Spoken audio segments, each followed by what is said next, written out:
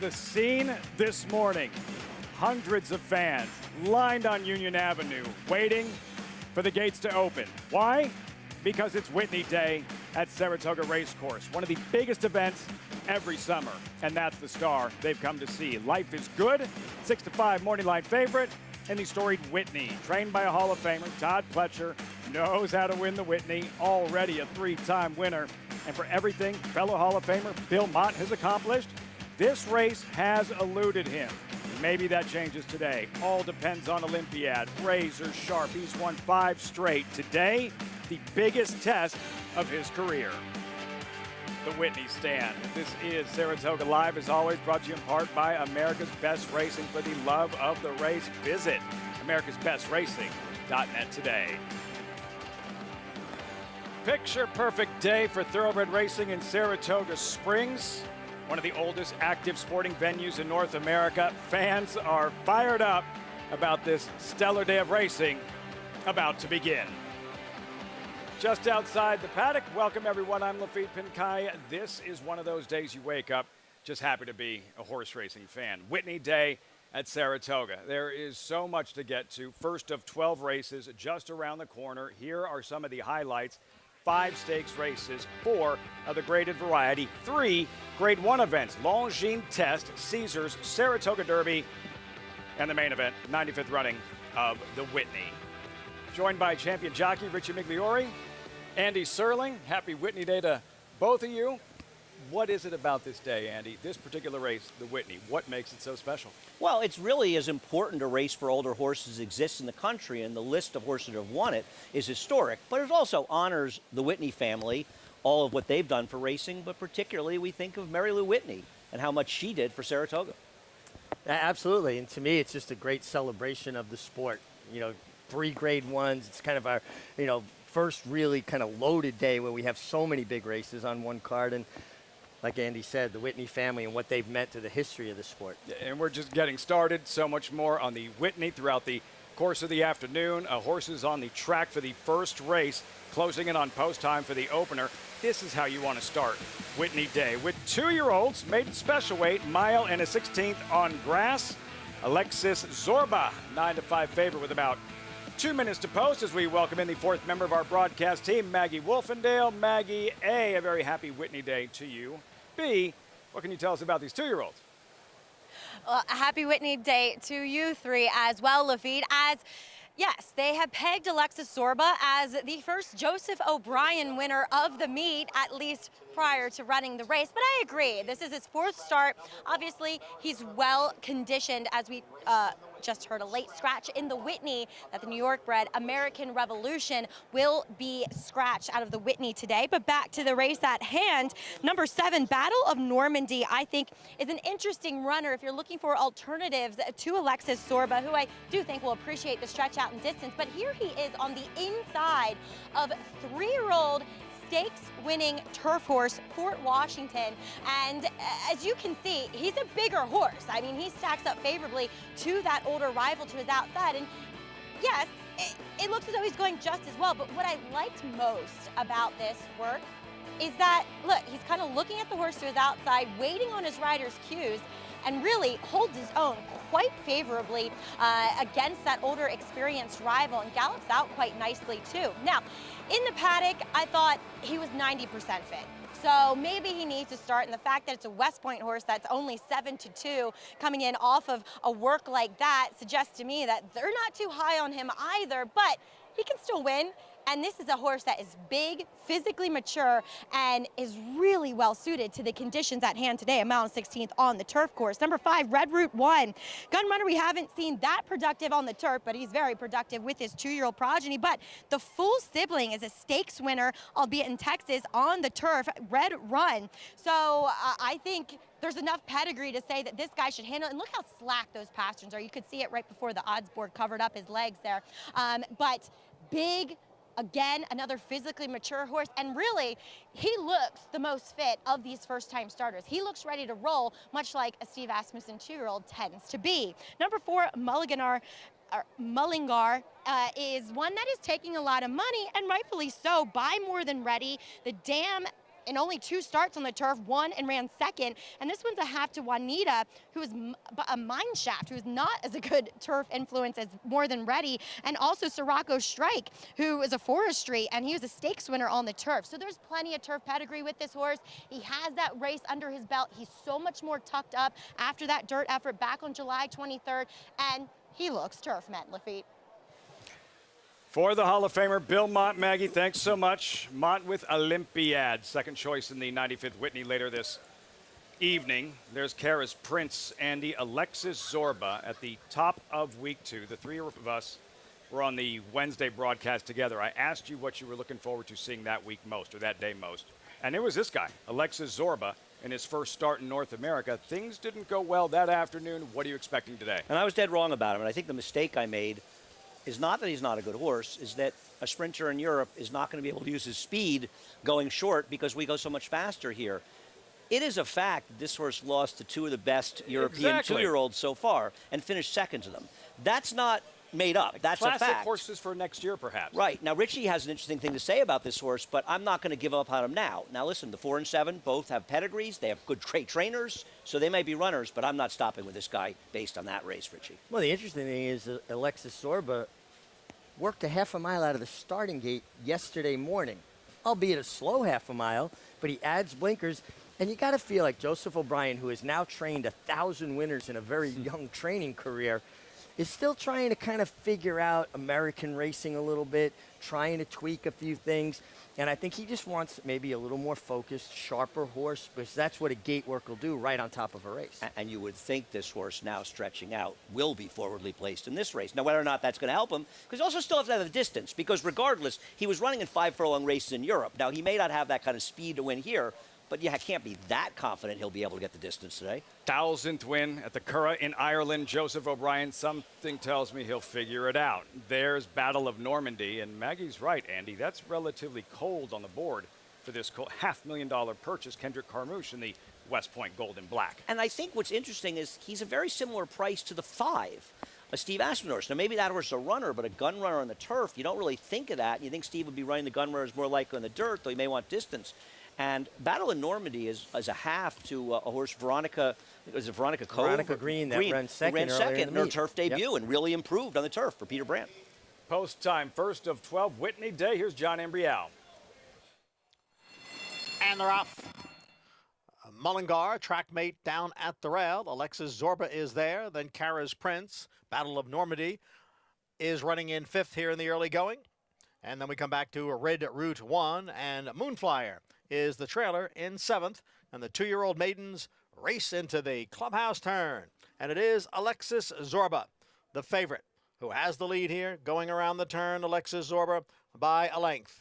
Mullingar is next in 2nd, and then Kara's Prince. And the gray is track mate on the inside.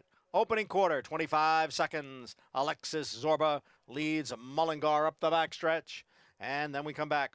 On the outside is a Battle of Normandy, who has advanced up into 3rd. Kara's Prince is next in 4th. Trackmate is 5th. And the trailers are Red Route 1 and Moonflyer. Alexis Zorba is the leader here. Alexis Zorba leading by a length and a half. Mullingar remains in 2nd.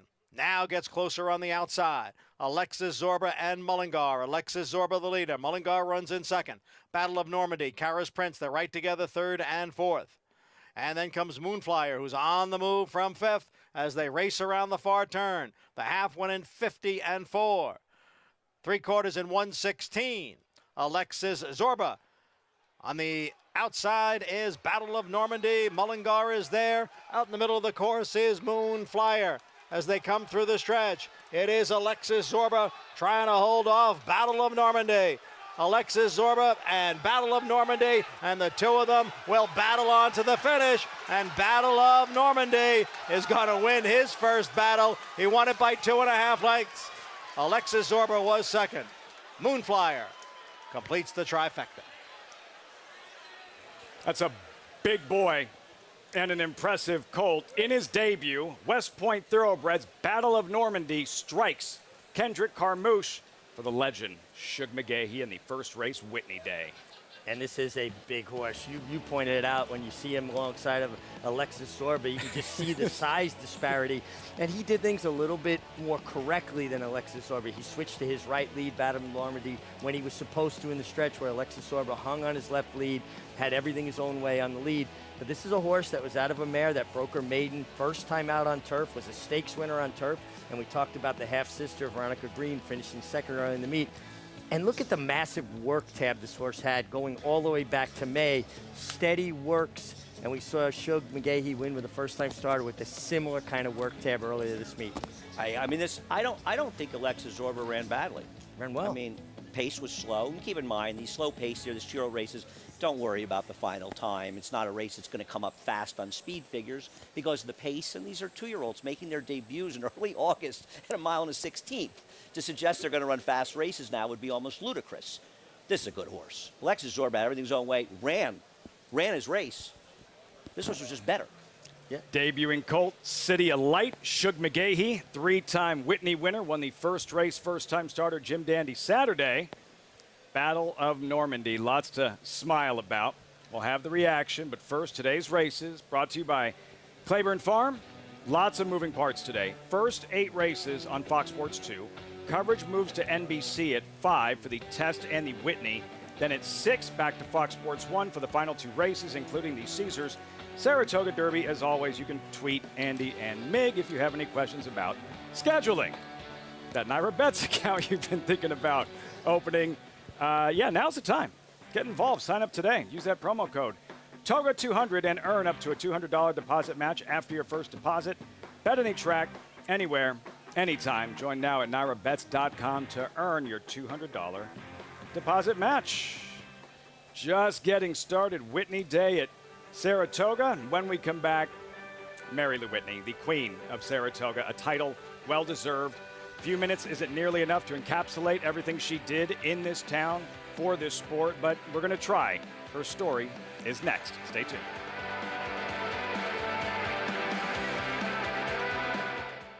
Eclipse champion Run Happy, the #1 second crop dirt sire of last year, is back and showing a new dimension with winners on turf, dirt, and all weather.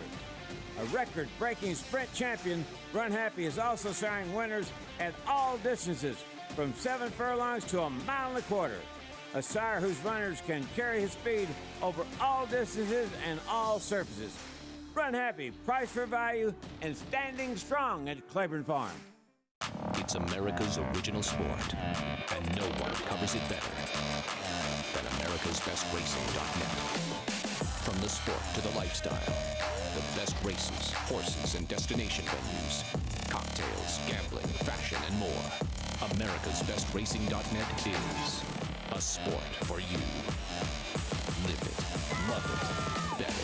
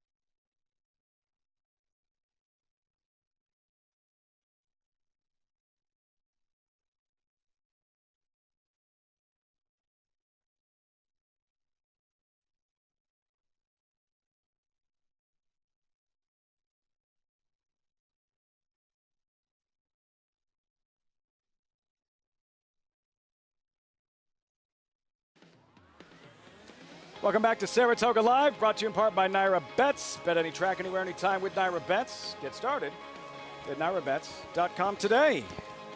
Part of the reason hundreds were lined up on Union Avenue this morning. Prime real estate back there, picnic area in the backyard at Saratoga on one of the biggest days of the summer. Battle of Normandy, trained by Shug McGahee. His 3 Whitney winners, you guys?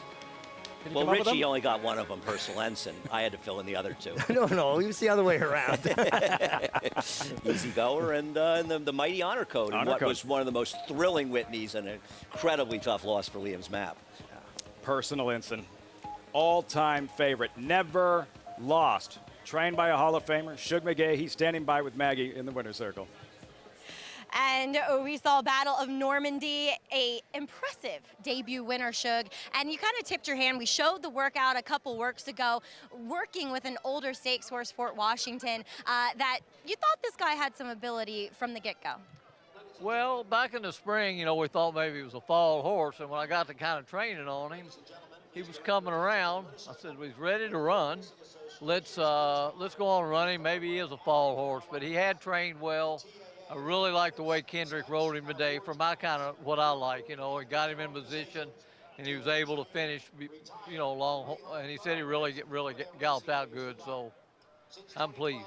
I think you maybe threw some people off with going to Kendrick, but you have a very good reason in doing so today. Well, Kendrick, on every Tuesday, a lot of Tuesdays would go to Fair Hill because he lives in Wilmington. He'd always say, I'm going down there, and he'd go down there and work 4 or 5 of these 2-year-olds for me. And so I didn't, he's a good rider, so I'm not saying about that I felt obligated. I was happy to have him. So, and I thought he rode this horse perfect today. He did. He delivered. Congratulations, Shug. Yet another impressive 2-year-old debut winner. You got any more nice ones? Like we do. I love it, Shug. Congrats here today. Run or not, I don't know, but I like them. It counts for something. The Hall of Famer, Shug McGahee. Thank you. As always a pleasure to catch up with Shug McGahee. Great insights, too. And Battle of Normandy, adding to the roster of nice babies in the barn. Shug's the best. And that's a big win, cashing in on the opportunity, Richie, for Kendrick Carmouche. Yeah, a trainer like Shug McGahee shows confidence in you. You deliver a nice ride, get the win. It opens up other people's eyes. If you're good enough for Shug McGahee, this is how trainers think. It's good enough for me. And I like the fact that he basically got them out because he was working 2-year-olds for Shug down at Fair Hill when he'd go home to Wilmington on his days off. That takes the extra effort. I like extra effort and hard work rewarded. And a couple of years ago, he won the Pilgrim with an extremely good ride, and a 2-year-old named Fire at Will, who came back and won the Breeders' Cup Juvenile Turf, and Kendrick gave that horse a great ride that day. Shug, Kendrick, West Point Thoroughbreds, remember his name, Battle of Normandy. On this day, we think back to Mary Lou Whitney. She was known as the Grand Dame of Saratoga. We lost her 3 years ago. And as we enjoy this day of racing, you have to wonder, if not for Mary Lou, would we be here today? Something to keep in mind while we watch this great day of racing, Whitney Saturday, and celebrate and honor the life of Mary Lou Whitney.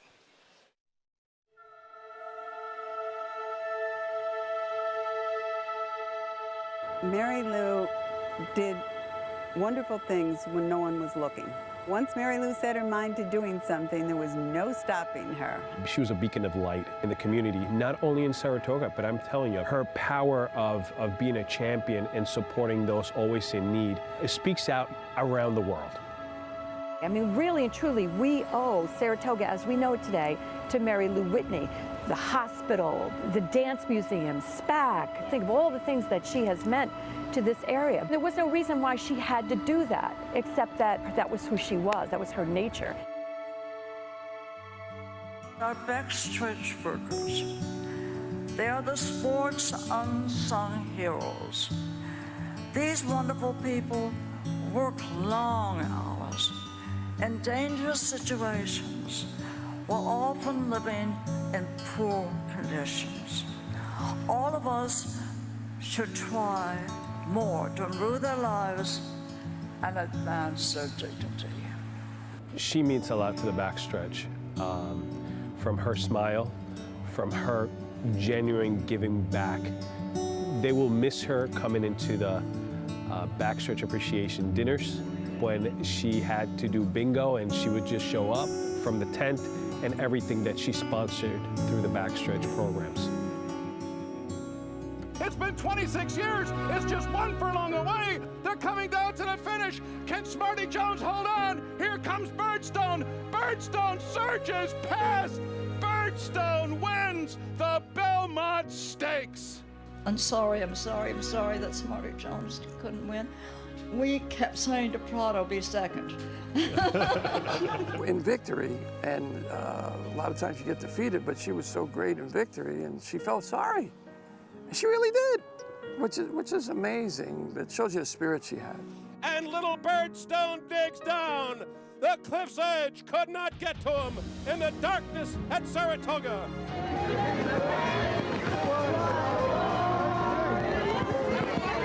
She fought. I mean, that's a good example for everybody. Don't give up. She just kept at it, you know, and she never wavered. So, great inspiration for all, especially me. The way she told everyone, these are our horses. It's our responsibility to take care of them, not just when they're racing, but afterward. I've never had a friend like Mary Lou before in my entire life, and I know I'll never have another friend like her. It didn't matter whether you were a millionaire or you were a guy walking down the street in sneakers, shorts, and a t-shirt. Everybody was a somebody to Mary Lou. Knowing these people and riding for them is an honor, a privilege, and something that I will never forget. I was very proud when I rode for the stable. It was to me like I conquered the mountain that I was trying to get up.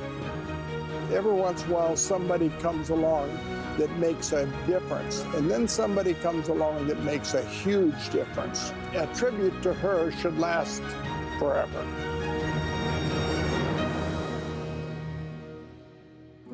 To all Saratoga, thank you for my wonderful life. May God bless you, and may God shine His love on Saratoga and on this track.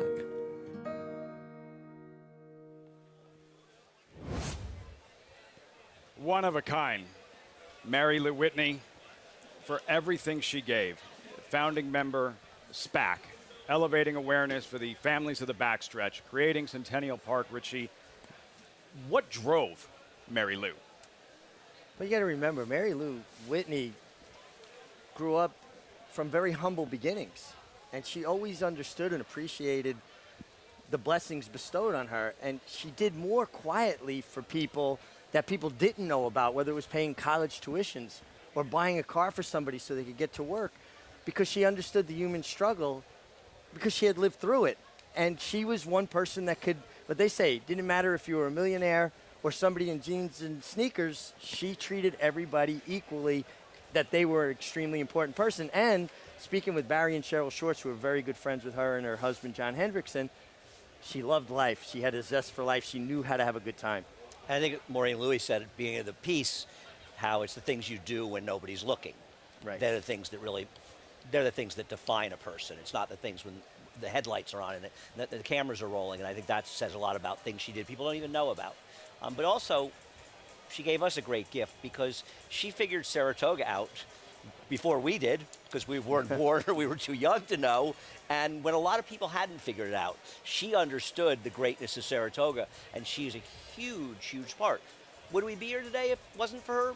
Possibly, but not 100% sure. And you can't say that about too many people, if anyone else.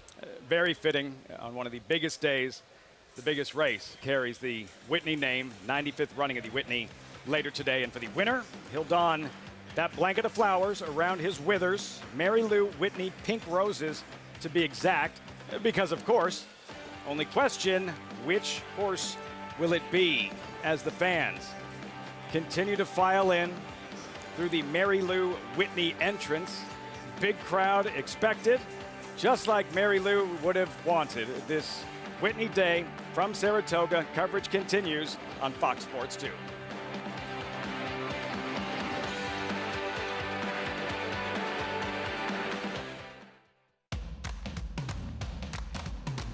Wake up, today's the day. Gonna get things underway.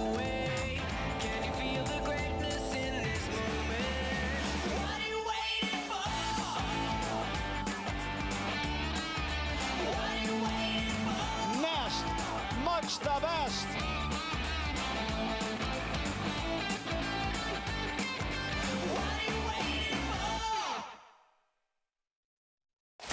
Who you betting on? How about an app created specifically for horse racing? Naira Bets. We specialize in thundering hooves, fist pumping, and boosting your bankroll with robust weekly promotions. And offer betting tips from actual horse racing experts. Bet all day and night, nationwide. Get the action and thrill of horse racing with Naira Bets.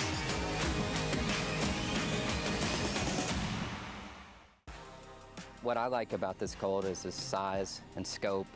You know, he's got a beautiful long neck with a deep girth. One of the best moving horses on the farm, just unhinged through his shoulder, pushes off with his hip with strength, and really reaches with his front end when he walks. This is one of the best horses I've seen this year. Set your sights on this high-caliber colt by Gunrunner. Hip number 202, selling August 9th at the Fasig-Tipton Saratoga sale with Gainesway Agent. This August, Monmouth Park has the perfect cure for a case of the Mondays. With live racing every Monday starting at 2 p.m., extend your summer weekends and wager on action-packed racing from the Jersey Shore. Plus, play the new 50-cent Monday Mid-Atlantic Pick 4, pairing 2 races from Monmouth and Colonial into Monday's featured bet. It's Monday racing all August long at Monmouth Park Racetrack.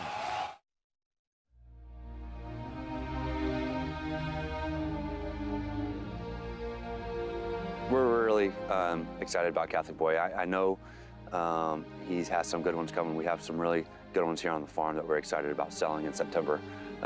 We think a couple of them have a chance to really break through and ring the bell and be very good representations of what we've seen from the stallion. He's passing on that more than ready look with maybe a little more stretch and leg. People forget that he was so dominant in the Travers. He won it by 4 lengths, beat Good Magic, Vino Rosso, and Mendelssohn, who are all stallions that stand for more money than he does somehow, even though Catholic Boy won Grade 1s on both turf and dirt at Naira tracks. New York racing is some of the best in the world, and to win Grade 1s at that circuit is really hard to do, and Catholic Boy did it a couple times. We really think the first group of horses that will be showcased at yearling sales later this summer and fall will really show what we've seen and why we're so thrilled with what we've seen with Catholic Boy. And he has tremendous versatility, obviously, and so does More Than Ready. He comes from the Halo line, which we don't have much of here in the United States anymore. Obviously, it's been wildly successful in Japan. It's continuing on. All their sons and daughters that you see winning across the world stage basically trace back to Sunday Silence, which is the Halo line. So I really hope breeders will realize that we have a great Halo line here still going in the United States, and that it really needs to be supported because it's such a strong, influential line worldwide. Talking about fitting the bill for a Claiborne sire, he was a grade 6 winner at 2, not just a winner, but a grade 6 winner at 2, grade 1 winner at 3, multiple grade 1 winner at 3, and then another stakes winner at 4. So he was a stakes winner all 3 years that he raced. He's a really good looking son of More Than Ready out of a Bernardini mare, who's one of a great broodmare sire. Comes from a good family, and we're hoping that he passes on his good genes that were successful on the track.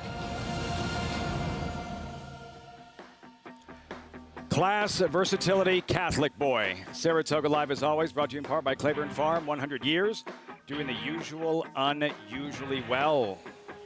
Excited to have Walker Hancock, president of Claiborne, on the show later today. Meantime, horses in the paddock, race 2, updated odds, just a $30,000 maiden claimer, fillies and mares, 7/8 of a mile. And while number 6, Affalata, is the favorite at 2-1, Maggie, this is almost too easy. Number 4, She Caught My Eye. Did she catch your eye? The layup. Yes, she did. I mean, whoever named her because she is a very attractive filly.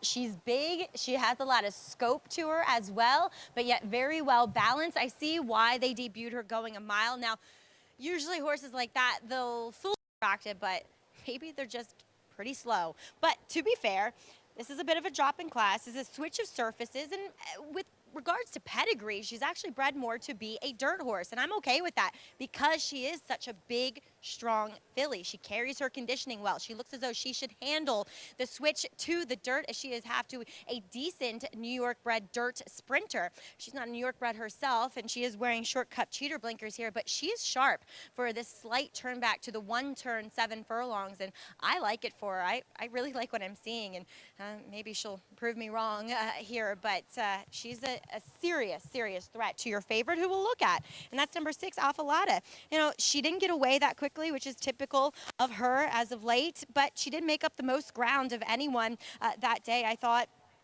And she looks fine here for trainer Bruce Brown, second off the claim. She's incredibly fit. She is a filly that has been running for most of the year. Now, I do see that the front wraps do go on for this effort here. So, like I said, Lafitte, she caught my eye.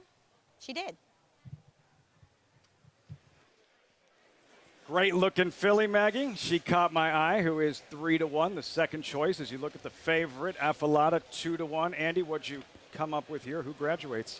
I mean, if you look at these races, especially those of us that are here every day, you're always looking for strangers. And you're going to take a stranger over the ones you're so familiar with all the time. And how do you not take She Caught My Eye? Now, I don't love that she was 13-1 in December for Brad Cox at Turfway in her debut, synthetic or not, but I'm going to take a horse that little experience, new to the crew, rather than the ones we've seen way too many times. I like the race 4-5. I think mostly harmless, a little interesting if you're looking for somebody else. 3-1 currently, mostly harmless. Jose Gomez, the apprentice. Energy today, Richie. We expect it. It's Whitney Day, but actually being here, this big crowd, this is that big game feel at a racetrack. Nothing like it. There's nothing like it. And you even felt it this morning. I came out early, was around the backstretch, and people were getting here early, claiming their spot, their picnic tables, and where they're going to watch everything from. And for a kid like Jose Gomez, who, when you're riding at Aqueduct in Belmont, you're not playing to a packed house. Comes up here, I'm sure this is pretty heady stuff for him. A sea of humanity outside the gates. The first Incredible. image of this, it was incredible. Yeah. They're here to see you, Lafitte. Well, that's, I mean, a given. There'll be an autograph signing after the show, but that's besides the point. After Andy Serling. The line for you before the show. Post-parade school of thought. First of 11 mounts for leading rider Irad Ortiz. Well, you started right off with an 0 for 11 horse, originally with Chad Brown, a boatload of lost at short prices. Next. Lord, hear my prayer. It's about where they are at this point. It's been a struggle. Madame Rose at 21-1. She's 0 for 33. Need I say more? She caught my eye, caught Maggie's eye. Junior Alvarado rides. Yeah, a horse that's lightly raced, tries dirt for the first time, is a half to a speedy filly that used to run around here named Jewel of Arabia. Not the best horse Bill Motrer won today. Mostly harmless, 9-2, Jose Gomez. I think she's interesting off the claim for Carlos Martin, getting Lasix, going back to the dirt, and I thought she was the other horse. Affalata in the money in 6 of 8. Yeah, she's a horse that's gotten checks and certainly has races that make her a contender. Too sweet to be sour, Florida bred. Second in her latest at Belmont. Other than the 4, she's the one with the least starts. I tried her last time, though, and she got just run off her feet by a horse who was a favorite, but not that good. Tequila. John Velasquez sitting on 994 career wins at Saratoga. I like the fact that Johnny rides his horse back. Johnny's a rider that usually has some options, and I like the outside draw for her. I think she's going to run well. Graduation day for one of these fillies and mares. Post time in 4 minutes. 12 races today. Huge stack of past performances.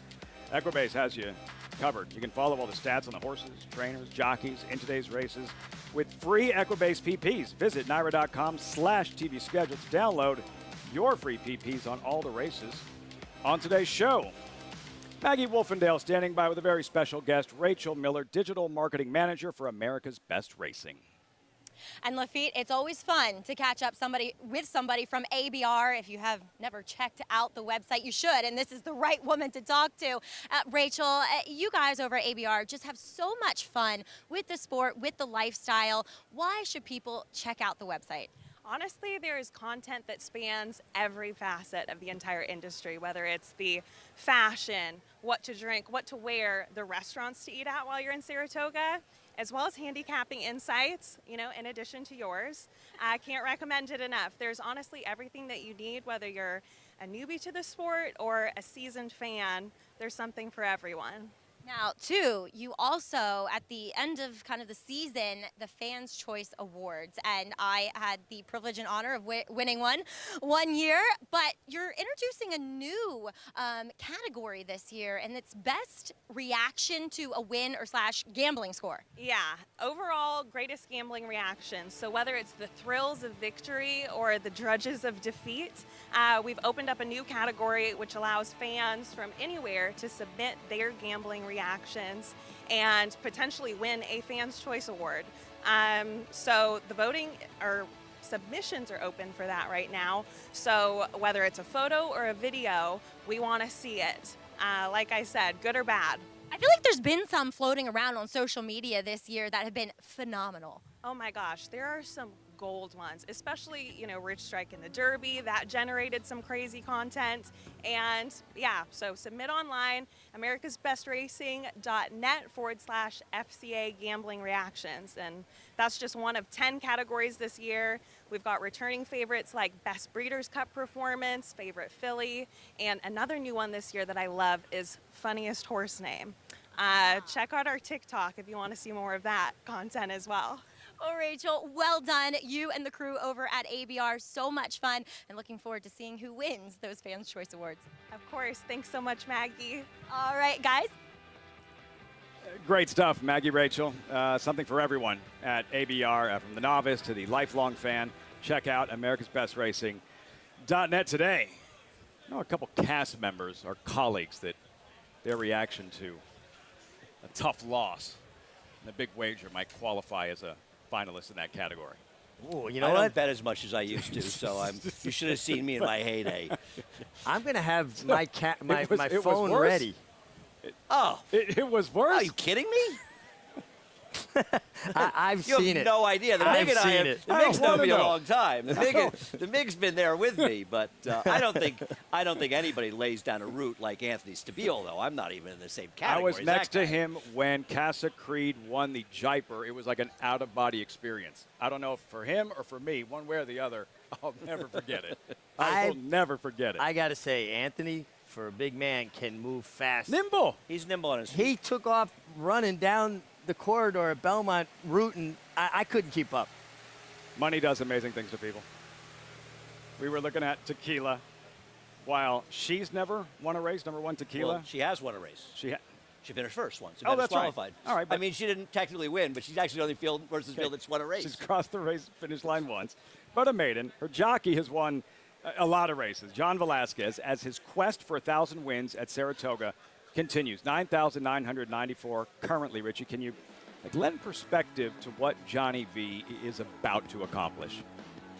Well, to do something no one else has ever done in the history of our game, and you know, all the greatest riders have competed here in Saratoga, and he already stands alone as the winningest rider in Saratoga history. But 1,000 wins, and not to make it about me, I was proud I won 365 up here. He's almost triple in that. As you should have been. John Velasquez's accomplishments in racing are immense.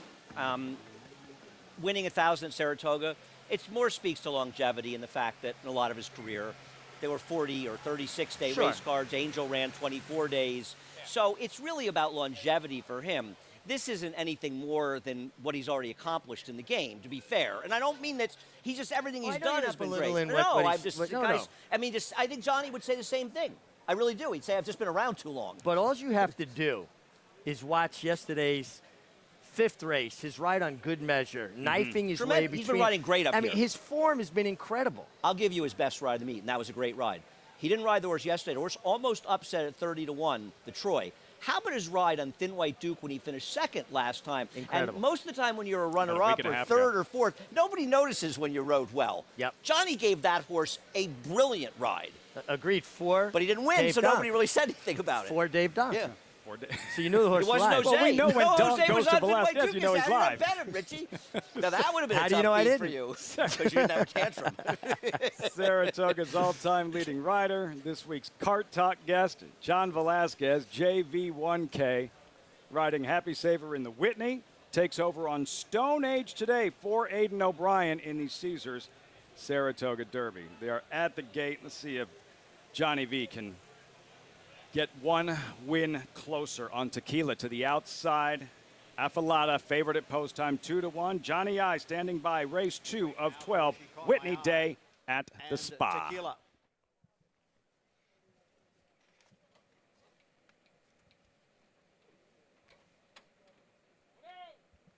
They're in the gate.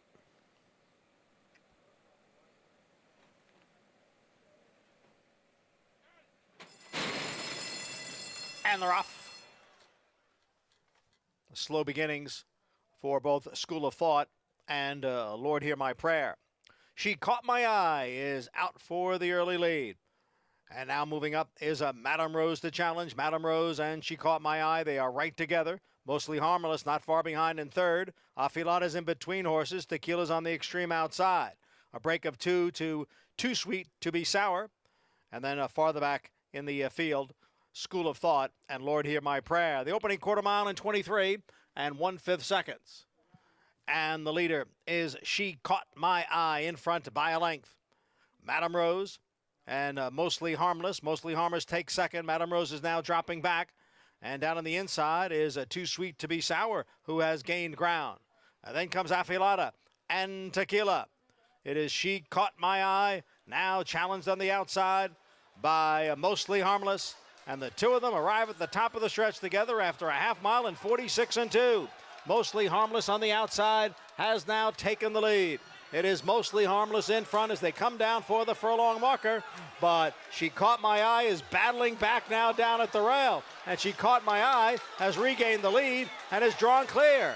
She Caught My Eye coming off a layoff to win and break her maiden here at Saratoga. Mostly Harmless was second. Farther back, Affilata and Too Sweet to Be Sour. Because that's why She Caught Maggie's Eye in the paddock. Goes out and delivers on the track. She Caught My Eye. Peachtree Stable could be the start of a big day for the Hall of Famer Bill Mott with the big Holt. Still back in the barn, Annapolis, awaiting the Whitney. Andy, she was always traveling well under Junior Alvarado. He let out a notch into the turn, and she opened up a quick length and a half. And then he kind of gave her a breather as Mostly Harmless took a run at her. When he set her back down, she kicked on again. I like when they ride speed horses like that. A little bit of cat and mouse going on. And it did look for a second like Mostly Harmless might have her. But I don't know. In these kind of situations, and you have an 0 for 12 that's never even finished second, and this horse, you always just feel like this kind of horse, a second-time start, because she showed up. Maybe she didn't run at all today, but once she showed up, she's supposed to win. Can't fault her for what she hasn't done. Right. Lose a bunch of races. This is your exacta too, yes? 4 or 5? Yeah, I actually have this. Nice. Yeah. She Caught My Eye on the inside. Junior Alvarado, of course, who will pilot the big colt in the Whitney for Bill Mott a little bit later on. 4, 5, 6, 7. She Caught My Eye, graduating in her second career start. Nice to win early on a big day when you have a good shot in a big race like the Whitney. Olympiad, certainly a huge contender, and I always felt better when I got off winning early on a big day. And it's funny, I was talking to Bill Mott when we were in the show and talking about it, but I saw him and he's like, I've never won the Whitney. And that's shocking. And not the Travers either. He hasn't run in it. I mean, I wonder how many horses he's run that looked like as good as Olympiad, really going into the race. Still want to know where Cigar was in 95. Well, you know, the thing about Cigar was he had such a long, sustained campaign. It's not just what he did leading up to Saratoga that year. He had been running like every few weeks to a month on the turf before Hollywood that. Gold so Cup. I think Bill just realized, I got to give this horse a little bit of a break at some point before the fall. Maybe he gets that first Whitney today. Trip to the winner's circle here. 4, 5, 6, 7. When we come back, the big guns in the Whitney. Life is Good, Brilliant, Fast, Special, the favorite, and Olympiad. The Now horse, 5 straight wins, 4 graded stakes victories. Biggest threat to the favorite. That's next. A Grade 1 winner on both dirt and turf, War of Will became a classic winner with this victory in the Preakness Stakes and added a Grade 1 with turf credentials in the Maker's Mark Mile. From ages 2 to 4, this versatile son of War Front proved his class at the highest levels. Now his first foals have arrived.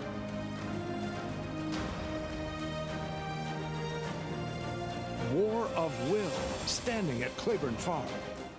New for Saratoga, the $3 triple play pick 3. Choose the winners of 3 selected races on the Saratoga card each Friday, Saturday, and Sunday of the meet to win big. Go to NYRA.com/triple play for more details.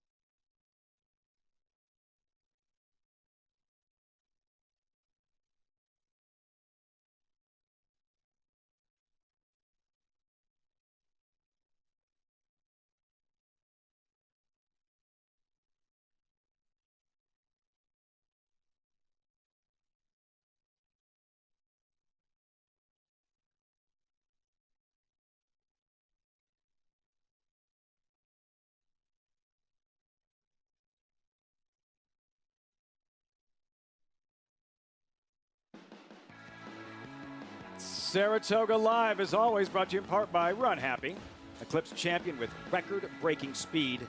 And now the sire of winners on all surfaces, dirt, turf, and all weather. Saratoga Lake, if you're not here, only acceptable alternative. Richie tells me there's trucks on that lake in the winter. Come here in the winter. People out there ice fishing. They pull their pickups out there, drill a hole. You up there practicing your figure skating in the winter, Richie? I'm good. Do a triple south chop. You guys continue this conversation. I want to hear what the Hall of Famer has to say about this win and the Whitney. Maggie with Bill Mott. Yeah, because it's pretty hot out here, Lafitte. Thanks. We'll check in with Bill with those nice runners he has up later on. But she caught my eye, Bill. She did, and she ran very well. Yeah, we were happy with her. I mean, she'd been training well, and she had obviously a drop in class from her initial race that she had last December. But ran well, and she was good enough to hold off the competition down to the wire. And no claims on her either, as you'll send out 1 to 2 in the morning line, Warlike Goddess, coming in off a little bit of a freshman, but yet still another win.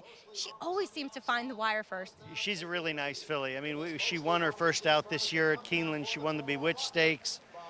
We did miss the race. We were forced to miss a race. We missed the New York Handicap just because we had a little hiccup, training hiccup with her, but she seems to be doing great now. I mean, we've got her back in a regular routine, and I think we've got some nice works in her. I think she's fit, and she acts like she's ready to go.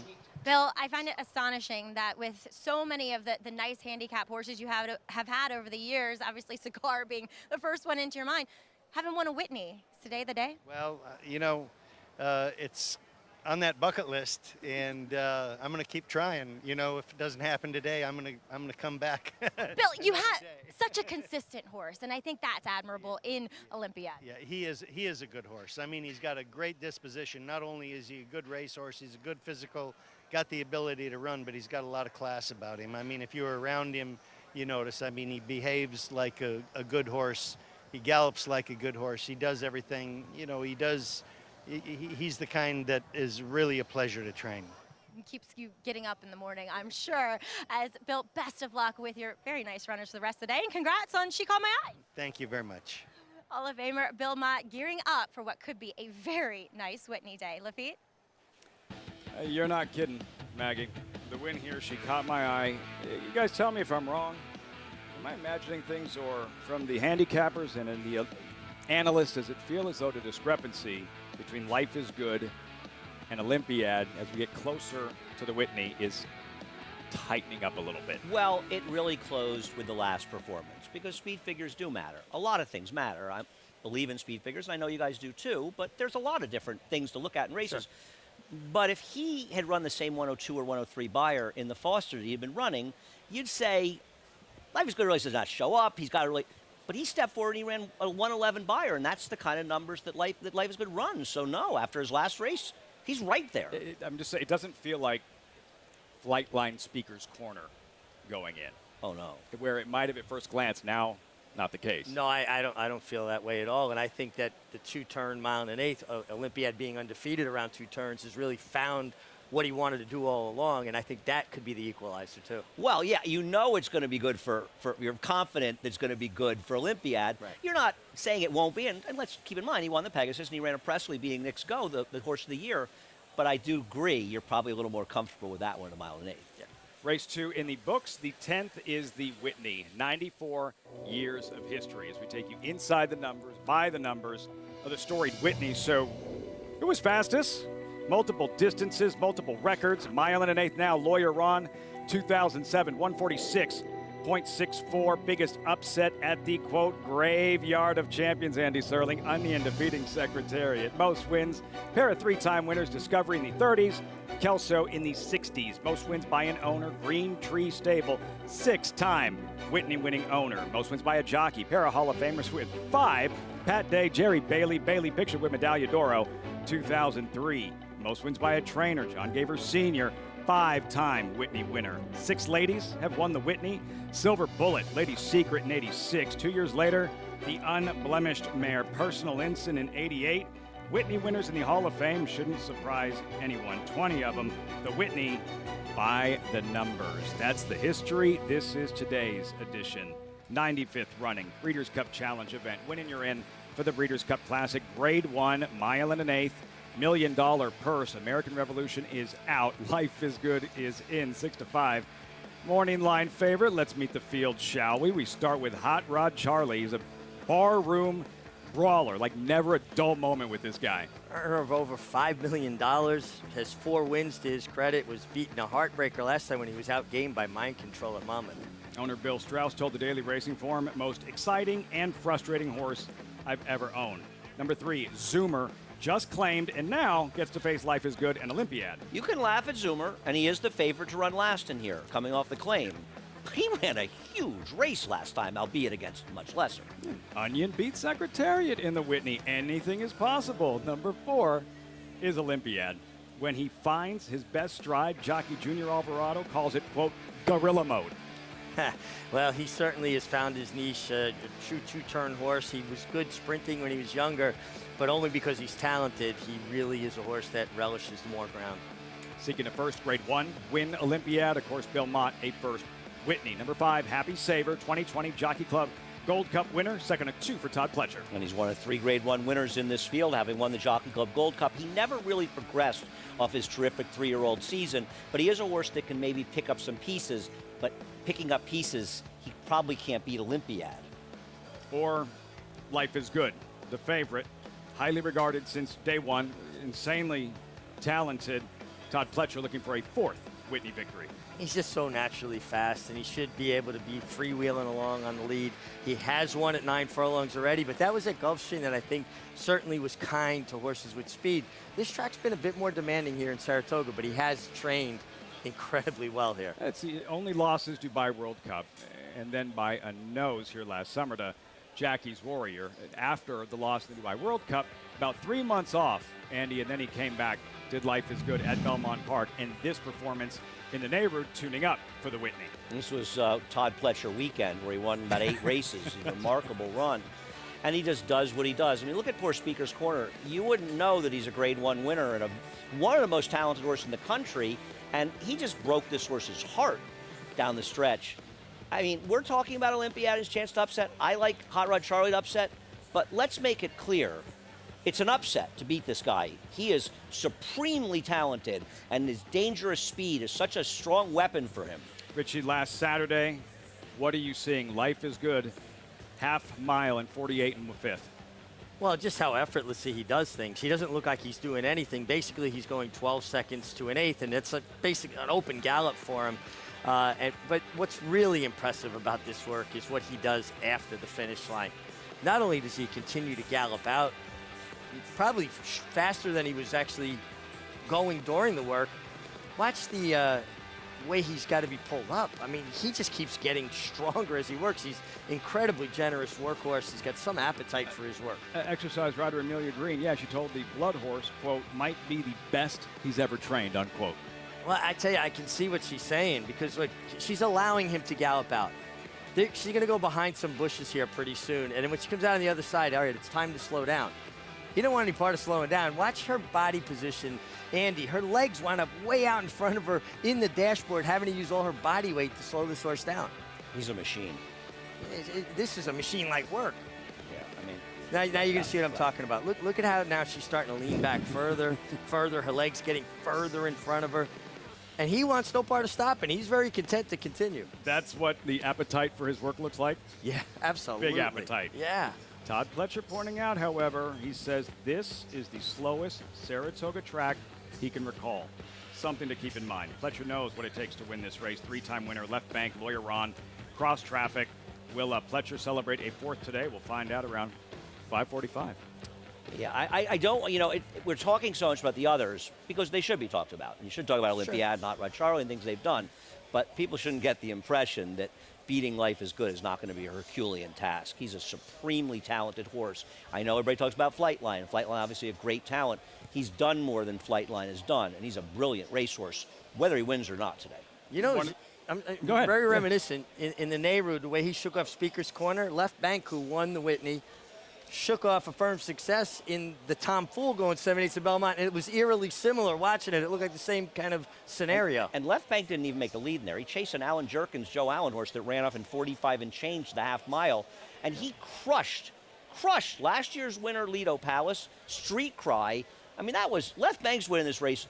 I had forgotten about it. It was one of the most impressive wins I've ever seen in this race. Absolutely. You sense the excitement? Like, this is what the Whitney does. Can't wait for this one. Life is Good, 6 to 5 in the morning line. That's later, one of 3 Grade 1 events. Also, the Caesars Saratoga Derby. Can that guy do it again? Classic Causeway Turf debut, stole the Belmont Derby. He's back for more in the Saratoga Derby later today at the Spa. Speightstown. Munning. Echo Town. It's Echo Town for Joe Talamo, and Echo Town raced away. And Echo Town is drawing away in the stretch. Echo Town wins the Alan Jerkin Stakes. A sire line so prolific, it repeats itself. Echo Town.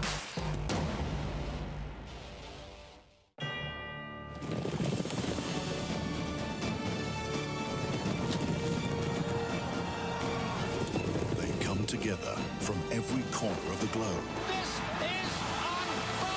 In pursuit of the one reward that sets the special few apart. The title of World Champion. Don't miss racing's ultimate coronation. The Breeders' Cup World Championships at Keeneland. Tickets on sale now.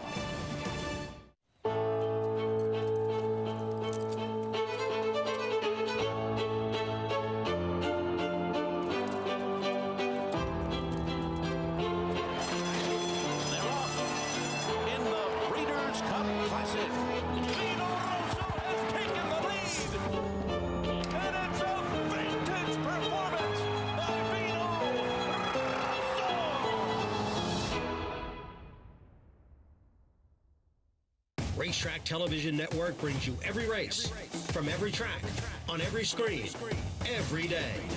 With monthly packages starting as low as $5, RTN gives you great value and access to more live HD streaming and race replays than anyone. Visit RTN.tv today to sign up and watch on almost any device, including Roku and Amazon Fire. RTN has packages that start at $5 per month.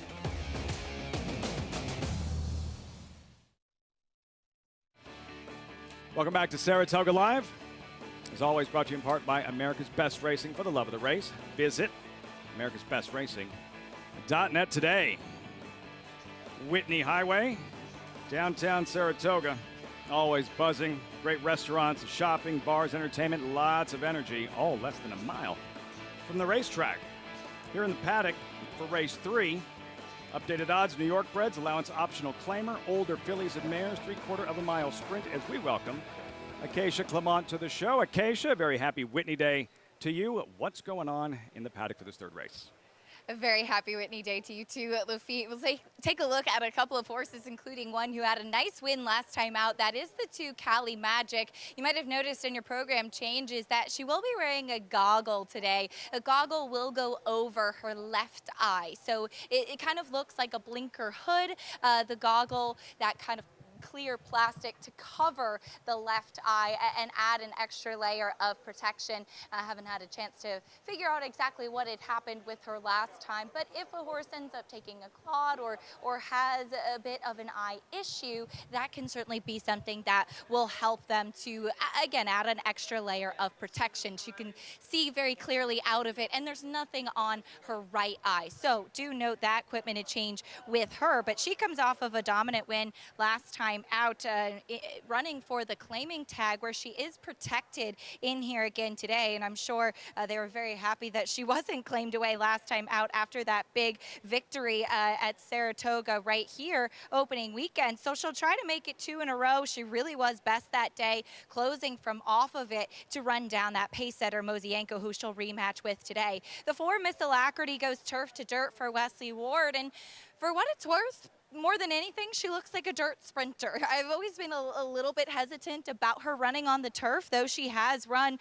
her better races on the grass, including a stakes win back as a 2-year-old in the Colleen. But she did break her maiden on the main track at Belmont in very impressive fashion. She's very relaxed here in the paddock today. I was also concerned about the 7 furlongs for her last time. She's much more of a stout, compact type of individual. We'll see if she's able to turn things around and improve, but more than anything, physically, I think this is the right spot for her. The 8 Beautiful Karen is coming in off of a layoff. She has quite a bit of early speed. We haven't seen her since March. She's always one that carries a lot of conditions. Still, I would like to see her tuck up just a little bit, especially in her barrel. She looks pretty well muscled, pretty strong coming back, and has a series of strong works both down at Belmont and the last couple up here at Saratoga, which I always find encouraging.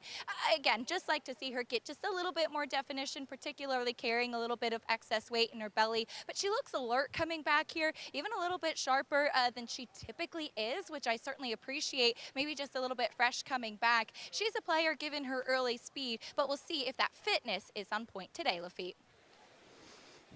Something to watch. Acacia. Last minute instructions. Owner trainer Linda Rice on the right. Irad Ortiz on the left. Very busy afternoon for Ortiz, riding in 11 of 12 races. Of course, the 5 Grade 1 events and a date with Life is Good in the Whitney. Yeah, pretty loaded dance car for Irad, and on a day like this, he'll be able to afford to eat a really nice dinner tonight, because he'll leave here about 5 pounds lighter than he started. As we turn things over to the voice of New York racing, John Ambrial. Ladies and gentlemen, joining us today from the Saratoga paddock are local breast cancer survivors for a ceremonial call of Riders Up for the upcoming third race, which is named in honor of To Life.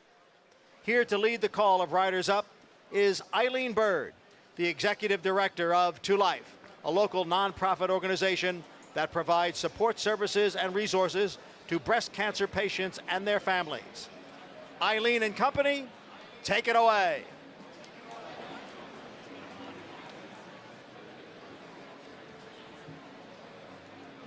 Riders Up!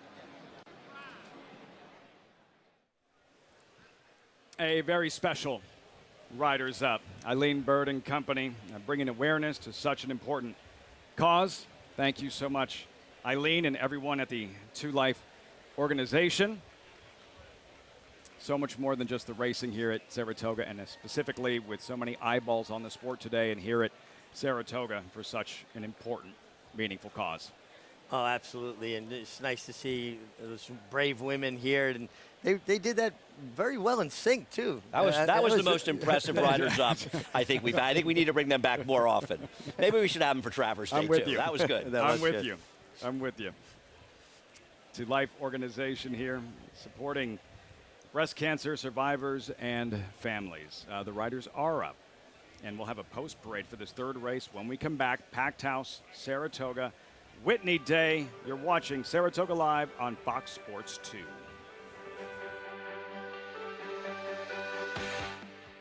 Champion Run Happy, the #1 second crop dirt sire of last year, is back and showing a new dimension with winners on turf, dirt, and all weather.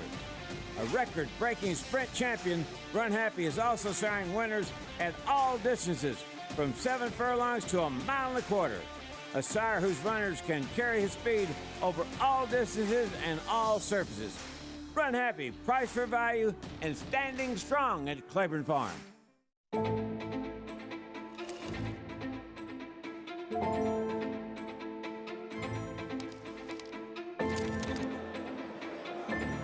Good morning, ladies and gentlemen, and welcome to the Keeneland September Yearling Sale. A terrific maternal pedigree, Grade 1 winners, and champions across the field. Echo Zulu parties. Life is good. Next go, superstar. Go to the back. Good luck.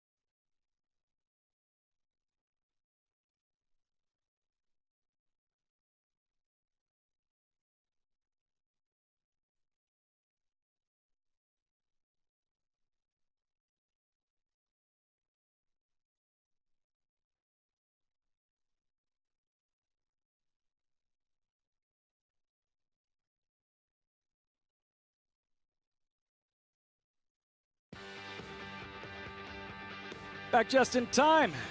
You're watching Saratoga Live. Horses on the track. Post-parade race 3. New York bred sprinting 3/4 mile. Allowance optional claimer. 3 Grade 1s.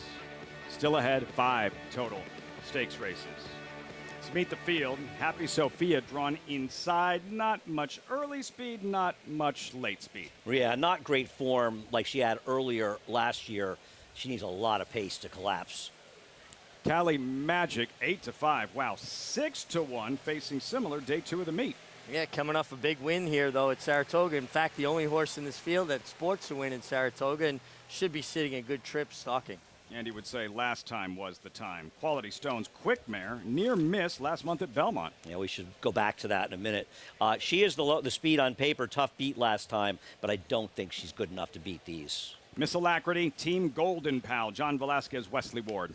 Broker maiden impressively at Belmont under Johnny Velasquez last year and should be a part of the pace here. Should be close anyway. Pretty clever. Kendrick Carmouche in the Tracy Farmer Commentator Black. Her best races, she seems to finish third all too often, and her last race is a tough one to take her out of. Impassable Donna. Yeah, you get Jose Gomez, so you're getting a break in weights for an apprentice rider that rides well.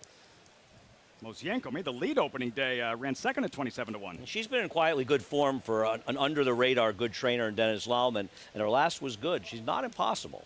Beautiful Karen, leading rider Irad Ortiz takes over. Yeah, speed from the outside with Irad coming off a little bit of a layoff. Hasn't been seen since March, but has a steady work tab. New York bred fillies and mares in the third at Saratoga. Post time 4 minutes. Let's circle back to the favorite, Cali Magic. Can she go back-to-back? Manny Franco back aboard. This was opening day, nightcap opening day, Andy. That's Moshenko in front, but Cali Magic is on the attack. Yeah, the favorite didn't show up in this race, and it obviously made her job easier, but she ran very, very well. And you mentioned last time that's why I'm taking a small shot against her with Miss Alacrity, because you got almost $16 on her last time, and now you're going to come back and you get about $5 on her. Now, it's a similar type field, and she's way the horse to beat. I just can't go and take a much shorter price after you miss this opportunity. Even if you had this opportunity, and I'm just going for someone else. But she is the horse to beat. I'm not against it. I'm not saying she should be more than 8 to 5. I just feel like she was a missed opportunity last time. I think Miss Alacrity has a few things to like.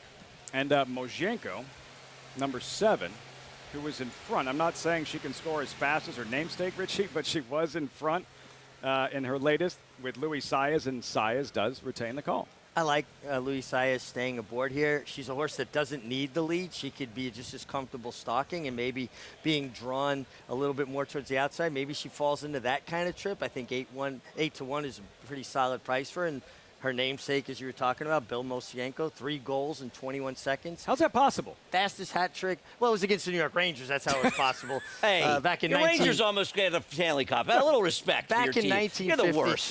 What 52. a bad fan you are. I wasn't even born yet. But he was on the Blackhawks. But I don't even know how you could do that. Had 21 seconds, 3 goals? Had they pulled the goalie? The goalie must have been Civ. Something. 3 goals, 21 seconds, Acacia. Like next to impossible. What do you see in trackside?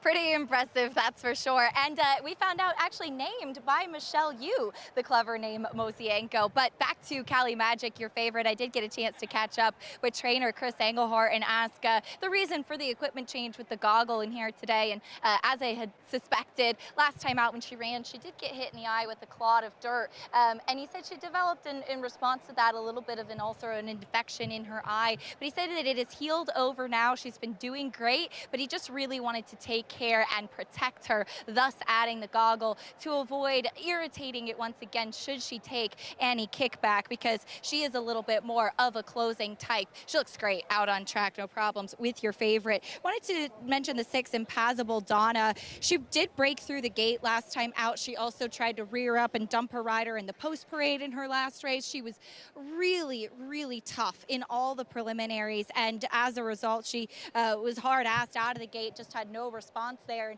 and kind of ran flat when trying to close wide. She's still sharp today, but she is so much more professional and relaxed than she was last time when she expended so much energy prior to the race. I know she's not a winning type and she would have to take a big step forward, but I do think that we've seen a marked difference from the way that she was acting last time to today, Lafitte.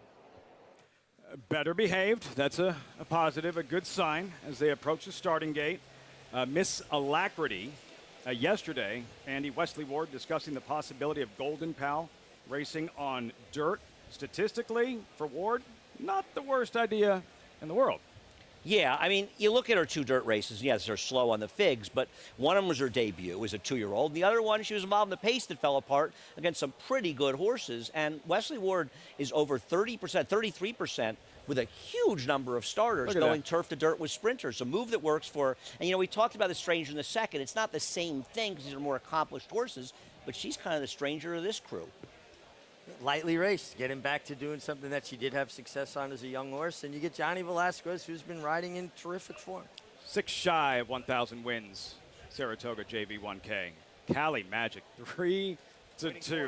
Wow, the post-time favorite with Manny Franco. Johnny I standing by, post-time race 3 live, Saratoga on Whitney Saturday.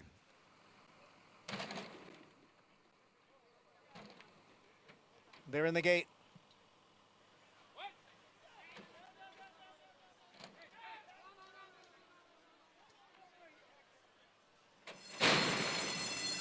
And they're off. Impossible. Donna is going out for the lead. And now moving up is Quality Stones to take over. Quality Stones is the leader with Impossible Donna racing in second.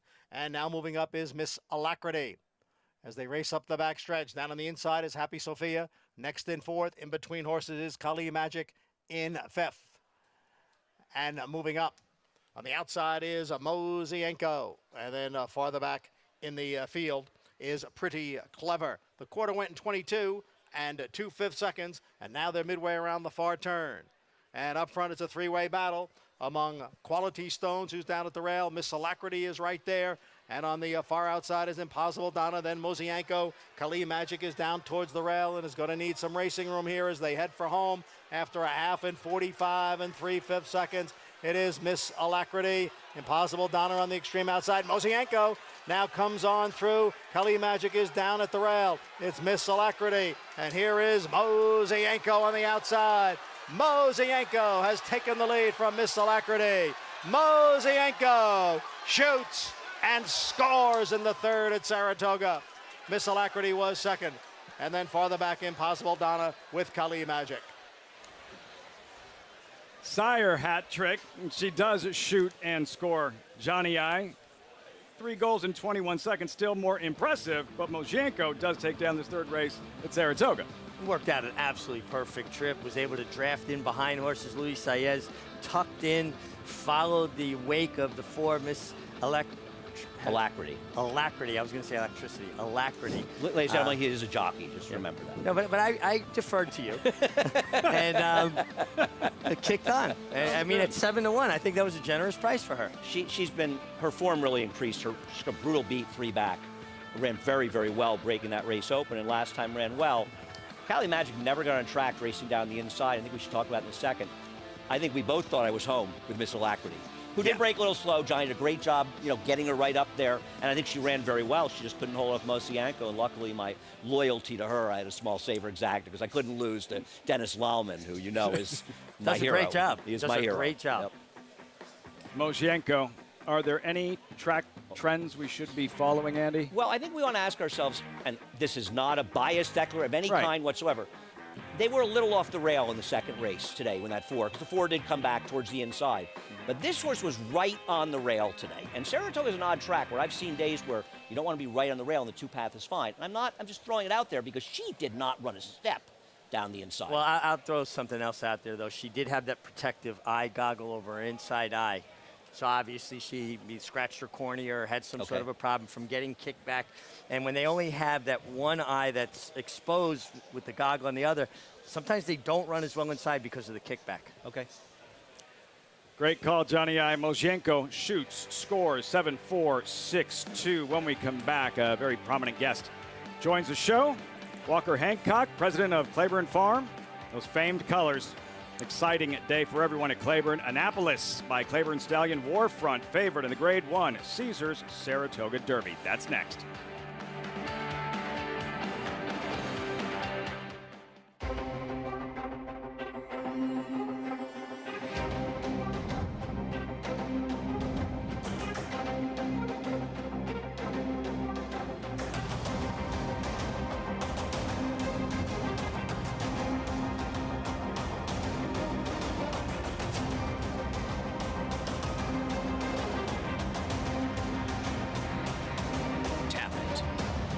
Standing at Gainesway. Who you betting on? How about an app created specifically for horse racing? Nairo Bets.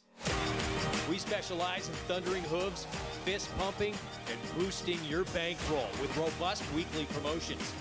And offer betting tips from actual horse racing experts. Bet all day and night, nationwide. Get the action and thrill of horse racing with Nairo Bets.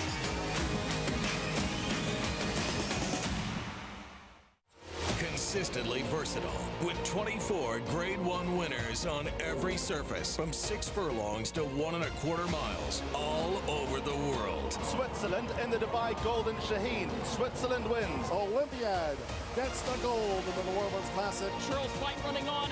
Mason in front. Churls fight on the outside. At the wire. Photo for the win. All purpose, all places, all power. Speightstown.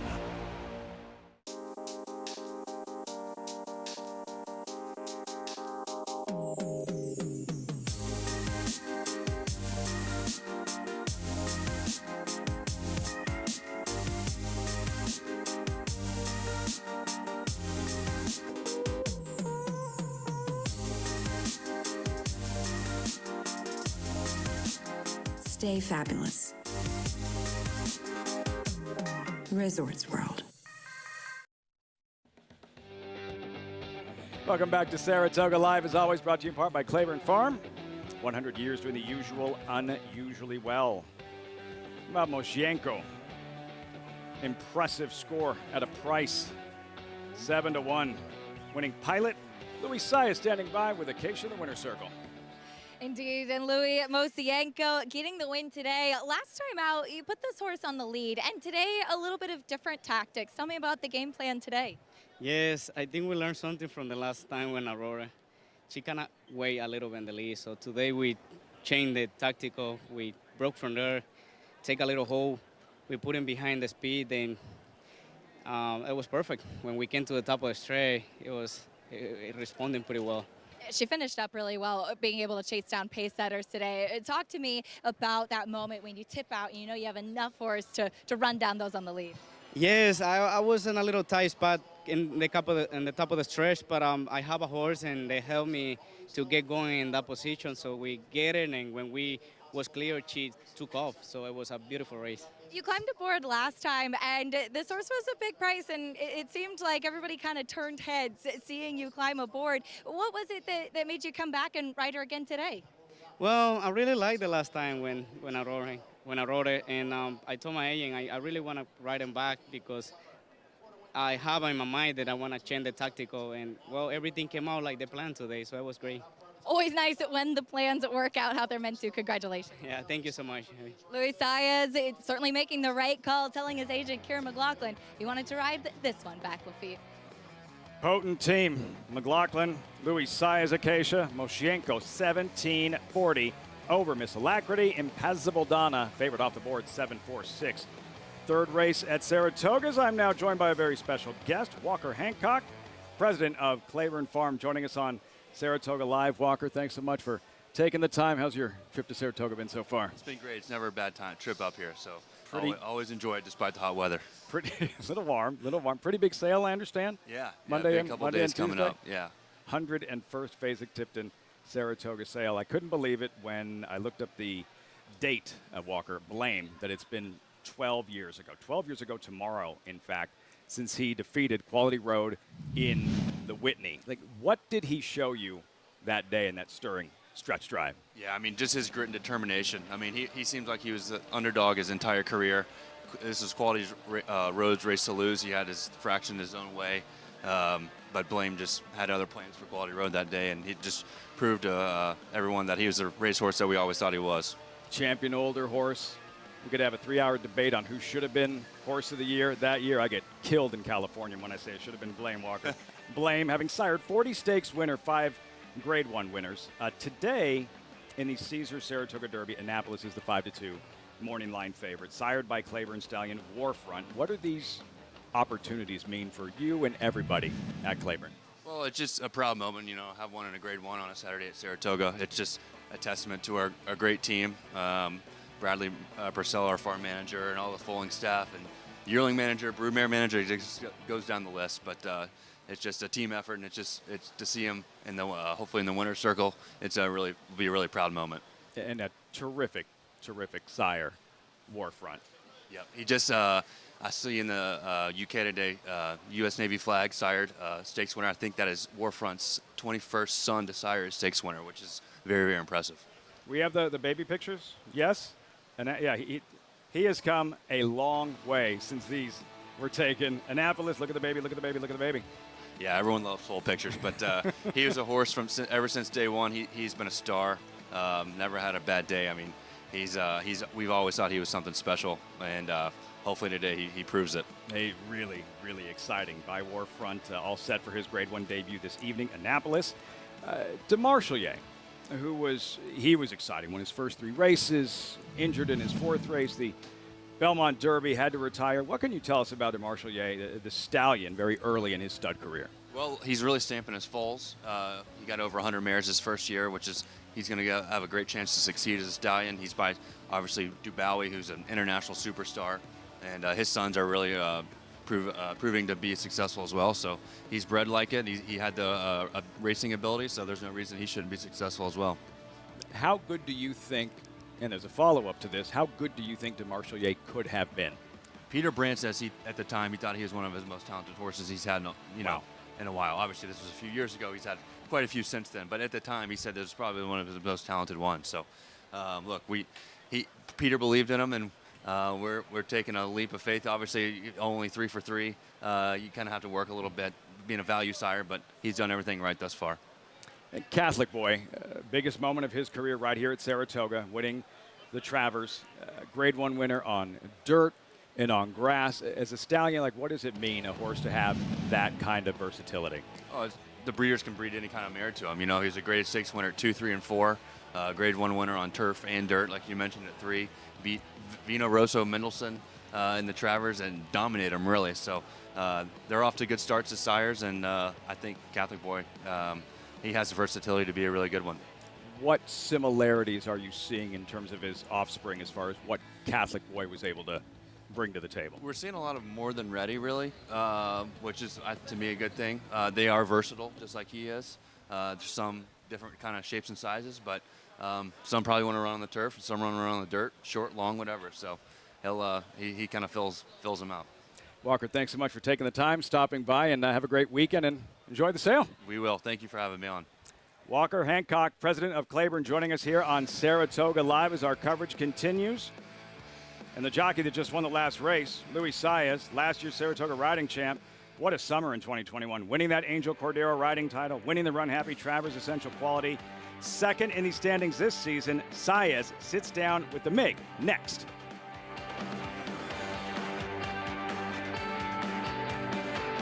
Catholic Boy, one of only 3 American 3-year-old colts in history to win Grade 1s on both dirt and turf, including the immortal Secretariat. A 6-time graded stakes winner from ages 2 to 4, he was the fastest 3-year-old of his crop over 10 furlongs. Now his progeny are bringing top dollar in the sales rate.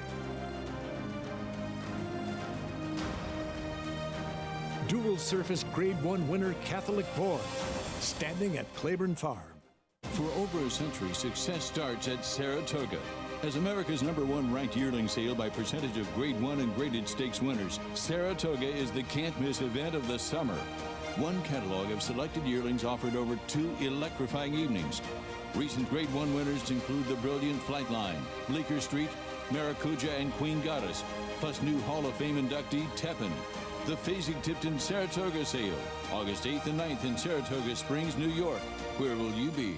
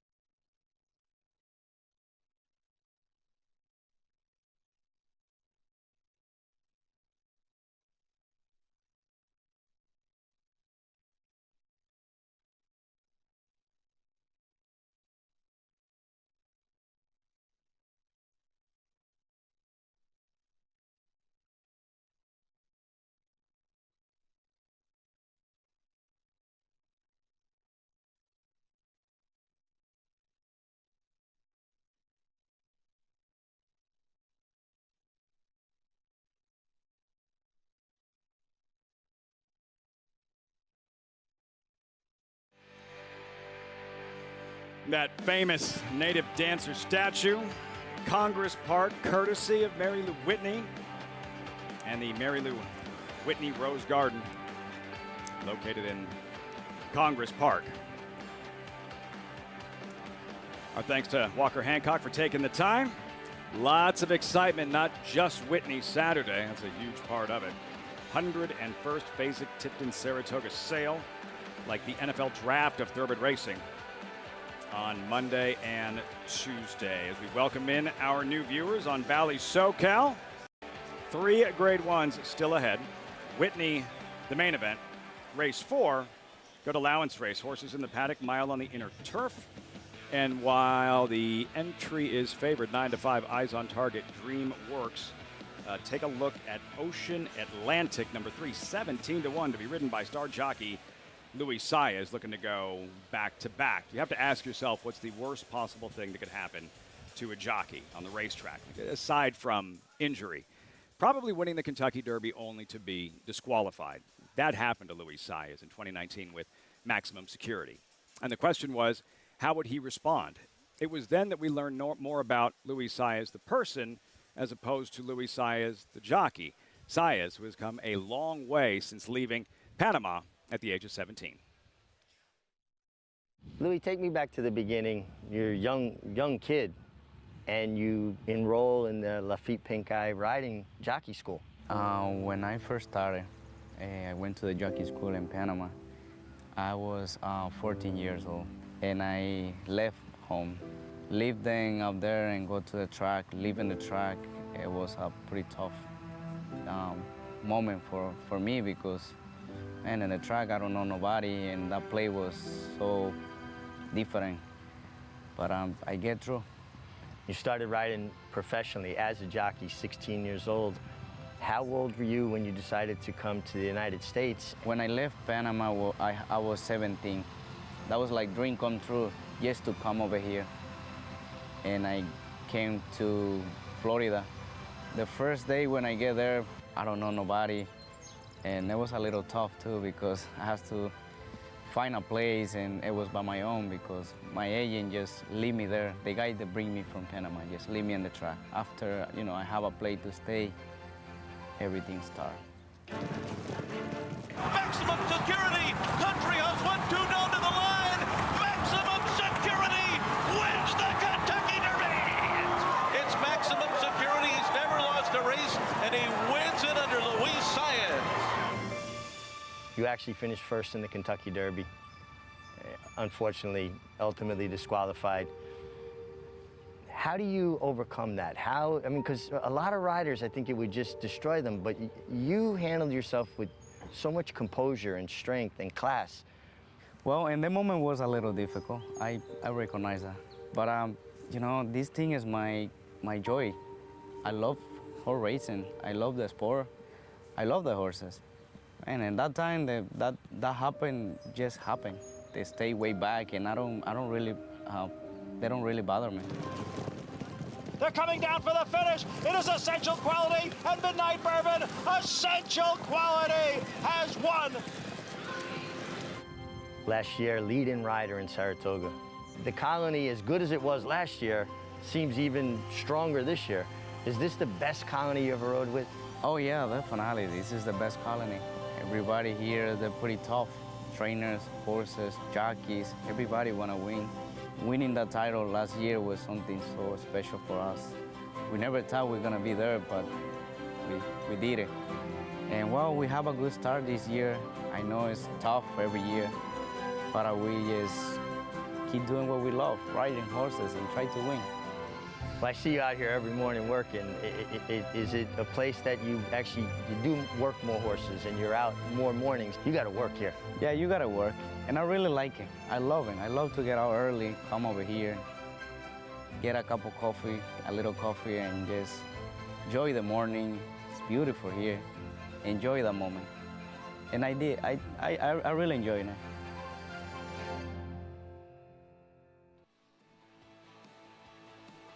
Great stuff, Mig, with Luis Saez. Career highlights, more than 3,000 wins already, 322 of them at Saratoga. Felt like 300 of those last summer. Won the Belmont and Travers last year with Essential Quality. Richie, what was your biggest takeaway from the time you spent with Luis Saez? Just how humble and down-to-earth, salt-of-the-earth kind of guy. Really has his priorities straight. Louis did lose a brother in a riding accident, and he talked about that off camera with me. And, it puts things in proper perspective. Yes, I lost the Kentucky Derby, but that meant nothing compared to losing my brother. And he walks the walk. He doesn't just talk the talk. You know, the way he handles and conducts himself, I'm just so impressed with him as a person. Obviously, he's a top jockey, world-class rider, but he's also a world-class person. Yeah, I mean, I don't know. When I was asking you after him, he's always been so friendly, and he seems like such a nice guy. And I said to you, is he as nice as he seems? You talked to him, and you said he is. It's genuine. And for Saez, what he's done here at Saratoga, like that's proving to be very genuine. Winning last year's Angel Cordero riding title. He's currently second in the standings, WinStar jockey standings. Here they are updated. Currently second behind Irad Ortiz. Ortiz building a cushion. Now 4 wins. Saez won the last race. Saez riding in all 3 Grade 1 events today. Make it 2 now that American Revolution is out of the Whitney. But a terrific rider, easy to pull forward, and it's all genuine. And we were discussing, like, what if my old man got disqualified after winning the Derby? If Richie got disqualified after winning the Derby, Richie would be in jail. I would be right next to him. Right next to him. I mean, honestly, I don't know how he was able to handle it as well as he did. You know, it's our premier race in this country. You get in a cab as a jockey and they're going to the racetrack, and the first thing they ask you, did you ride in the Kentucky Derby? Second thing is, did you win it? If you, in fact, have ridden it. Well, he can say he won it. Well, say he finished first. In short, he is a better man than the 3 of us. We check in 100%. with Acacia in the paddock with his 4th race paddock report. Acacia, what about this entry Eyes on Target in DreamWorks?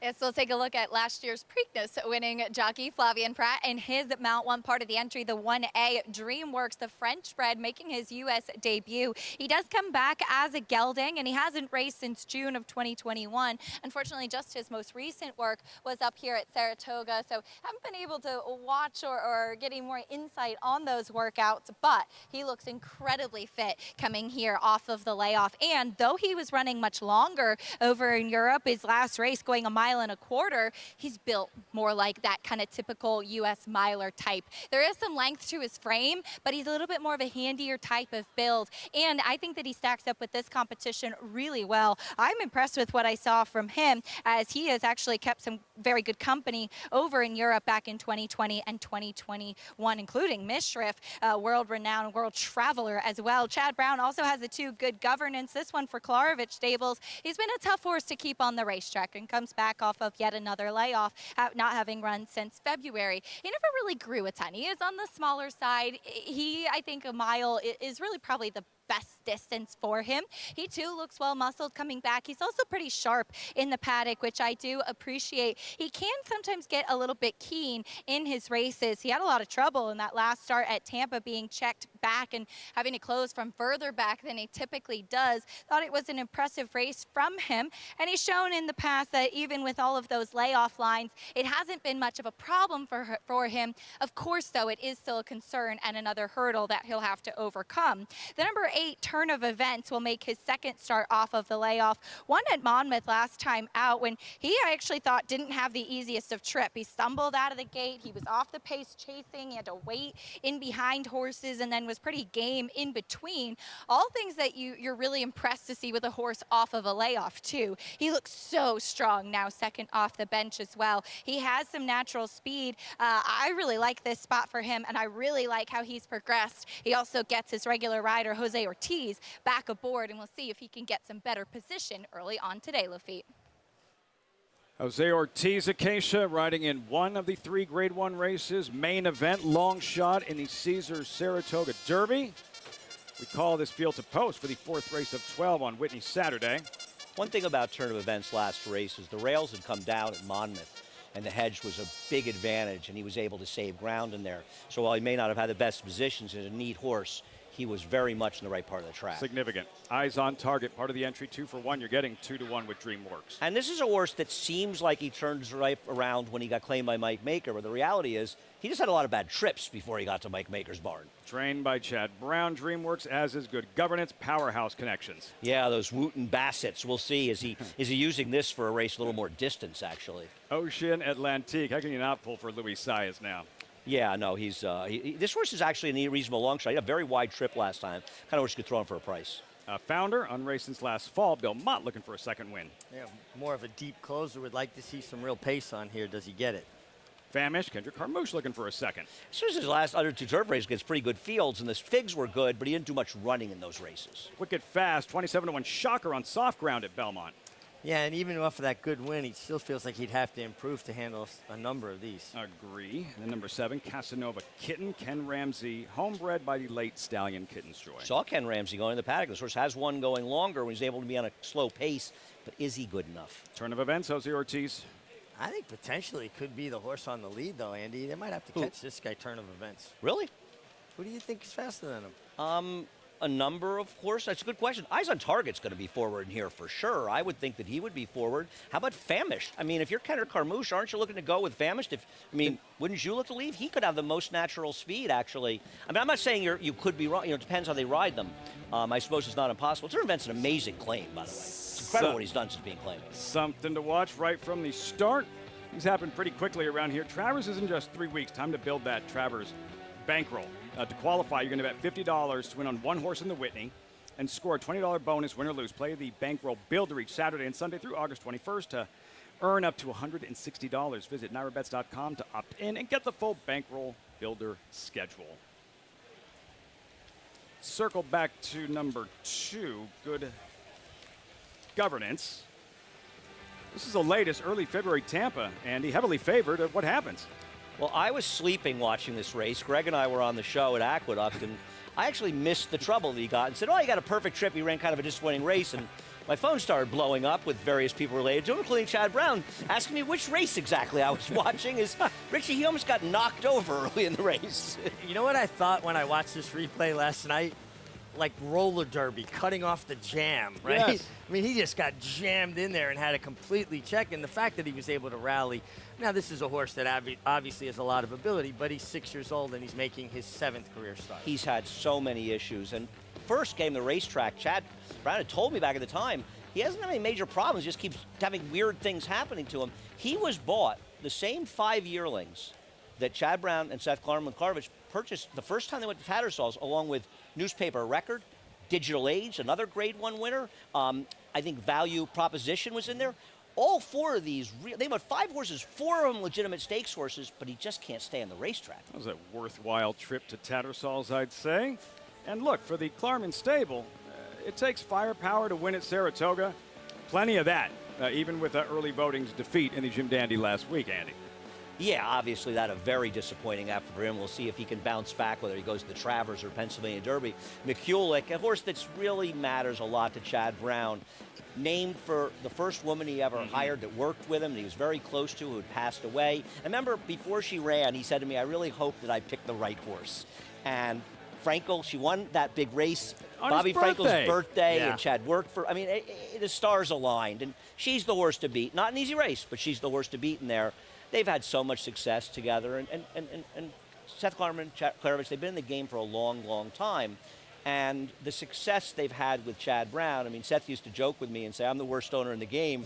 And then I said to him, as they started to have more success, I said, you can't complain, you're not the worst owner in the game anymore. And in 2019, he was the best owner in the game. Well, what impresses you, too, though, is the amount of good horses they get at a certain price point. You don't see Seth spending, consistently millions of dollars on a horse. It's about $150,000 to $300,000 is their price point, and they're getting terrific horses. Well, Seth is considered one of the greatest value investors of all time. What? Not to pry too deep, what's the feeling right now surrounding early voting?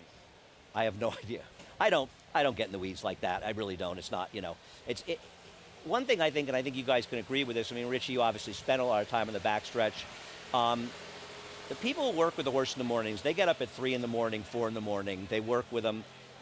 They don't need me to ask them questions about what they do. I have great Just respect curious. for these people. No, I think that I understand some of you have good friends and you ask questions, but I'd rather somebody offers information to me. Otherwise, I allow them to do their jobs. It is awkward. And So like I don't you think it's said, right. I don't think it's right. They're getting up in the dark I'm sleeping. and working so hard, and it's just almost awkward to put them in that position. Well, we've been friends a long, long time, Richie. How many times did I ask you about a horse you rode? Well, the best part, Lafitte, is I would tell him about a horse I like, and he'd tell me why they couldn't win. Well, that's just who I am. You're checking with Acacia Trackside.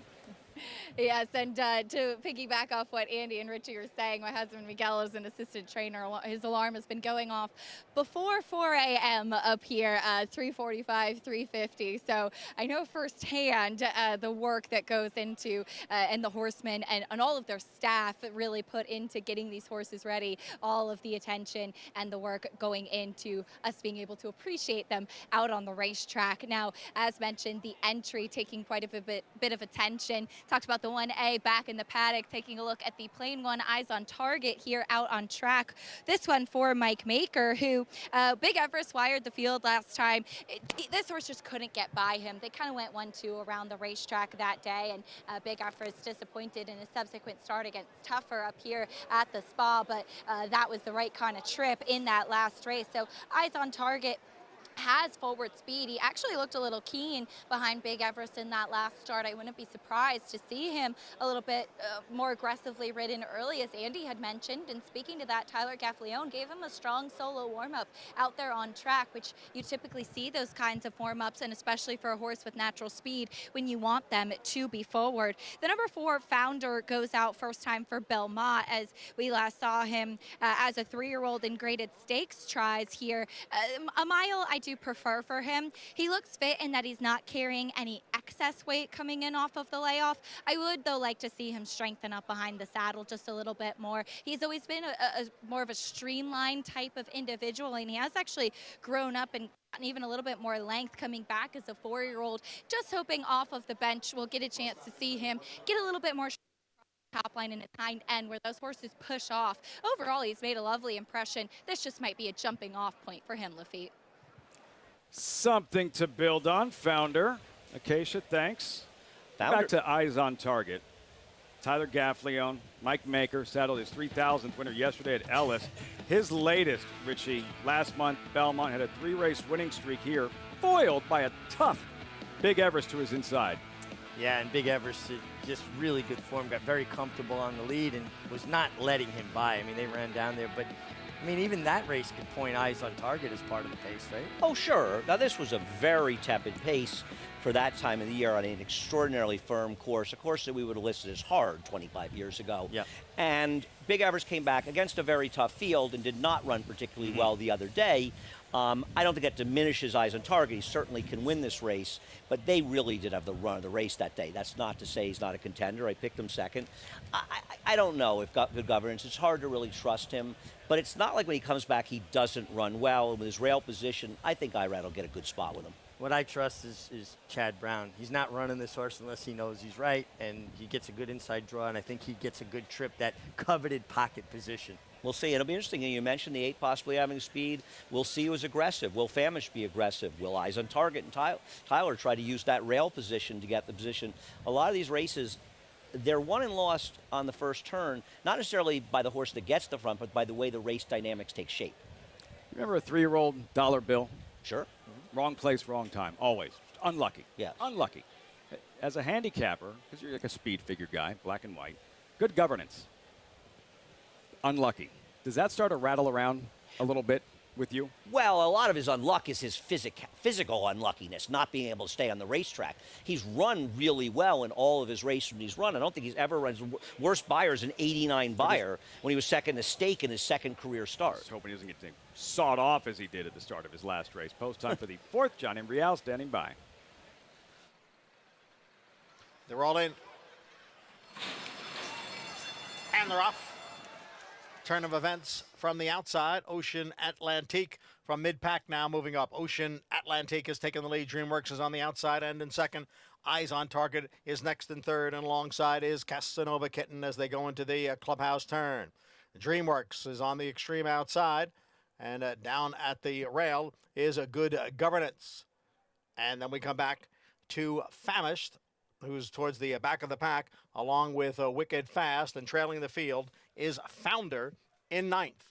The first quarter was run in 23 and 3/5 seconds as the field heads up the backstretch. And it is Ocean Atlantique to lead here by 3 parts of a length. Turn of events is on the outside in second by 2. Eyes on Target down at the rail, next in third. And he's followed by Casanova Kitten, who's racing in 4th. Good Governance is in 5th, and the gray, DreamWorks in 6th. As the field approaches the far turn, the half was 46 3/5 seconds. Ocean Atlantique, turn of events, they remain 1-2. Casanova Kitten on the outside, and down at the rail is Eyes on Target. Those two right together, third and fourth. Good Governance is on the move now from fifth. Follow back, it is DreamWorks and Famished, 3/4 in 1:10, and the field is in the stretch. It is Ocean Atlantique looking for a way through. Is Eyes on Target out in the middle of the course. Good Governance is coming on. Ocean Atlantique trying to hold off Good Governance and Eyes on Target. They're coming on for the finish. It is Ocean Atlantique and Good Governance. Good Governance gets up in the final strides under Rod Ortiz Jr. Chad Brown, fist bump. Victory here with Good Governance. Richie giving Irad Ortiz all he could handle in the stretch. Worked out a really good trip, got the save ground early from the inside position, but watch when he angled out how difficult this horse was to handle. He is at the reins off to one side on his right, getting after him with a left-handed crop, trying to keep him straight, and every time he corrects him with feet, he's got to slow him down. Lets him run, he goes to lug in. He's got to slow him down again. And he rode the tightrope just right because it looked like he was going to bother the one Eyes on Target, but he held him off just enough to get by. He was a difficult ride. He earned his money here. And this was a good ride by Irad from start to finish. I understand he had the rail, but he made sure that he got position and he got it forward because the pace was honest and he was in a good position behind him. You and I ran the 3/8 pole. I looked at you and you looked at me and said, this horse is loaded. But then, as you point out, the lugging in. And let's give a little love to Luis Saez. As you said to me, we talked about this race off camera and on camera. We never saw him on the lead. Now, he had a big wide trip last night. I picked him third. I thought he had a shot at a price to get a piece. But this is because of Luis Saez being alert as much as anything. Getting forward position, getting a horse in a good rhythm, getting him comfortable. He nearly pulled off the upset. Good Governance, though, difficult to handle. Very strong ride from Irad to hold him off and not bother the inside horses. You know, when you're in there's Chad Brown, owner Mike Dubb, it was Seth Klarman who owns Good Governance.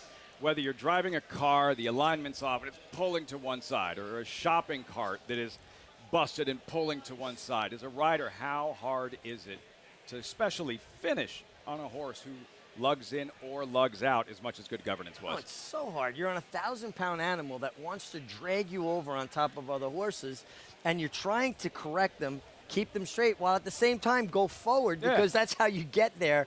He rode the tightrope just right because if he had let him go in too much, he's bothering horses. He gets disqualified. If he holds him off too much, he doesn't get there in time. He actually walked that tightrope perfectly. And if you didn't watch the race or know these things, you say, oh, he just got up to win by a nose at 2-1. He just gets all the live mounts. You know, and that's the difference. Sometimes he is riding the best horse and only wins because of that. Not the case today. Red Ortiz is like, as long as life is good, run straight in the Whitney. Good Governance, Chad Brown here at Saratoga. When we come back, Tyler Gaffleone, the pride of Davie, Florida, one of the best young riders in the country, coming off a monster Churchill meet, leading rider. Big summer at Saratoga before the first race was ever run.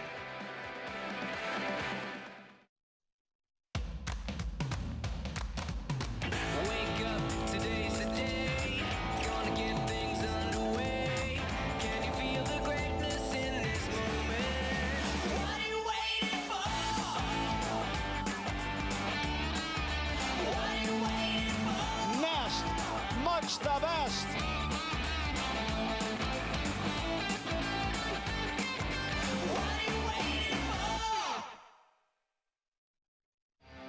Adelphi Racing Club, offering a truly personal racing experience. Looking to own thoroughbred racehorses and win at the highest level circuits? We're not just a syndicate, and our members aren't just investors. We are partners. Experience the Adelphi difference. Join the club today. Contact us to get a taste of the Adelphi experience and come hang with us this Saratoga meet.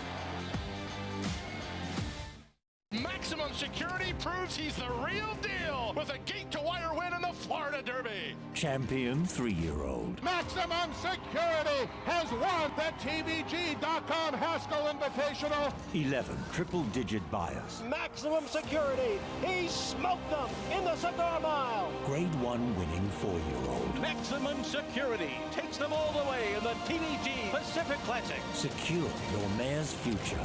Maximum Security.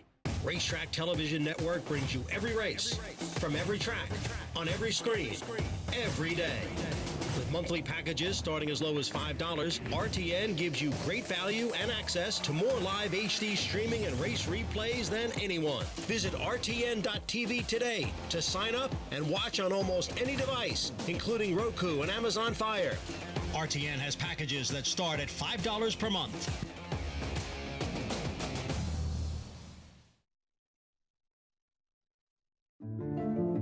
The Triple Crown for Trotters, which consists of the Yonkers Trot, the Hamiltonian Stake, and the Kentucky Futurity, was instituted in 1955. Like its thoroughbred counterpart, the trotting Triple Crown is truly the test of a champion. Only 9 horses, all of them male, have won the Triple Crown trophy.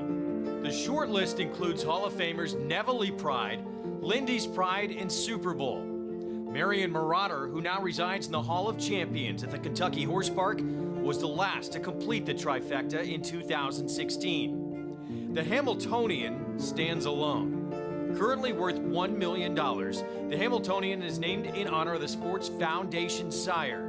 It has carried the largest purse for trotters since its inception in 1926. The hardware for the Trotting Classic is one of the most coveted in the sport.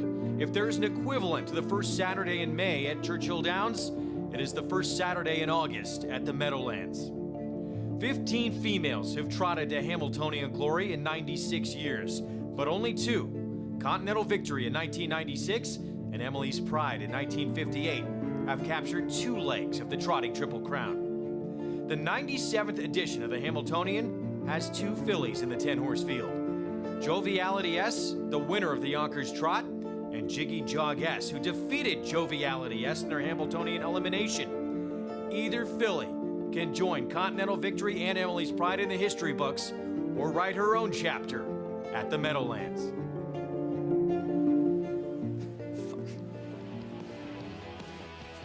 Twilight blockbuster racing, Whitney Day, Saratoga tonight, the Hamiltonian at the Meadowlands. Greg Wolf, Big A Anthony Stabile right here, Jessica Otten, Gabe Pruitt on site. Live coverage this evening on Fox Sports 1. I love harness racing. I love horse racing in any form, but I get a kick out of that too. You could be a driver. You ever done it? I did, over Saratoga Harness, we did. How'd you do? My horse broke stride. Jerry Bailey won it. Naturally. Okay, up the rail? Naturally. Irad Ortiz won this one. Good governance. The power steering ain't there, and Irad Ortiz had to do everything he possibly could to keep him straight while he's trying to lean in.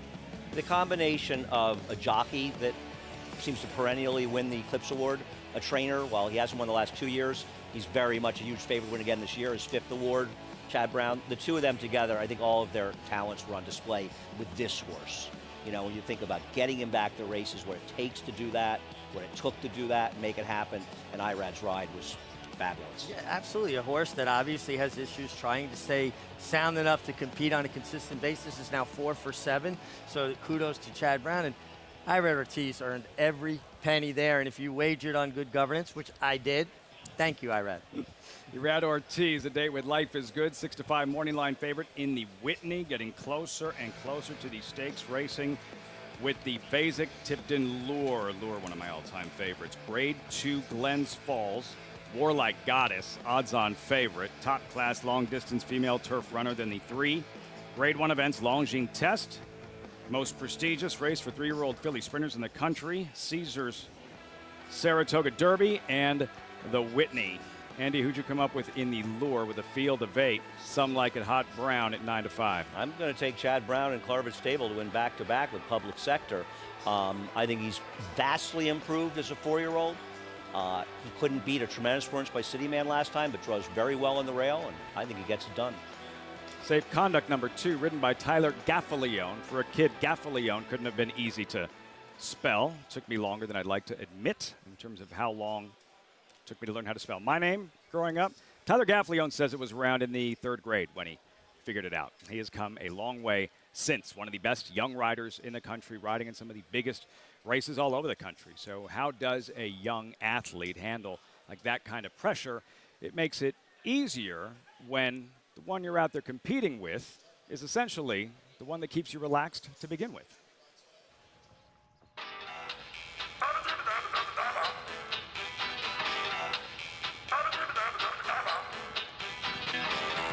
love the horse. I love being around them. They have a calming sense to them. Tyler Gaffleone pretty much knew he wanted to be a jockey before he could spell his name. No, just the way that set up early. Tyler Gaffleone. I remember 3rd grade, I think I finally perfected it. I used to get a couple of the letters mixed up. Tyler felt he was destined to become a 3rd-generation jockey, following in the footsteps of his father and grandfather. I remember my first pony when I was 5, I believe, was Chipper Jones. I named him after my favorite baseball player. And he didn't really like me, but we developed a relationship after a while, and he taught me a few lessons, but I need to learn them. I was born in '94, and I think he rode maybe a year or 2 after that, and I think he called it quits. He got in a pretty bad spill at Delaware. He taught me everything I know. He used to spend hours with me on my equicizer. I'd ride a few pretend races during the day, and at the end of the day, I'd, Dad, come see what I learned today, come see what I worked on, and he was just so supportive of me. Never pushed me to do anything I didn't want to do, just supported me, and just gave me all the love in the world. Gaffleone established himself early on as a top jockey in Florida. However, it would be aboard War of Will in the 2019 Triple Crown that would put Tyler on the map nationally. Tyler Gaffleone has War of Will 4th at the rail and 4 lengths off the lead. A similar trip to the Kentucky Derby, right behind the pacemaker. Just a pure happiness. He's a very special horse to me in my career. He taught me a lot, not only about this game, but about myself. Even to this day, I still get chills watching the race. It doesn't even seem real. But it's War of Will coming down to the 16th pole in front. In front by 2 lengths late.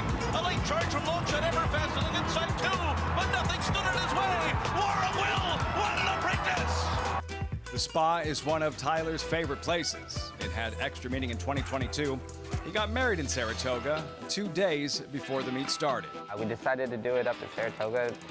Most of our families from up there. They were born and raised, went to school there, and it just makes it easier for everybody traveling, and we're going to be there for the meet anyway. So it's a very exciting year for us. We're thrilled. Number 6 is Got Stormy, the rider, Tyler Gaffleone.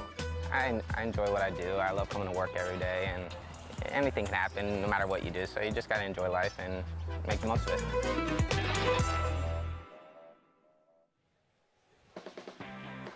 Tyler Gaffleone, the stats, some of the highlights. Clips Award apprentice jockey, 73 wins here at Saratoga, hoping to make it 74 with safe conduct in the upcoming Fasig-Tipton Lure Stakes. Richie, some jockeys just do some things better than others. A strength that you've noticed of Gaffleone's.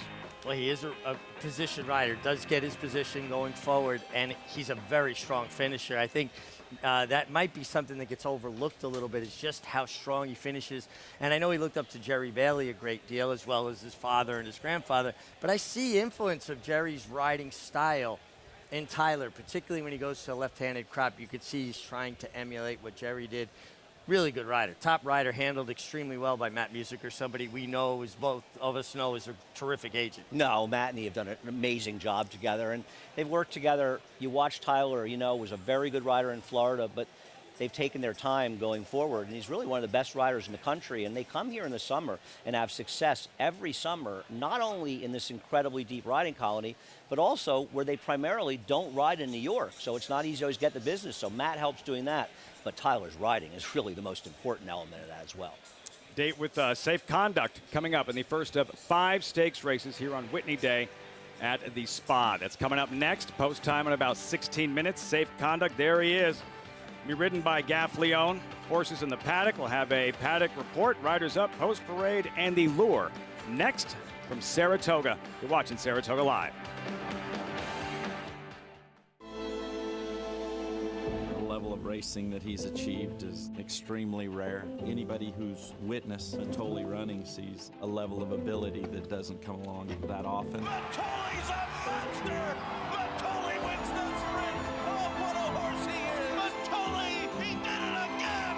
Wins the mid-mile! The only thing to be better than one Matoli's a few Matolis. The mighty Matoli, who won the Forgo by 3.5 lengths, the new stakes record. Lady Aurelia down the centre in the white and green colours is going away at the end. Rachel's Valentina Ratzener and takes the lead.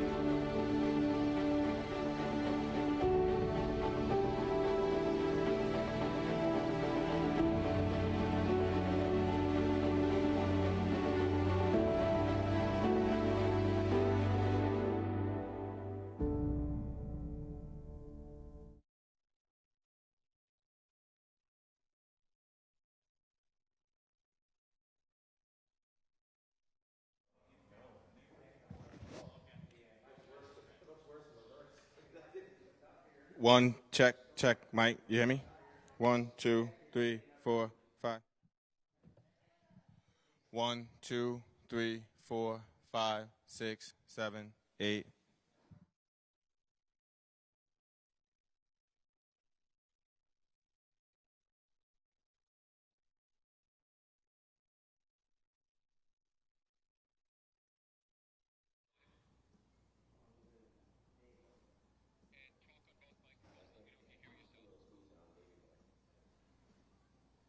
Can you hear me, Dan? Hello, Dan. Can you hear me?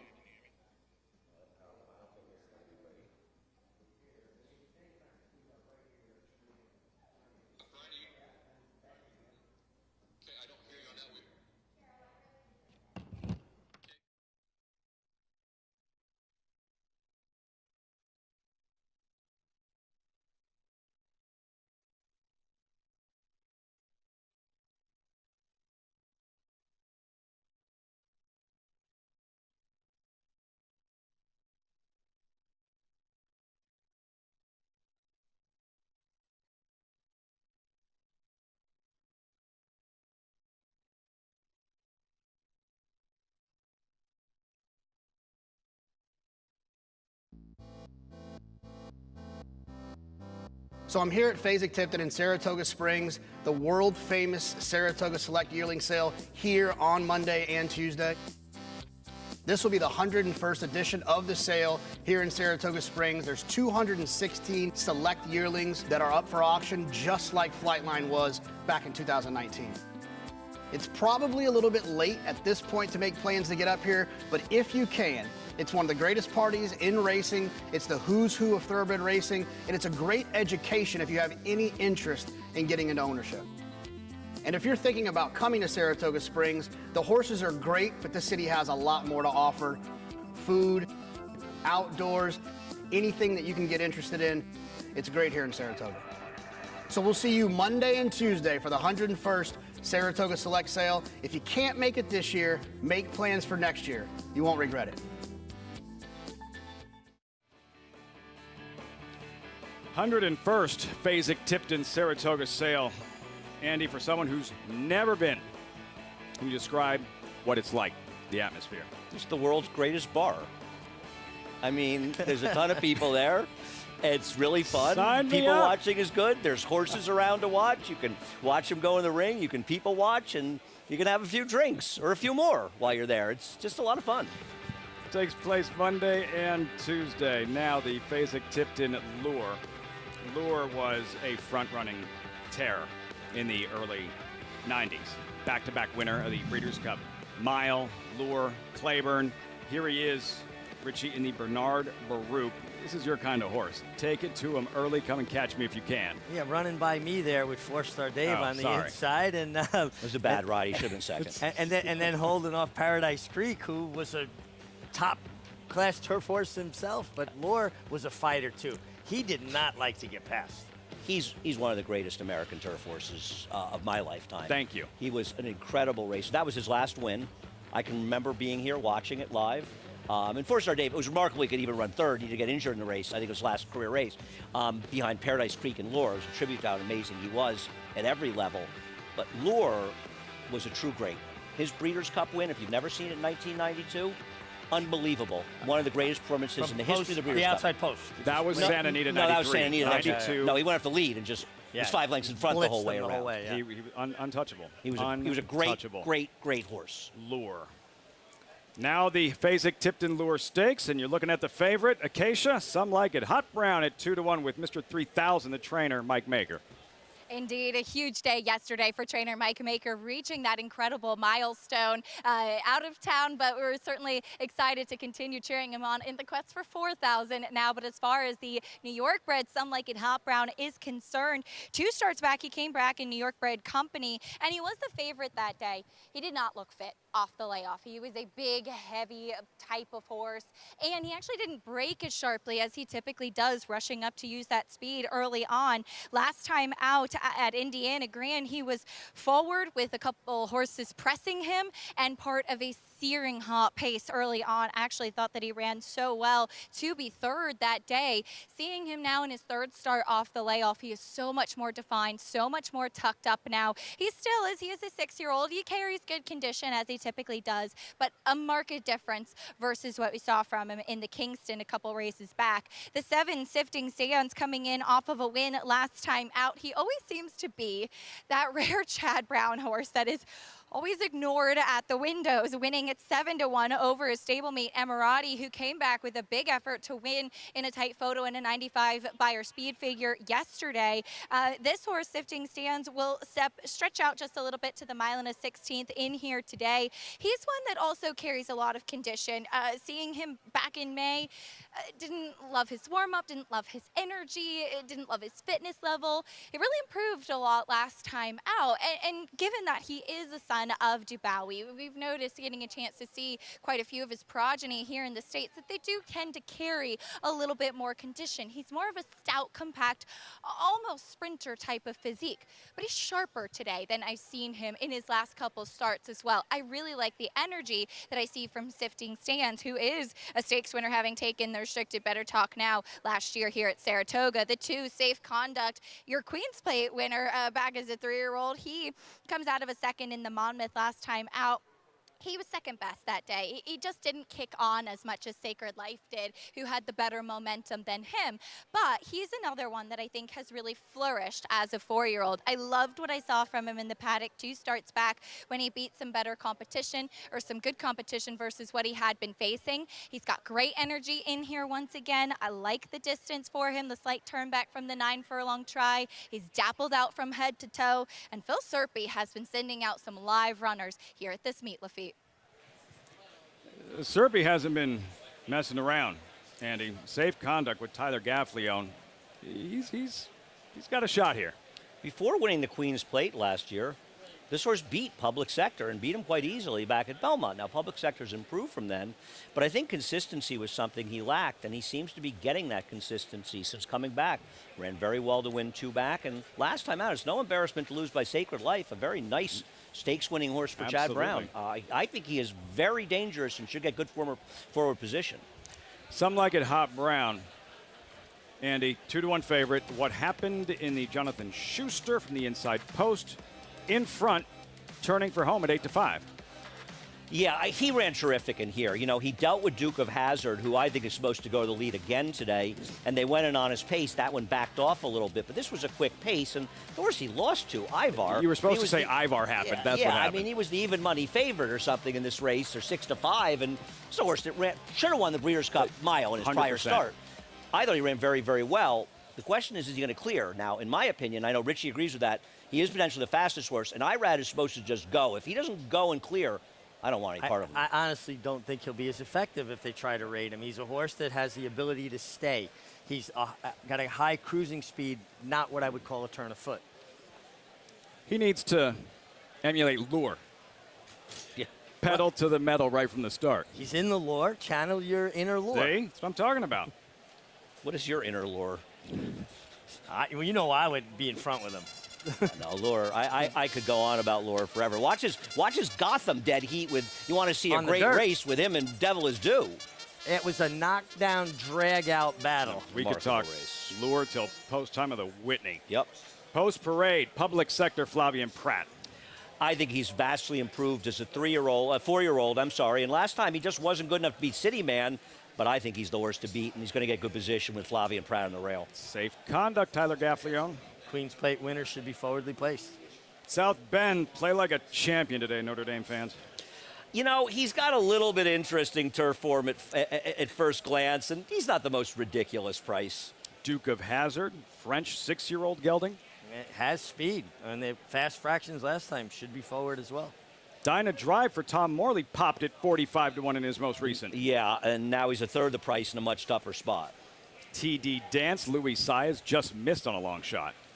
Yeah, listen, you get Louis Saez at a big price. You know, I'm not going to talk you off him.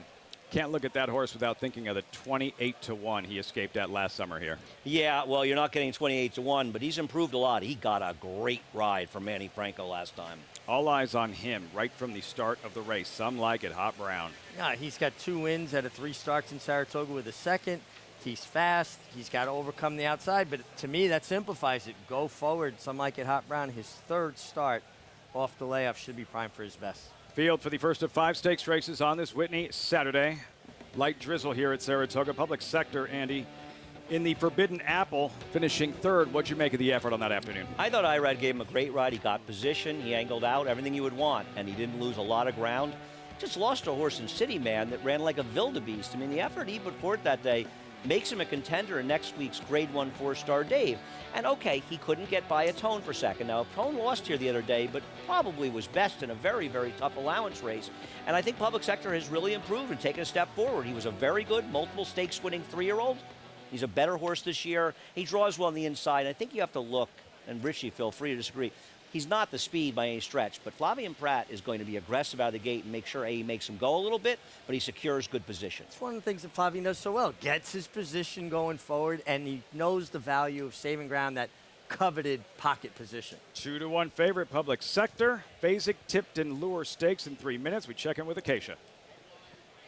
Very pleased to be joined by Boyd Browning, president of Basic Tipton, as we get ready for the Saratoga Select Sale coming up on Monday, Tuesday. As always, Boyd, a terrific catalog of horses we have to look forward to. Yes, Acacia, we're absolutely thrilled to death with the quality of horses. A great group on the grounds. We've had tremendous reception from the buyers that have been inspecting the horses yesterday and today.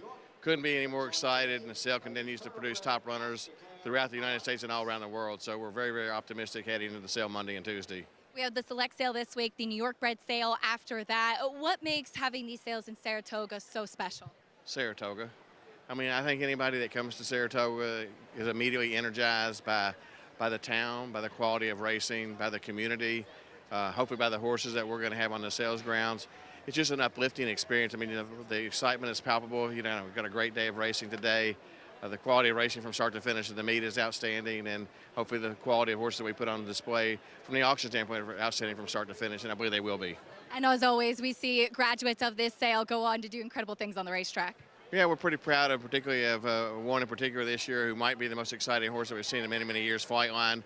But it's not just a one-horse catalog or a one-horse graduate. I mean, when you go through the catalog, we've got actually a gallery of graduates this year in the front of the catalog, and it's just the quality continues to be replicated on the racetrack year after year around the world. Colts, fillies, grass, dirt, sprinters, stayers, just a little bit of everything. So it's and that's why people keep coming back here to buy horses, is because they've achieved great success. Boyd, thanks for your time. As always, wishing you and Phasig all the best with the sales coming up. Thank you very much. It's a pleasure to be here. Boyd Browning of Phasig Tipton, as it's the cocktail party where you can also find a terrific horse. Lafitte.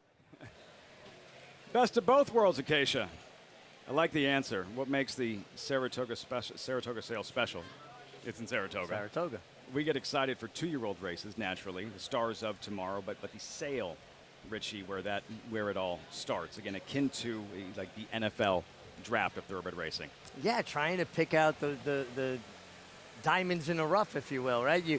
They're young athletes, they're kids at this point, and you're trying to decipher who's going to take the next step. And for any racing fan, get a sales catalog, make notes about the horses that sell well, and look for them next year up here, because a lot of them debut up here next year after being sold here. I've never missed a sale. I've missed a night here and there. They used to be 4 days.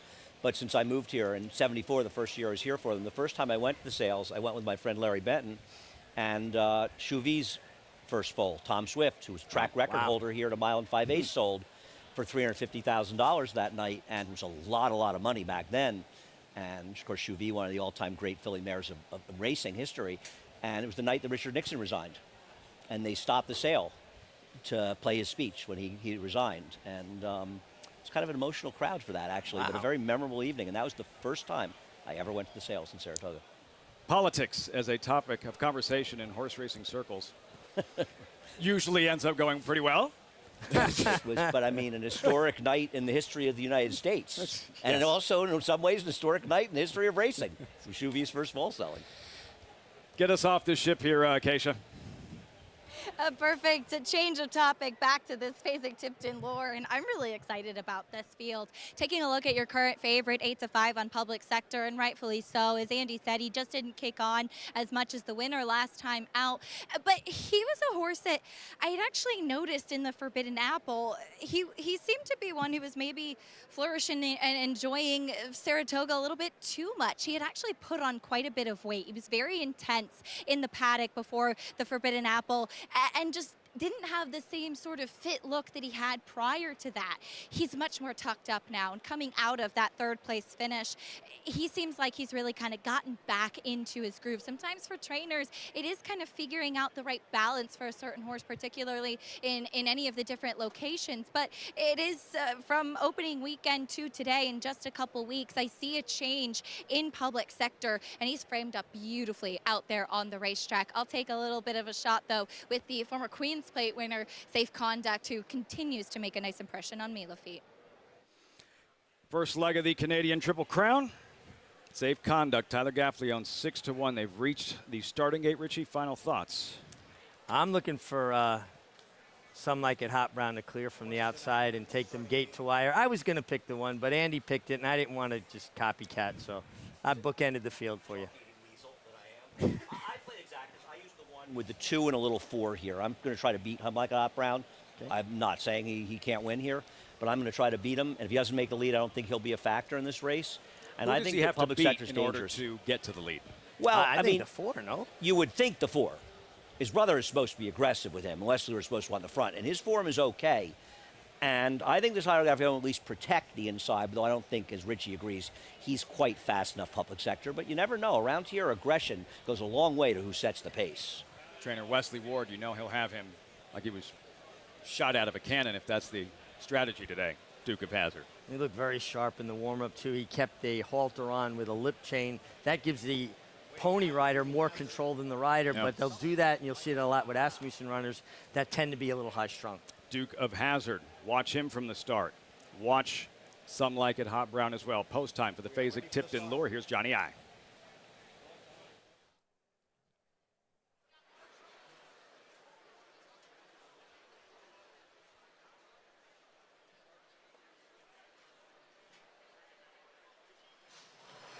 And they're off in the Fasig-Tipton Lure Stakes.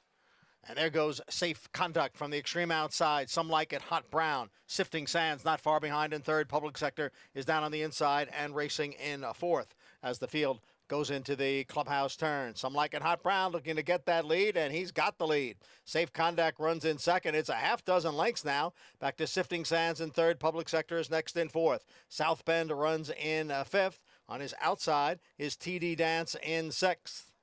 And then it is Dyna Drive in seventh, and Duke of Hazzard is the trailer in eighth.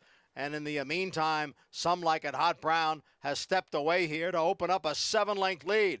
And he ran the opening quarter mile in an ambitious 22 3/5 seconds. Some Like It Hot Brown is the leader with Safe Conduct in second. And then it's another 9 or 10 lengths back to Sifting Sands and Public Sector. The half mile was 46 seconds. Some Like It Hot Brown, the leader, by 3.5 lengths. Safe Conduct runs in second. Sifting Sands and Public Sector right together, third and fourth. Then TD Dance in fifth. And they're all chasing Some Like It Hot Brown, who takes the field to the top of the stretch. Safe Conduct runs in second. Public Sector up on the outside in third. Then Sifting Sands next in fourth. And then on the outside is a Dyna Drive as the field comes through the stretch. Here is Sifting Sands now to take over the lead, and looking to come on through on the inside is a Dyna Drive. So it is Dyna Drive and Sifting Sands, and they will battle it out to the finish. Oh, it's a head bob. It could have been. It could have been a long shot here in Dyna Drive, and it could have been Sifting Sands. Noses apart on the wire. Thriller in the Fasig-Tipton Lure Stakes. Dyna Drive on the inside. Sifting Sands on the outside. Dyna Drive, who popped it 45-1 in his latest. Did he just pull off another huge upset? It appears that he did. We'll watch it again, but I'm not sure. It's a head bobber, but I think he probably got him. Of the bob. And, you know, Eric coming through on the inside. Amazing ride by Manny Franco, getting that good early position there. A lot of horses didn't fire, but a couple of horses did fire. And it looks like Eric Cancel, who's only getting his second win of the meet, and Tom Morley, another win as well. with a horse that they claimed, Jay Provenzano, Flying P Stable, turned over to him, and he threaded the needle here. This was a tremendous ride from Eric Cancel, who really did everything right, just like he did last time when he rode this horse. Gave this horse a phenomenal ride now twice in a row, and I agree with you, sifting sands with Manny Franco, to find the position he did, to get towards the inside, came up, just got pipped at the wire, but wow, what a ride from Eric Cancel to get done here in the Lure. Two great rides given in this race to run 1-2 in this race. A couple of big upset here. That's what it's all about. Public Sector, by the way, great trip. He just came up empty. He had nothing in the stretch. Maggie and Tom embrace, fired up. Whatever Tom Morley has figured out with Dynadrive, 2 starts with Morley, a win at 45-1, Richie, and how does Eric Cancel? Look at how tight that is in there. Well, and you know what? He was being responsible, too. He didn't want to just take the ground of the stopping Some Like It Hot Brown, who ran off early after having to be asked to make the lead. He didn't come back to Irad Ortiz. But such a nice, responsible kind of ride to understand, all right, I'm going to make this spot, I'm going to get through, but I can't just shut off the guy inside of me. And then once he could let him run it. Boy, look at Dynadrive, how happy he is with himself. I mean, you want to talk about a horse that knows just now he won, and this will do a lot for Eric Cancel's confidence. He's been struggling a bit at the meet, but boy, he delivered one heck of a ride here. No, he did. And all the running sort of done towards the inside in here. These were 2 terrific rides here and a very good stretch duel. A tough beat for Sifting Sands, but boy, Manny Franco, what a ride he gave this horse. And Some Like It Hot Brown, that's what Irad Ortiz was supposed to do. He cleared, he made the lead. Yes, the pace was fast, but that's how he was going to win if he was going to win. Well, there's the fact, though, he didn't switch off once. No, I'm not saying it's No. But once he had to ask him to clear, the horse just didn't want to come back and settle after that. And Tyler was going to make sure, Tyler riding the 2 horse in this race who finished 5th, Safe Contact, was going to make sure that he made him run for the lead. And that's what we talk about, getting your position going forward and doing that. And once that happened, there's nothing I reckon. Frankly, I think Irad did a pretty good job slowing down the half to 46.05. You can see how fired up Eric Cancel is. The 2 starts before, Dynadrive went to Tom Morley's stable, defeated a combined 53 lengths. Now with Morley, back-to-back wins, one at 45-1, and now a stakes winner, 23-1. Dynadrive to kick off the stakes activity here on Whitney Day. Big deal. Eric, I think, said to Manny, you might be better at basketball than me, but I got you here. Driving finish will have the reaction. Tom Morley's Dynadrive in the Lure. Eric Cancel, what a ride, 23-1 upset. Much more coming up here on Saratoga Live on Whitney Saturday.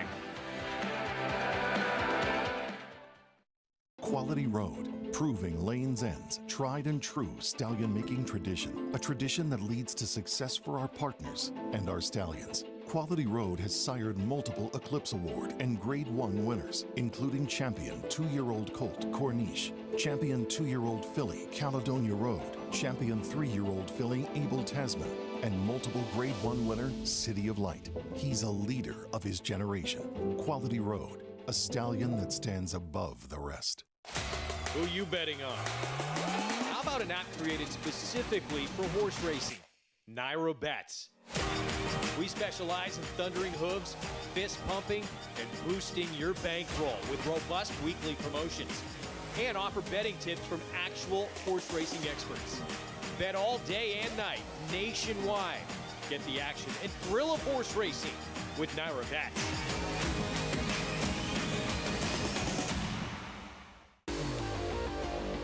Audible let loose on the outside to take the lead. Audible by 3. Audible, no doubt about it. Audible on the inside, no confrontation at all. It's Audible to win the Holy Bull with style. Audible on the outside races to the lead. Audible wins by 2.5.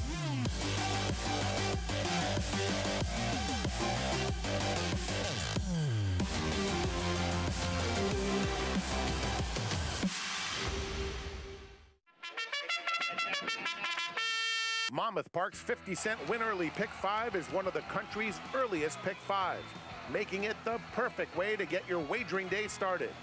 With a 12:15 post on weekends and 2 p.m. start on Fridays, the Win Early Pick 5 is home to 6-figure pools and a low 15% takeout. Start your day winning early. Play Monmouth Park's Win Early Pick 5. Win early, win often.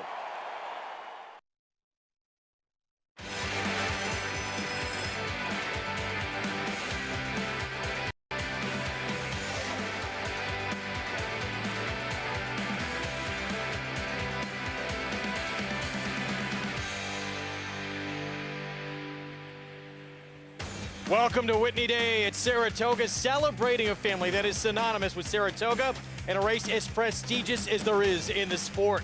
Hall of Fame trainer Bill Mott has 2 horses with championship aspirations ready to go on the Whitney card.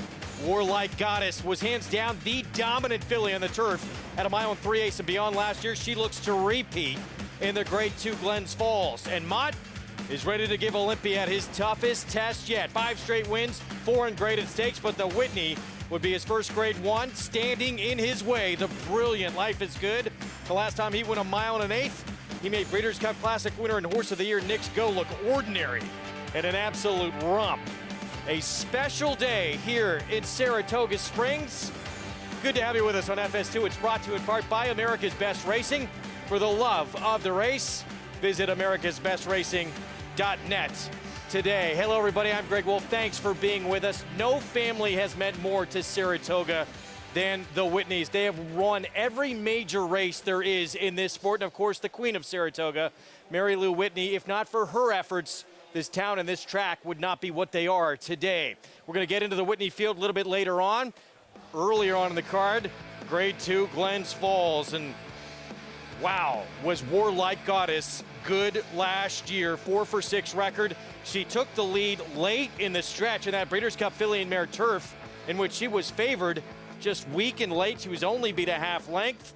She's going to be a very tough one in this division. Again, with me, Hall of Fame rider Gary Stevens, one of the top trainers in the country, Tom Amos, and Warlike Goddess. Can she be as good this year as she was last year? Well, she won 5 of 7 last year, and I think that she can be every bit as good this year. Billy Mott said they had a little hiccup before the New York Stakes, had to skip that, but he said she's training excellent right now, and he expects a big effort out of her this afternoon. Had some muscle cramps, had to take a little bit of time off, Tom, and stop on her, but plenty of work's coming back. And that last start, you may say that figure was not that big from her. She had a lot of trouble in that race. She had a lot of trouble in that race, Greg, and when you go back to our defending champ in this race from last year in Warlike Goddess, she's a horse that really enjoys a lot of pace up front to set up that late kick. I think today, unlike last year when she won, you're going to have a much more compact field. I think the pace will be slower. She's going to have to overcome that and still use that phenomenal late kick down the lane. Look for her to come around, that's what she does, and just kick home really, really quick. Yeah, her turn of foot on the grass is something to behold. That will kick off the pick 6. We're a race away from the start of that Grade 2 Glens Falls. Let's get back to race 5, and we just saw a huge upset here as we look at our winner circle lead-in, brought to you by the 101st Basic Tipton Saratoga sale, offering the best in North American yearling crop on August 8th and 9th. Where will you be? And our Run Happy photo finish. How about 23-1 and Dynadrive for Tom Morley with Eric Cancel in a big upset. Yeah, great ride by Eric Cancel. Ducked and dived, found the right spot at the right time, and got up right on the wire. Really, really good job by Tom Morley, the trainer. He's had this horse for 2 starts now, both on the grass, and he has stepped him up each time. It's a matter of building confidence, and each time Dynadrive has won, big, big mutual in the win column. Big win for Tom Morley, standing by with Acacia Clement. And what a terrific race from Dynadrive today. And Tom, this horse, actually the half-brother to tell your daddy, who you won the Bernard Baruch with last year. I mean, what a family. How incredible has it been to you, this mare in particular? I mean, this is phenomenal. To win a stake in Saratoga with 2 half-brothers in back-to-back years, it's really cool. And to do it for Flying P as well, you know, he let us take Tell Your Daddy, and then he claimed this horse and moved him over to us. And I mean, that was a sensational performance. A sharp claim by Jay Provenzano and Flying P. And then now moving up to you, he's 2 for 2. What have you noticed from him as he was also cutting back in distance today? Yeah, he's actually, the longer we've had him, the more and more speed he's shown. And we ran him 10 furlongs at Belmont, and he was absolutely running off on heels and behind horses. So, yes, I was concerned about cutting back again here. But, you know, they did set it up nicely for him, and Eric gave him an absolutely ice-cold ride. To sit chilly like that the whole way to the 8th pole and just wait for a gap, it was a wonderful, wonderful ride. He was game last time. He was game again today. I mean, you said to me, the first thing you said was this horse has so much ability and athleticism, clearly, too. Yeah, Eric and I talked about this earlier in the week, and we were a little concerned. He's a big horse with a massive stride about how he'd handle the tight turns here rather than at Belmont, but he's absolutely zoomed around there today. He's a horse that's definitely on the on an upward curve as well. You know, we've worked very, very hard with him. He had a number of things we needed to just iron out in his day-to-day training, and he's a happy horse, and he's showing it for us. And you said you may look to win back-to-back renditions of the Bernard Baruch with brothers. I guess I don't really have a choice, do I? I mean, Tell Your Daddy was second in this last year to Flavius and went on to win the Baruch, so I guess we'll have a crack with this one. Wishing you all the best. Congratulations, Tom. Thank you, Acacia. Terrific performance from Dinah Drive and that game effort at a big price. Greg? Indeed. Thank you, Acacia. $48 winner, and you don't outkick Chad Brown runners in stakes races on the grass on this circuit very often, so this is certainly one to relish for Tom Orley and Flying P Stable. Eric Cancel as well. Up next, race 6 here. 7/8 of a mile. It's a maiden special weight for our 2-year-old race of the day. Brought to you by Spendthrift Farm, home of North America's 3-time reigning champion General Sire Into Mischief. Todd Pletcher, part of an entry gun runner that's getting a lot of attention as we go paddock side for the first time to Jonathan Kitchen and Paula Duca. What's up, JK? How you doing today? And beautiful Saturday. Happy Whitney Day. Absolutely beautiful day. We got a little bit of sprinkles, but the crowd absolutely amazing. Well, when the rain came, it got a little cooler. Yeah, right? So I was appreciating that. But, you know, it's so much fun on Whitney Day because you get all these – you get the Whitney, but you get all these other races as well, and you get to see these superstars. If you're playing the Pick 6 today, the word you've probably used a lot is single. Right. There's a lot of them in here, I think. There's a lot of singles in here. And Warlike Goddess she's a special mare. She's 7 for 9 lifetime, $1 million in her bankroll, 2 for 2 here at Saratoga. She's going to be tough to handle. Now, I do think Virginia Joy is her only danger because that mare possesses speed. The thing about Virginia Joy is that people are going to overbet this horse. And the reason is because of this performance where she wired the field. It was circumstantial that day. She does not have that much early foot. I think it was just a 4-horse field. It was the conditions that day that she found the front end. If you look through her past performances and you ignore the Sheep's Head Bay, she's never made the lead like that before, and I think people are going to think she's going to do that today, and I just don't think that's going to happen. No, I can agree with you on that, but I think if anybody's going to try to beat Warlike Goddess, it's this horse, the 2, Virginia Joy, because Warlike Goddess has got a wicked quarter-of-a-mile kick, JK. If you're at home and you're trying to figure out a way to beat Warlike Goddess, I encourage you to find someone who's going to be in front of her, because there's not going to be anyone who's next to her or behind her that's going to run past her. We'll have it coming up. That is the race that kicks off the Pick 6, and as JK said, there are, it seems like a lot of singles to be had. Whitney, many think it's a 2-horse race. It may be deeper than that. Life is Good. He's been brilliant. He's coming off one of the best works of his career.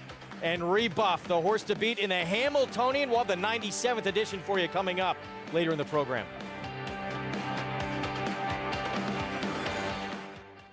A Grade 1 winner of nearly $2 million, Silver State hails from the sire line of legendary Claiborne stallion Danzig. And his second dam is full sister to Kentucky Derby winner Monarchos.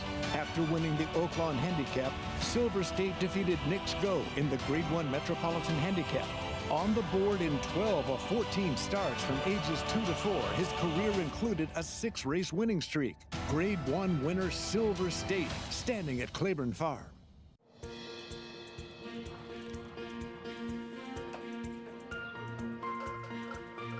We take pride in what we do.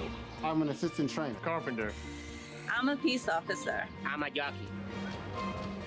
I'm a gardener. I'm a groom. I love what I do. We are New York Racing. New York Racing helps support my small business. It's extremely important to the New York economy. This is like a big family. We are New York Horse Racing.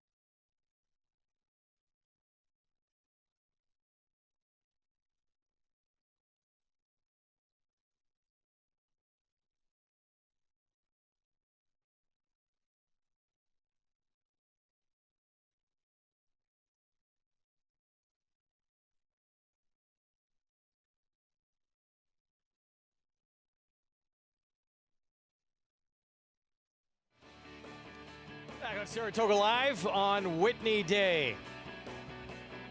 Waiting to see later in the meet whose colors will be in that canoe for Run Happy Travers Day. And want to remind everyone, the popular Travers Stakes Bankroll Builder promotion back on a $20 bonus for that Run Happy Travers today. To qualify, bet $50 to win on any horse in the Whitney and score that $20 bonus whether you win or lose. Play that Bankroll Builder every Saturday and Sunday through August 21st to earn up to $160 for the Run Happy Travers. The big one later today. One of the most prestigious races in this sport, the Whitney for older horses at 1 1/8 miles. And Life is Good, the 6-5 morning line favorite. He is brilliantly fast. He can carry that speed, and his last work apparently was the best work his connections had ever seen from him.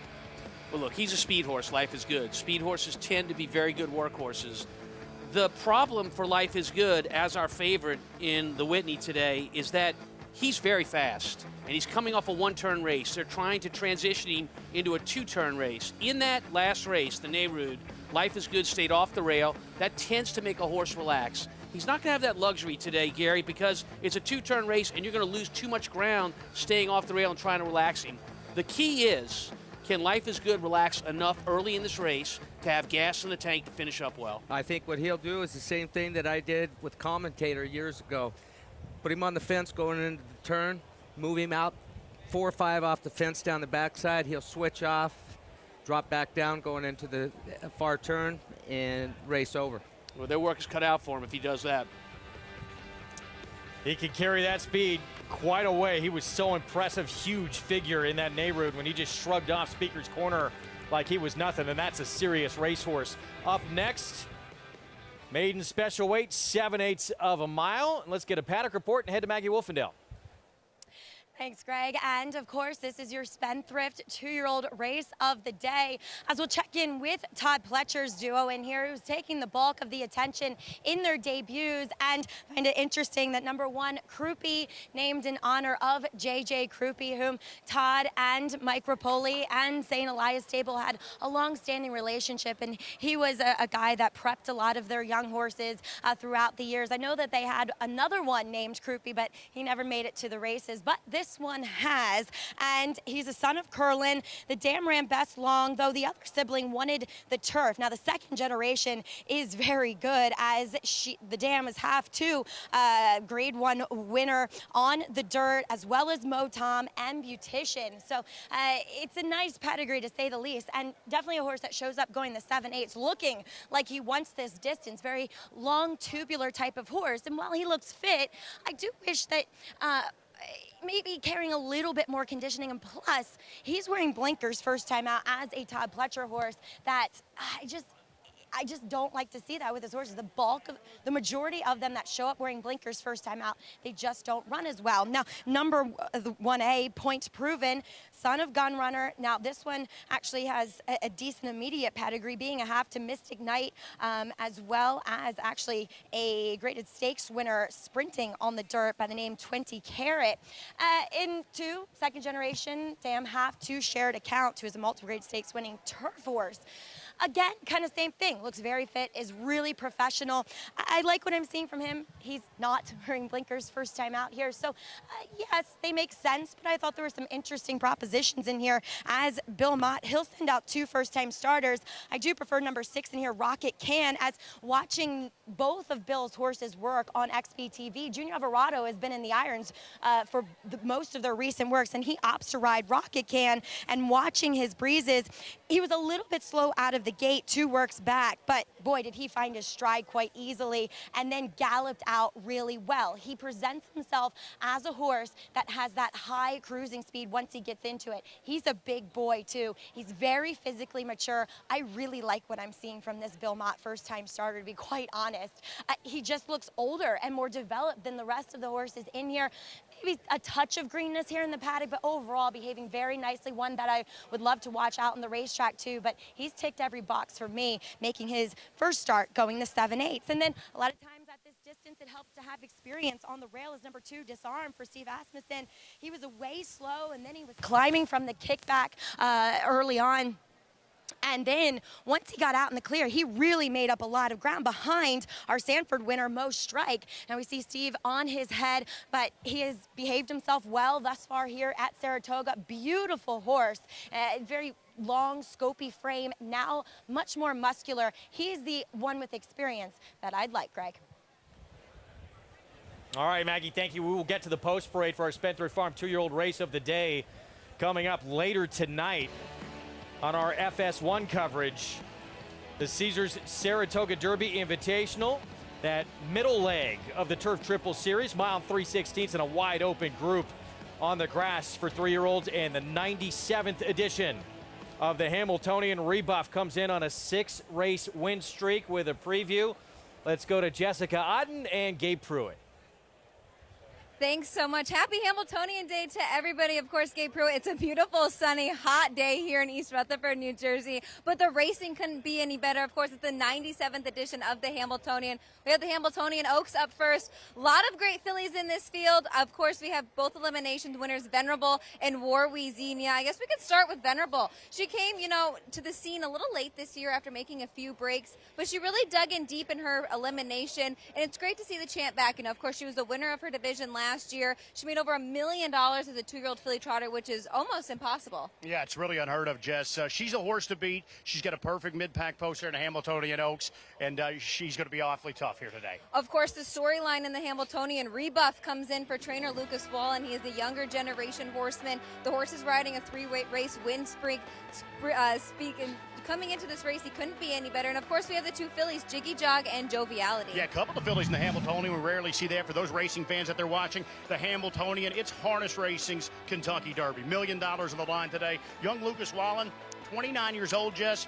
He actually drove in the Hamiltonian last year, but he's making his training debut with a favorite. He's got the one to beat, Rebuff from Post 1. And, of course, both fillies, Joviality and Jiggy Jog, face off in their Hamiltonian elimination. Jiggy Jog, I thought she was going to have to grow wings to get out of the place she was in coming around the last turn. And then Joviality just got out-sprinted at the wire. She did, and Joviality, it was interesting earlier, trader Marcus Melander won one of our big stakes earlier in the card. He actually said that Joviality is likely going to race off the pace today from Post 2, Jess, so we're going to look for that.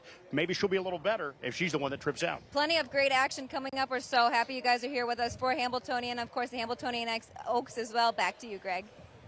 Jessica, Gabe, thank you. Harness Racing's premier event. Privileged to bring you live coverage later on this evening on our FS1 program. Rebuff looks like he is going to be awfully tough in that 97th edition of the Hamiltonian. We get set for our post parade coming up here for race 6 at Saratoga. Maiden special weight for these 2-year-olds going 7/8 of a mile as we get the call to post in the entry 8-5 for trainer Todd Pletcher. Point proven the other half of that entry, the 1A, apparently working very sharp. But here's the one, Croupy by Curlin. Yeah, this one by Curlin out of a Malibu Moon mare. They paid $275,000, almost $950,000 in flesh in this entry, Greg. Curlin, of course, 2-time horse of the year. Here's Point Proven, Arad Ortiz Jr. Yes, the son of Gunrunner, who's gotten off to an amazing start at stud. Disarm draws the rail. Yeah, look, ran well on debut, ran into Most Strike, you might be familiar with. Yeah, he came back to win the Grade 3 Sanford here. Perform Shug McGahee, second-timer. I think this horse is getting lost a little bit in the shuffle. Good debut for Shug, and usually his horses get a little bit better, 6-1. Bill Mott, first-timer, Arthur's Ride. Yeah, the Tappet portion of this makes me feel maybe a little bit longer, but does seem to have some talent. Brad Cox with Wadsworth. I think this horse is sneaky for Godolphin Blue, a quality road first-time starter. Here's Rocket Can for Bill Mott. Seemed to be working well enough, getting some money on the board. Western Gent, start number 3. Blinkers will go on for Dwayne Lucas. Jose Ortiz does get the mount, so 15-1 if you like. The horse looks well on the racetrack. And Ola Thobel, first-time starter from a sire that's made quite an impact with his first crop, Bolt Doro. Yeah, great point, Wolfie. These Bolt Doros seem like they can run a little bit. This one's drawn towards the outside. Woo, I think there's some monsters in here, though.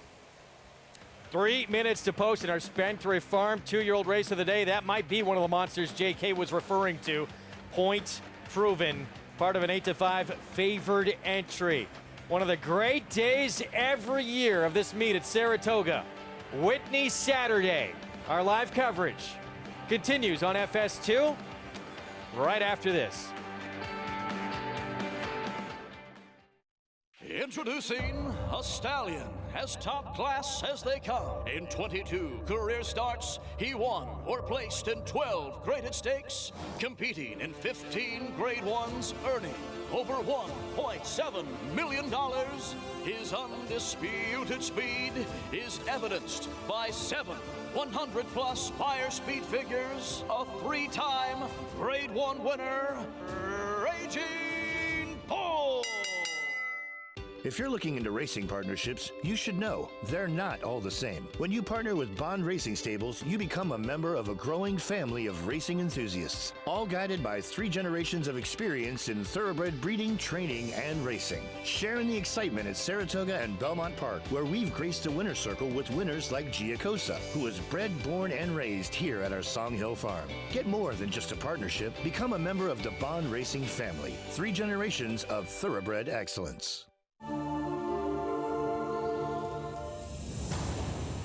And it's all Tyler's Tribe to the final furlong. He's putting on another show tonight. He is 8 lengths in front. Now it's 10, now it's 12. Tyler's Tribe pouring it on as they come down to the line. He's going to win by double digits, and he stops the clock in 1:04.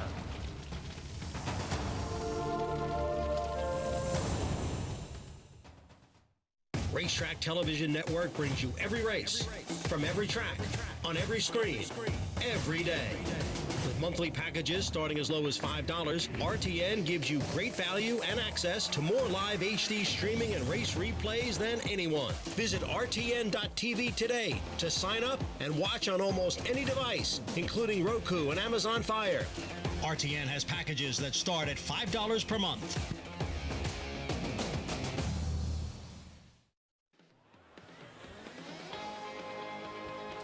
Back on Saratoga Live on our FS2 coverage from the premier meet in the country on this very special Whitney Day with our Spendthrift Farm 2-year-old race of the day. And we're a minute to post coming up. Disarm, this 2-horse going to draw the inside post. Steve Asmussen, Winchell Thoroughbreds will have Tyler Gaffley on aboard.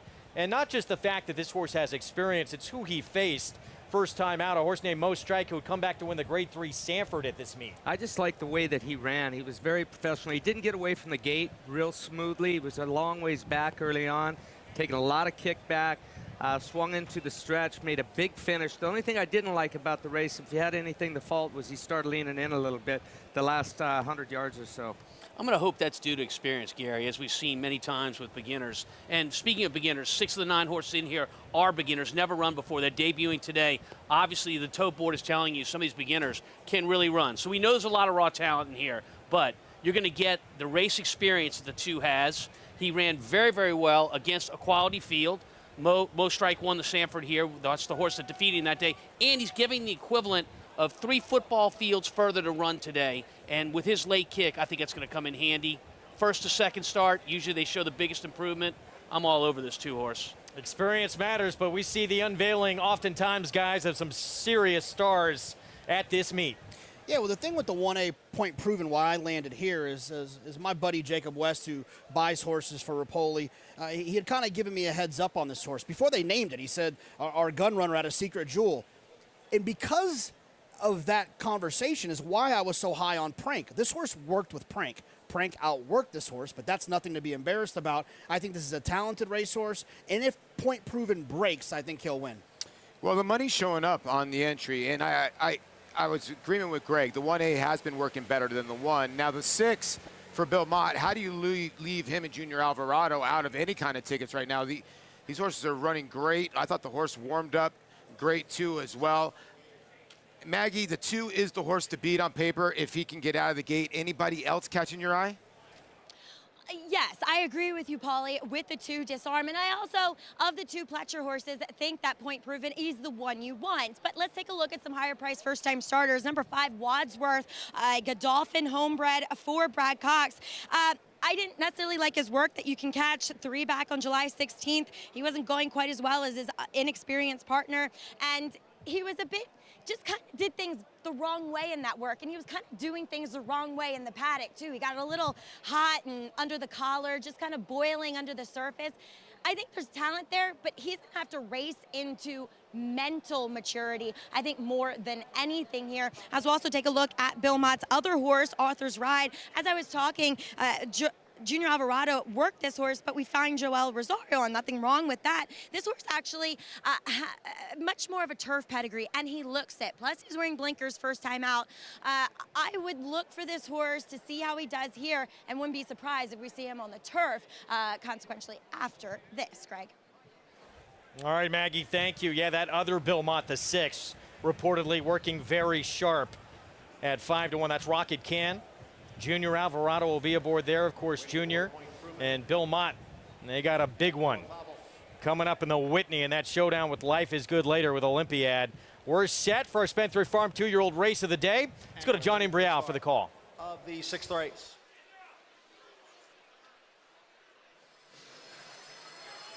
And they're off. And from the outside, Olympiad was away well. Western Ghent is right there. And now moving up is a Perform along with Arthur's Ride. Perform, Arthur's Ride. And on the outside, Western Ghent is next in 3rd. And then it is Point Proven, who's in between horses running in 4th. Down on the inside is Disarm in 5th. As they race up the backstretch, it is Perform along with Arthur's Ride and Western Ghent. The quarter went in 22 and 3. Disarm is down on the rail in 4th. Wadsworth alongside in 5th. Then Point Proven next in 6th. Olympiad has dropped back in the field. And then it is Rocket Can as the field goes around the far turn. And the trailer is Krupe. And it's the gray Arthur's Ride on the outside to take the lead after a half and 45 and 2/5 seconds. Perform is down at the rail. Disarm is next in 3rd. Then Wadsworth in 4th. Farther back, it is Point Proven and Rocket Can. The field is in the stretch. Disarm is ranging up on the outside now to take over the lead. Down on the inside, it is Perform along with Arthur's Ride as they come through the stretch. And it is Disarm in front with a 16th to the finish. Disarm now drawing away from the field. And Disarm gets his maiden breaker impressively here at Saratoga, won by better than a half dozen lengths. Arthur's Ride was second, and coming from way out of it to get 3rd was Krupe. Disarm with that race under his belt against a good one who came back to win a graded stake here. Second time out, breaks his maiden as the slight second choice. And so professional. Came away from there. He allowed Tyler Gaffalione to ride a smart race. He was taking the kickback well. He put him in the sweet spot around the turn, right behind those 2 horses on the lead. moved out like an older horse into the stretch. Very, very professional. He's the real deal, Tom. He is indeed. You know, I mean, look, experience pays off, particularly if it's talented experience that's making that second start. For Disarm, this is a talented young horse. And Gary, when you watch this race, you almost salivate as you think about him going further in distance and getting 2 turns. This is a horse not only for now, as a precocious 2-year-old, but for the 3-year-old season. Second time out, breaks his maiden, and he does it pretty easily, guys, against this group. Break was completely made the difference for this horse. He ran so huge first time out, JK, and it just happened to be that a horse needed this race. And for a little information for you guys out there, I was at Churchill Downs the whole meet. I never saw Steve Asmussen walk his horses around. When I saw him walk and Disarm around, I was like, oh my goodness, this too is going to be tough to beat. Yeah, you know, look, I think a couple things here, right? It's like these gun runners, they mean business. That's the first thing that wanted to point out. But I think the other thing is, like, you know, you get a horse who's getting his second start. That experience matters when you're dealing with these first-time starters. Well, and Steve, you see the start. Steve is probably the best at improving horses second time out. As you see, the 3 went to the front end. By the way, the 1, Arthur's Pride ran a great second. The 1, Croupy, came from Schenectady. Did you see where that horse was coming from? Yeah, he came rolling. You know, that's the type of horse you just feel like probably got a little bit of an education today, wants to get a little bit more ground. The 1 was not the side of the entry that I prefer. I like the 1A, who didn't really do much running at all. But look, these are productive races. Disarm's a real horse, and it looks like Croupy might be a real one as well. Yeah, and it looks like Tyler Gaffleon, Greg, starting to pick up some momentum. Yeah, good for Tyler coming off that monster meet at Churchill Downs when he had 62 wins to lead the way by a mile. There's Hall of Famer, winningest trainer in North American history, Steve Asmussen. And future book odds on this horse for the first Saturday in May next year just nosedived. You know, Greg, you pointed out before the race that this is a race going 7/8 of a mile. It's hard enough with these very talented debut horses to get them ready to run a traditional distance, 6/8 of a mile. But when you get to that middle distance, 7/8, beware. You better have a horse that's really fit and ready to go first time out if you think you're going to take one of these. Big effort, start number 2. Disarm. Steve Asmussen, Winchell Thoroughbreds. They won a lot of big ones together. Tyler Gaffleon teaming up with him here. And a second timeout winner at 9-5 is a slight second choice. We're going to step aside for a short timeout. Coming into the paddock area, there she is, Warlike Goddess. She'll be the odds-on favorite in the Grade 2 Glens Falls. The target again at the end of the year. Some unfinished business in the Breeders' Cup Filly and Mare Turf.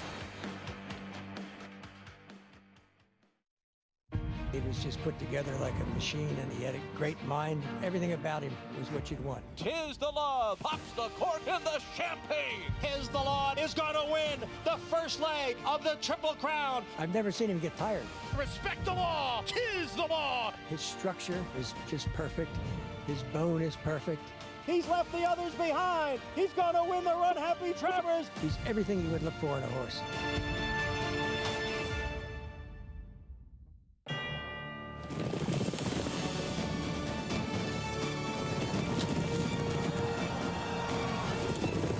Together from every corner of the globe. In pursuit of the one reward that sets the special few apart. The title of World Champion. Don't miss racing's ultimate coronation. The Breeders' Cup World Championships at Keeneland. Tickets on sale now.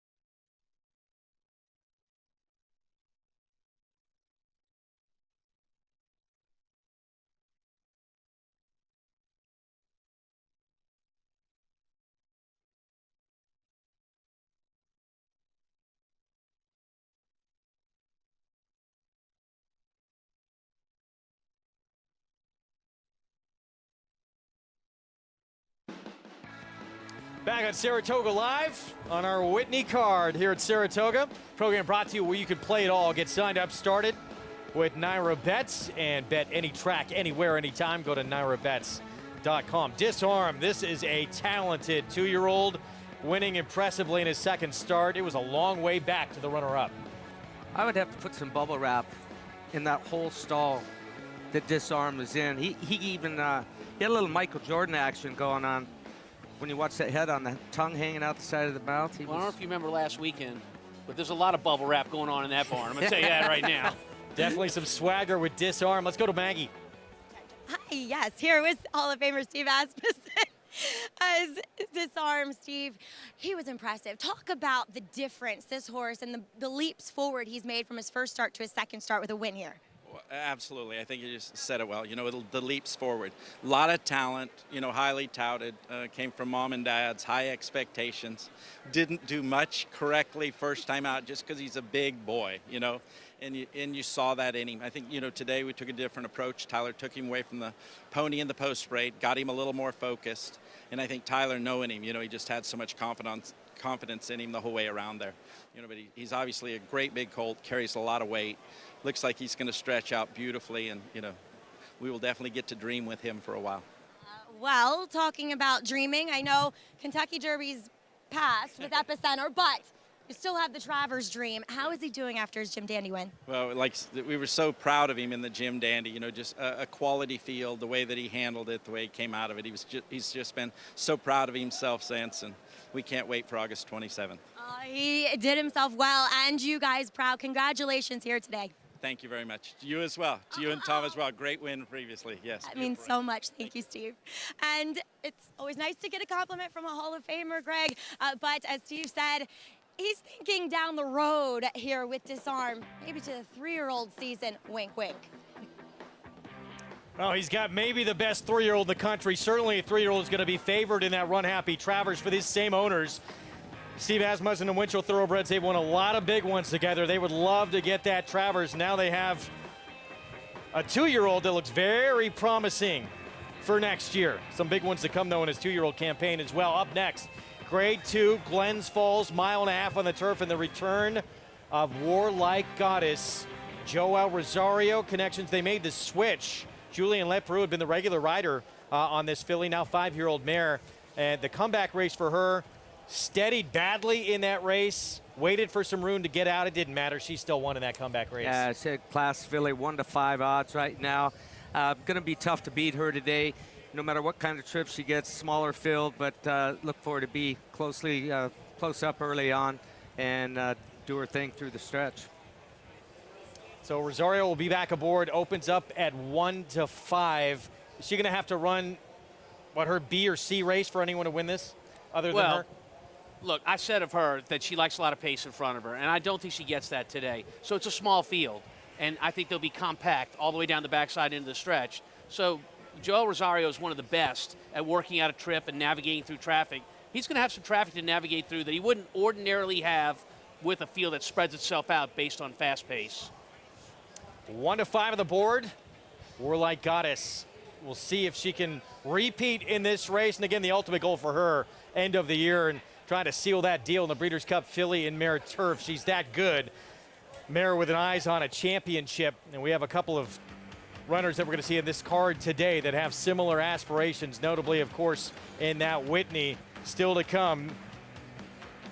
As we're 19 minutes away, there she is, Warlike Goddess. Bill Mott, owned by George Krikorian and Joel Rosario. He'll be back aboard for the second time after winning that Grade 3 Bewitch in late April. She is a special one. We were treated to her vicious turn of foot last summer in this race when she ran a big effort. We expect nothing less again back for her 5-year-old campaign. We're going to take a timeout. Grade 2 Glens Falls still to come. And speaking of the man who will pilot Warlike Goddess this afternoon, he's had some big wins already at the meet. Jackie's Warrior in the Vanderbilt, Epicenter in the Jim Dandy. Still eyeing that Run Happy Travers as well. He has certainly been making the grade so far in the meet. Eclipse champion Run Happy, the #1 second crop dirt sire of last year, is back and showing a new dimension with winners on turf, dirt, and all weather. A record-breaking sprint champion, Run Happy is also siring winners at all distances, from 7 furlongs to 1.25 miles. A sire whose runners can carry his speed over all distances and all surfaces. Run Happy, price for value, and standing strong at Claiborne Farm. Who you betting on? How about an app created specifically for horse racing? Naira Bets. We specialize in thundering hooves, fist pumping, and boosting your bankroll with robust weekly promotions. And offer betting tips from actual horse racing experts. Bet all day and night, nationwide. Get the action and thrill of horse racing with Naira Bets.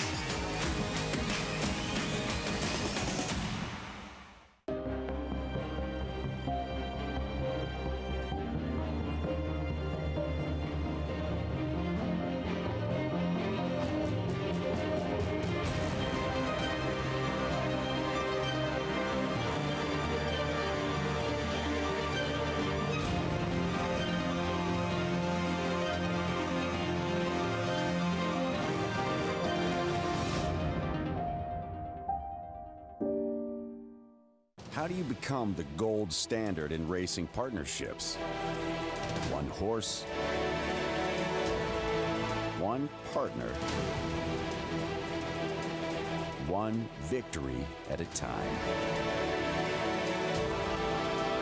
Congratulations to all our partners who have made West Point the gold standard for the last 3 decades.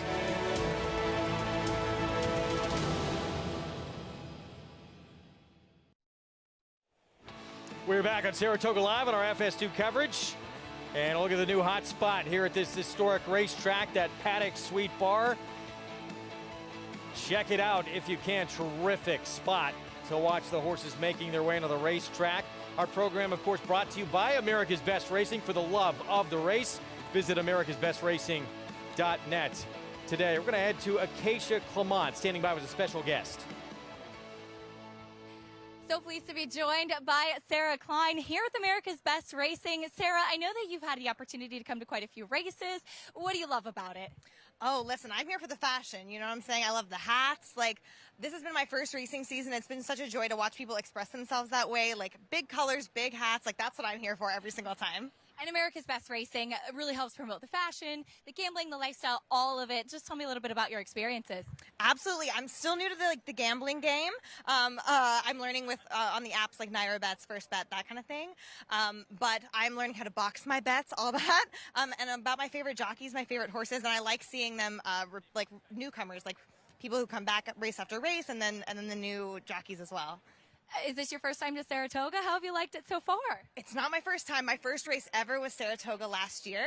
So this is my second time back, and I'm having like all these memories come back from last year. But it's always nice to be like right outside the city. I'm from New York, and so it's really easy to get here, and always a beautiful track. One of my favorites. It is the best. You look beautiful. Enjoy. Thanks so much for being here. Thank you. Sarah Klein here with America's Best Racing and enjoying all that Saratoga has to offer. Acacia, thank you. Big part of coming to this historic track, dressing the part as well. As we get set for the Grade 2 Glens Falls, this kicks off the Pick 6 on our Whitney card as well. And this race, of course, named after an area located just 25 minutes north of Saratoga Springs, Glens Falls region, offering some amazing views, great lodging, great place to vacation. Was once named Hometown USA. There it is. Great downtown area, shops, restaurants, art galleries. So if you get a chance, definitely a good spot to visit if you make it up here to the Adirondacks during racing season. Warlike Goddess, that might be value at 2 to 5. Virginia Joy, though, we're taking a look at for Chad Brown. Whenever Chad Brown has one lining up in a graded stake turf here in New York, you got to pay attention. Could be the one leading the way as well. We'll be back.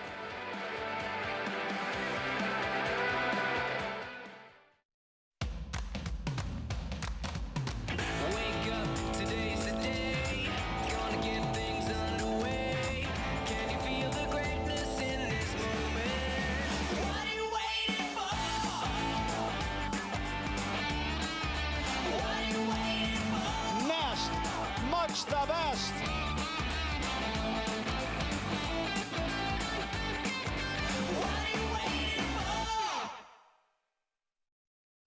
There are lots of ways to support our brave first responders. Drinking a rich and smooth proper Irish whiskey is one of them. For every bottle of proper number 12 we sell, a donation is made to first responders. Here's to the proper heroes. Shlonda. Experience the new Paddock Suite at Saratoga Racecourse. Enjoy Saratoga's newest hospitality area featuring a climate-controlled bar, lounge, and balcony overlooking the paddock.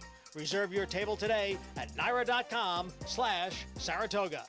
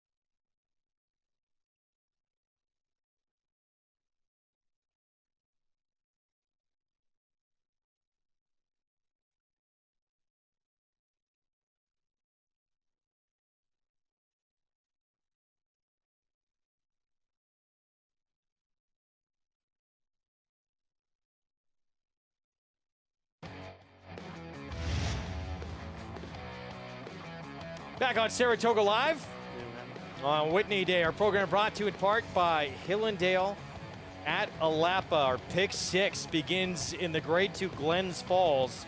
Up next, 1.5 miles on the turf with Warlike Goddess back in action for Hall of Famer Bill Mott. Let's go to Maggie.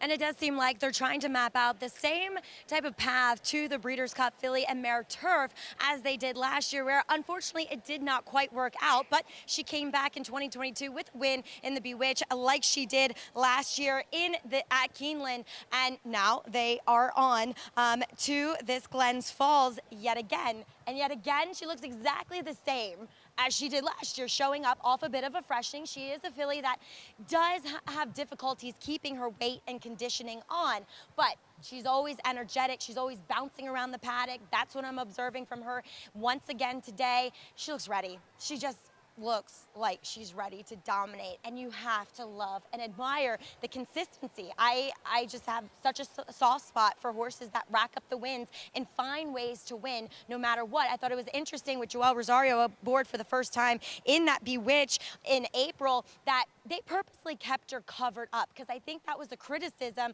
of hitting the lead too early in the Breeders' Cup Filly and Mare Turf. They kept her covered up, almost got in trouble, but she's able to turn it on so quickly to make up the ground, and she's just such an agile horse. As we'll move on to what people think is her biggest threat in number 2, Virginia Joy, who 2 starts ago took the mound 3-8 Sheepshead Bay on what was a bog. Then she tried a bunch of her stablemates in the Grade 1 New York. Not quite good enough, but still ran valiantly. She has looked great this year, physically in all of her starts in New York in 2022. I've liked what I've seen from her. I will say today, she is a bit more quiet. You know, in her last 2 starts, she's been very sharp and on her toes. So today, just a little bit more reserved here in the Saratoga paddock. As we'll also take a look at number 1, Temple City Terror. She didn't win any part of the bog that was Delaware Park's turf course in that Robert G. Dick Memorial race. She looks great. I mean, I haven't seen her in a while, to be fair, but she was always kind of really light, didn't carry much weight. But Brendan has her looking phenomenal here. Now, they have kept her in the saddling stalls, kept her quiet, She's responded favorably to that, but I really like what I'm seeing, and she deserves another shot getting back to a firm turf course, Greg. All right, Maggie, thank you. And there is a man that has had a dominant meet to this point. Joel Rosario coming off, there he is shaking hands with some of the connections. The first Eclipse Award of his career. Take a look at what he's done at this meet to begin things. Opening week, he had 7 wins. He was named the National Rider of the Week. 8 graded stakes wins so far at this Saratoga, meaning we've only run 16. So he's got half of them. I can do that math. He's definitely seeing the ball. I'm not going to say what I was going to. Well done, Tom. I could even get that one, Tom. That's pretty incredible. We'll see if he can add to that tally coming up. Let's go to the paddock, boys. Tom's pretty sharp, guys. Yeah, I think he carries on and maybe gets it done here. But, I mean, Joel Rosario has just been unbelievable. It doesn't even matter. He gets on a horse on the grass. You just got to include at this point. You know, I said it yesterday, like with Joel, it feels like every time I don't like a horse and they beat me, yeah. Joel's involved in that whole equation. I don't think that's going to happen today because I do like the 6 Warlike Goddess. You know, there's just certain horses that you kind of create this thing in your mind that they just can't lose at doing their thing. Golden Pal yesterday. He's turf sprinting. I just don't ever think he's going to lose.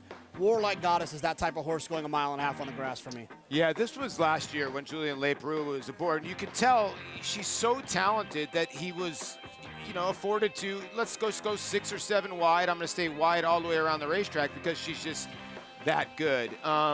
She sort of grinded away. You've seen before where she'll lay back and make one run and just have it turn a foot. But this was a canter in the last year's edition. She's lost 2 races, okay? And those 2 races, one of them was off a layoff down at Gulfstream, probably going a little shorter than she wants to go. She got beat there. And then she got beat in the Breeders' Cup where she, you know, I'm not trying to knock, but she moved pretty aggressively a little bit early and came up a little bit short.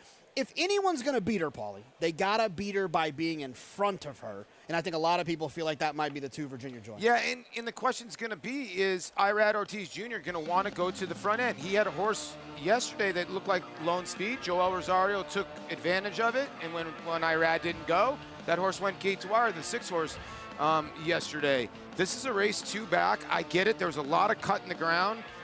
This horse really probably likes a little bit more cut in the ground, but has won on firm, but has to be in front most of the way and has to cut out the fractions. And you're right, has to have a big jump on Warlike Goddess. And the one thing I will say about Virginia Joy, her workmate the last 3 times she's worked in the morning, which is something that happens often with Chad Brown. He gets to work good horses together.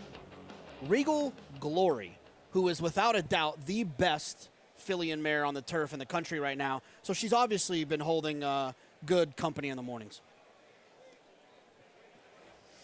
All right, guys, thank you. You can play all the action, including this pick 6, coming up here in just a moment with Naira Bets.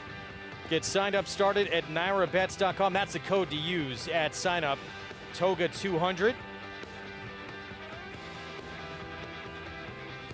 And bet any track, anywhere, anytime. Already over $500,000 in this pick 6 pool. Jonathan Kitchen said it near the top of the show as well. Seems like there are a lot of singles to have in this sequence, and maybe a pick 6 where you can just say, repeat, repeat, repeat. Call to post as we get set for our post break coming up. We're going to begin in just a moment with Temple City Terror, and here she is for Brendan Walsh, Tyler Gaffleone. Tyler Gaffleone was aboard her last year for arguably her best race in the Glens Falls when she was 3rd to Warlike Goddess. Chad Brown, Virginia Joy, and those Peter Brandt Silks. She's 1 on the lead, 2 back. There's no speed in this race. That number 2 will be the first one out of the gate going into the first turn. Bill Mott, stablemate to the favorite Petrichor. Yeah, she was grade 3 place in Longchamp in France before she came to America, trying to get grade 2 placing today. Big price on Flanagan's Cove. And stepping up great in class. So big step up there. But I think this horse is going to love the distance. I'd love the price, too. 17-1. Huge price on a mare coming off a graded stakes win on a soft turf. Yeah, it was a soft turf that day and came from well off of the pace to win. Here she is, Warlike Goddess. Her return as a 5-year-old, impressive in the Bewitch. Oh, yeah, and she looks like she is ready for action. You just see that strut. She's telling you, I'm the one. And 31-1, biggest price on the board outside. Treasure Tails, Trevor McCarthy, rider change. Coming out of the same race that Key Biscayne won last time at Delaware on that soft turf. So 3 minutes to post.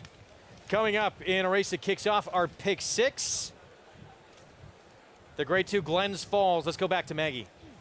So pleased to be joined here by Brendan Walsh, trainer of number 1, Temple City Terror. And Brendan, I think you can look through her form and decipher that she is not a filly that prefers any sort of moisture in the ground. And last time at Delaware, there was a lot of it. Yeah, you know, Maggie, I probably made a mistake. I probably shouldn't have run her in the end. But of course, when one's going the gate like that and they're favourite, and she was doing so good going into it, we took a shot. But it was bottomless ground, and she absolutely hated it. So this should be more to her liking today. And 2, she's an awfully big price for a mare that has shown time and time again that she is very efficient at distances like this. Absolutely, yeah. I think she's a better filly than she was last year, and she gave a very good account of herself in this race last year. So I think she can run at least as good as that. Well, Brendan, best of luck. Thank you so much for your time. Thanks, Maggie. Temple City Terror looking to rebound on this firm course, Greg. And trying to do so, there she is. Thank you, Maggie. It's 16-1. Has faced Warlike Goddess before. She was 3rd in this race last year. Yeah, and I mean, 2 back on a firm turf, on a firm surface. It was at Churchill Downs, and we've talked a lot about that turf course not being in the greatest of shape for the spring meet. But that race also was one like this. There wasn't a lot of pace up front. She was able to overcome that and win. You know, when you see horses that can overcome a pace scenario, they lay back, pick up the horses that have a lot of energy left in the end and still win. It's a feather in their cap, and I think she's got to be respected in this spot. We're talking about the 1 Temple City Terror. Gary, other riders in this race, and there's Joel Rosario and the huge favorite. I mean, there's a big target on her, right? Is everyone going to try and gang up on her a little bit because they know how good she is? Well, at this post position, they're going to have a hard time dealing with the target that is on her back. She's going to be tough to put in their sights because she's not going to be on the lead. I don't think she's going to be in a spot where she can really get in a lot of trouble. Joelle, like Tom was saying, Joelle is so good at getting out of those spots, reading the rider's body language, what's going on early in a race to make sure. And listen, she's big enough and fast enough when he pushes the go button that she can move the other fillies out of the way subtly, lean on them a little bit. When you've got momentum moving forward and you're in a spot, one or two off the fence with 1 horse outside of you, they're going to have a hard time keeping her in behind horses and causing her any damage. That's my belief. Quick look at that hardware awaiting the winner of this Glens Falls. And Tom, you're going to pick against the 1-5 favorite here with Flanagan's Cove, who we're looking at. Well, look, Flanagan's Cove is going to get you a lot more return for your bet than, you know, betting $5 to win on Warlike Goddess and they hand you back 6. That's no fun, making $1. In the case of the 4-horse, Flanagan's Cove, stepping up big in class, I just think the distance and her most recent races in terms of improving and getting right, getting better each start, I think Flanagan's Cove has that check on those boxes. Why not take a big price in here? We will see if the reputation of this racetrack can live up to its name once again. This would be a huge one, guys. Tom, let me tell you what's less fun than than betting $5 and getting back 6, which is losing. I have a lot less fun losing. I'll be shocked if Flanagan's Cove could pull it off, but I respect the heck out of you for picking a 16-1 shot. Paulie, what do you like in here? Well, I like the 2, Virginia Joy. I actually think that Warlike Goddess can't get too far back. I do think the 2's got a lot of talent, and I'm going to I can't believe I'm doing this. I actually like the 4. I like Flanagan's Cove to hit the board. I actually played a little exotics. Flanagan's Cove, 2nd and 3rd. I think the horse will like the distance as well. I meant to tell someone I like the 4 and the 8 yesterday. They asked me. I gave them the 4 and the 7, so hopefully you guys are right. Maggie? I love when we mess up numbers, but they're actually accurate and they win.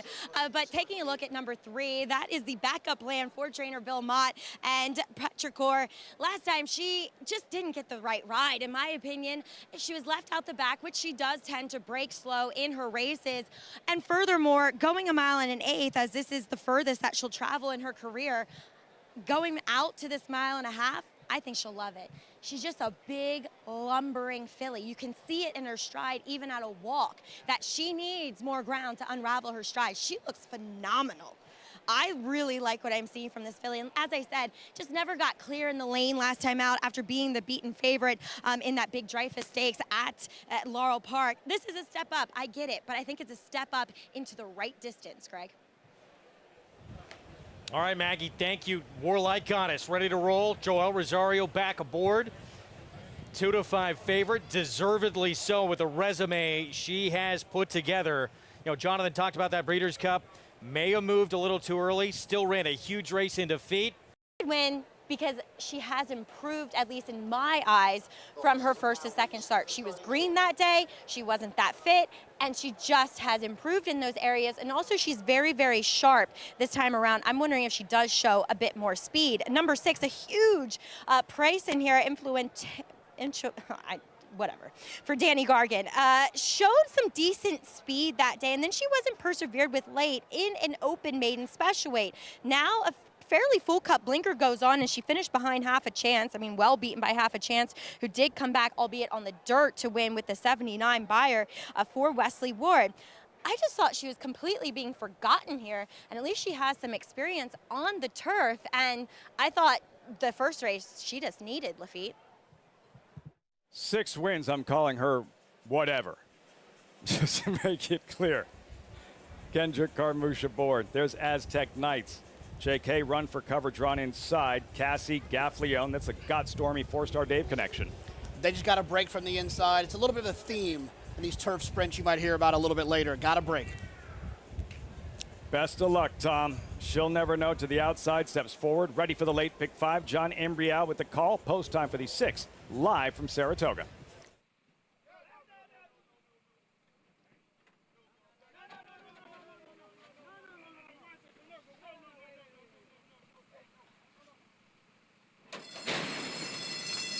And they're off. From the outside, Stellar Lady. Now moving up in between horses is Influentialist. And down at the rail is Run for Cover, and alongside Love Tank. Influentialist is the leader, with Run for Cover running in second and Love Tank next in third. Then comes Aztec Knights and Stellar Lady. They're right together, fourth and fifth. Bellicosa is on the outside and in sixth. Extessa runs in seventh, followed by Peach Street in eighth. At the back are Sirius Light and She'll Never Know.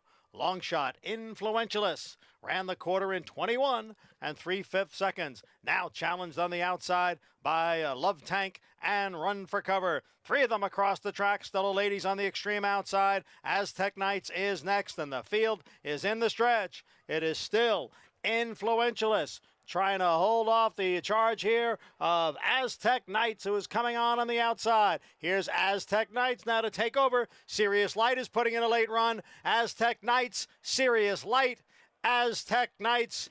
Johnny Velasquez wins another. Sirius Light was second to complete the exacta. 994 victories at Saratoga. John Velasquez, back-to-back Aztec Knights, the first-time starter by Sharp Azteca. Impressive in victory. 7-2 at post time. Got a great trip, broke just a little bit slow, but then was in a great position going around the turn. Johnny V gets a great opening at the head of the lane. This filly accelerates, comes away a nice winner in these Sharp Aztecas. I don't know about the turf. I didn't know going in, but it doesn't seem to matter what surface they're running on. They're just winning races. And to be fair, she didn't get a great trip. She kind of got shuffled early. When these turf sprints, you want to break well.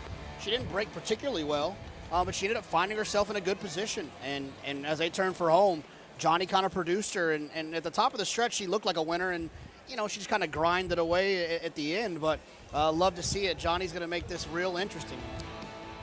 994 victories. Andy, Aztec Knights, Sharp Azteca, leading freshman sire. I believe that's 13 individual winners. Pretty amazing, actually. And you know, John Velasquez turned sort of mediocre luck in the beginning when she did break a little bit slow, but keep in mind this race essentially collapsed in the late stages, so that worked in her favor. But he turned it into a good trip because, as you see at the top of the stretch, he was sort of in a good position, saving ground after that, got her into the race. And then when the 1 and the 2 kind of drifted top of the stretch, it opened this huge gap for him to come through. So Johnny put himself in a position to get a very good trip. But it's because he got her moving forward after the slightly slow break, and he saved ground on the rail, and everything worked out. She was best, and Sirius Light Joel Rosario, he sort of makes lemonade out of lemons. A horse, a big price in here, got a good trip and got it for second. 4, 5, 8, 6. You saw trainer Wayne Catalano, Gary Catalano, one of these guys, when he wins, like everybody wins. Absolutely, and his owner, Jerry Caroom, wins too. Congratulations, Jerry. Wayne Catalano, nice filly. We got to get that Catman Mig cook-off together at some point. Right? We need to make that happen. When we saw her in the, Maggie and you said it at the very same time, and Gary saw Aztec Knights in the paddock. He's like, is she really small? Or is her groom just really, really tall? Well, Wayne's my height, and Wayne can see over that filly's back, I think. So she's not huge, but the groom, he's big. Big guy, and has to be very proud of what Aztec Knights just did. JK, Sharp Azteca he was a talented, exciting middle distance type, and as you know, breeders tend to lean towards those type of horses that excel at a mile distance, especially those that flash speed. Yeah, and look, I'm not gonna beat around the bush here. I think with the big issue with Sharp Azteca is you have to ask yourself the question is, because of his involvement with Jorge Navarro, Google that if you have any questions. You wonder, it makes people question a little bit the performances that you saw from Sharp Azteca, but he was fast, and he did do some really special things on the racetrack, and to see his offspring win is good for the horse himself. Sure. Forget all the other nonsense. Results reaction when we come back, and Todd Pletcher. He's, of course, in the Hall of Fame. Know what he wants now? Another Whitney win. Life is good. 6-5 morning line favorite. He is different. He is fast. He is special. American Revolution, Grade 1 winner. New York bred, has a puncher's chance. And Happy Saver, Grade 1 winner, but he runs second often. That's next.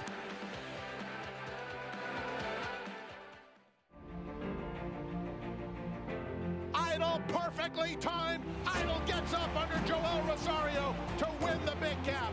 It's known agenda for St. Elias Stable.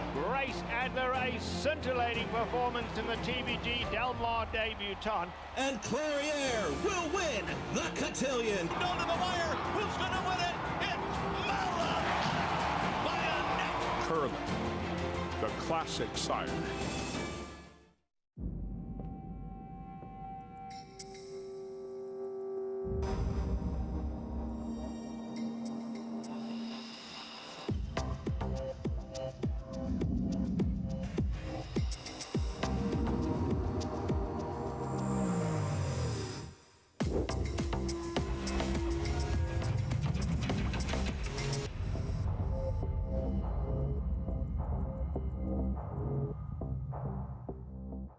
Lexitonian, a consistent top-level performer from east to west, a debut winner at 2, winning and placing in multiple Grade 1 races, following the footsteps of his sire Speightstown to win the Grade 1 Vanderbilt at Saratoga, and placing second in the Grade 1 Bing Crosby and Grade 1 Churchill Downs Stakes, out of the daughter of a Grade 1 test winner. He has the pedigree, the speed, and the looks to succeed. Lexitonian, standing at Lane's End. Racetrack Television Network brings you every race, from every track, on every screen, every day. With monthly packages starting as low as $5, RTN gives you great value and access to more live HD streaming and race replays than anyone. Visit RTN.tv today to sign up and watch on almost any device, including Roku and Amazon Fire. RTN has packages that start at $5 per month.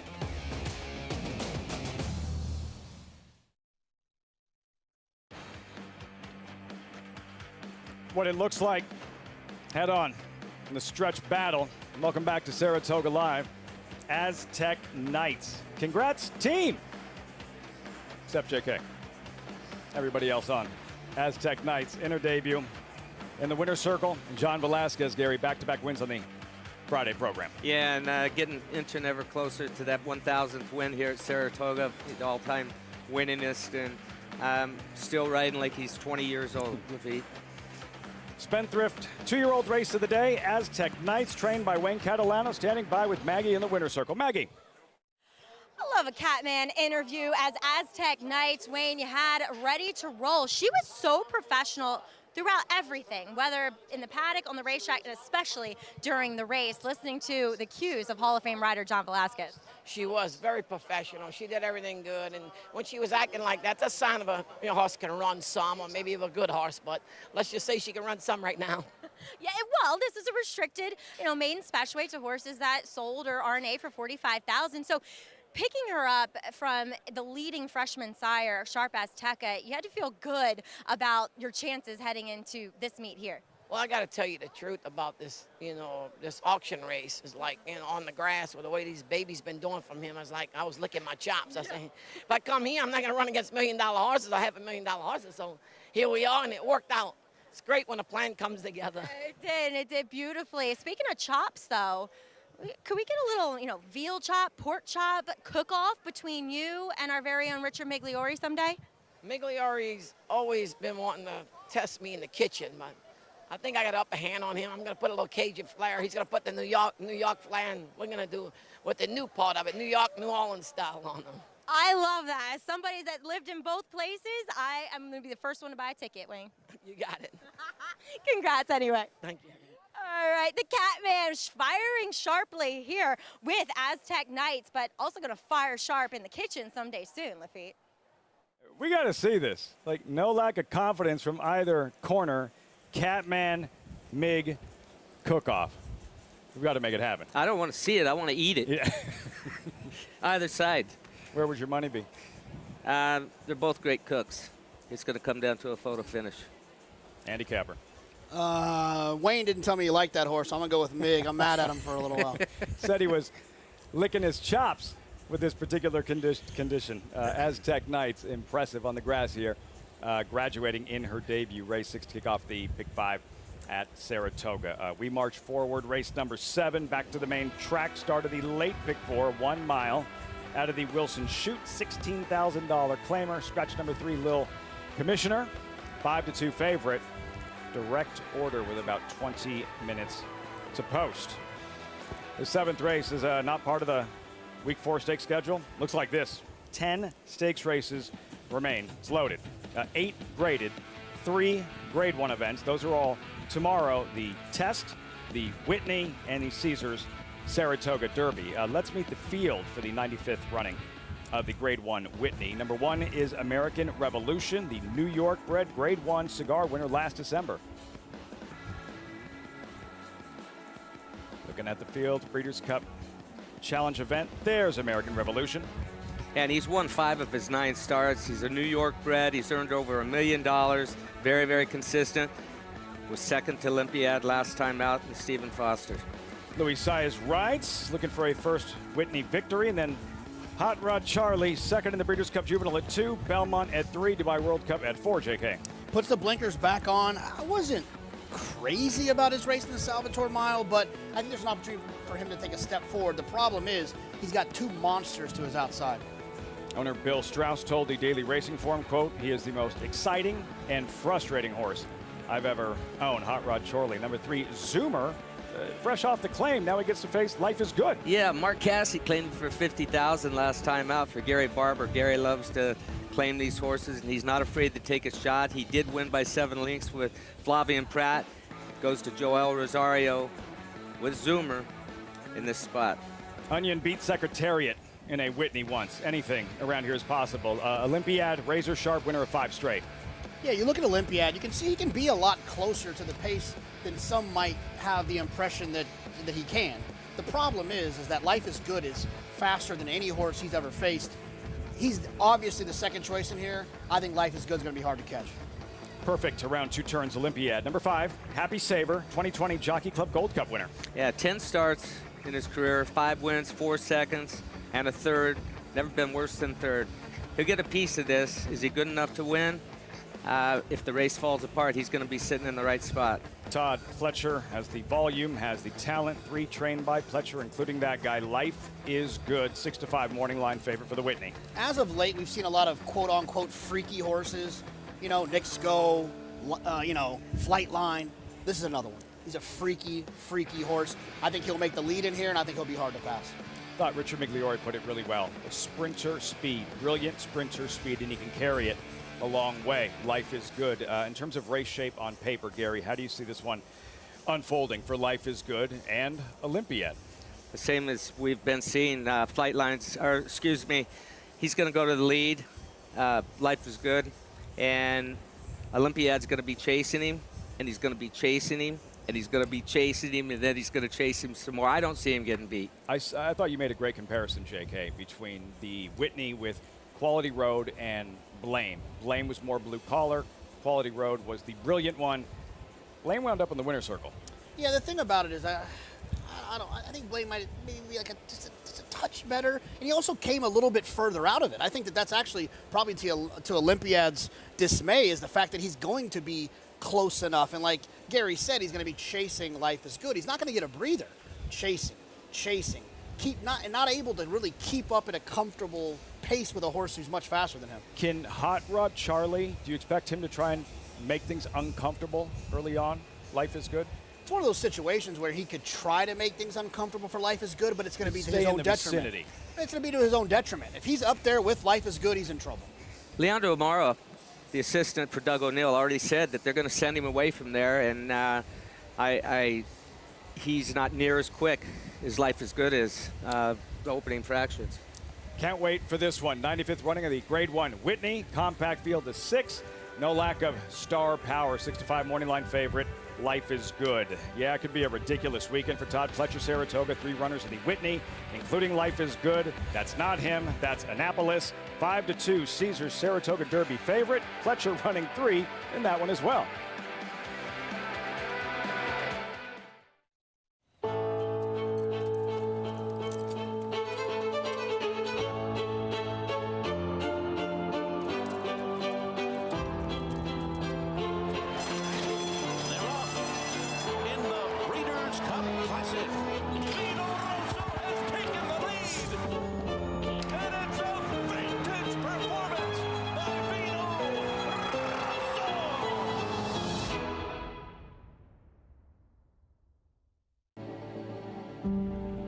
Lady Aurelia down the centre in the white and green colours is going away at the end. Rachel's Valentina Ratzener and takes the lead.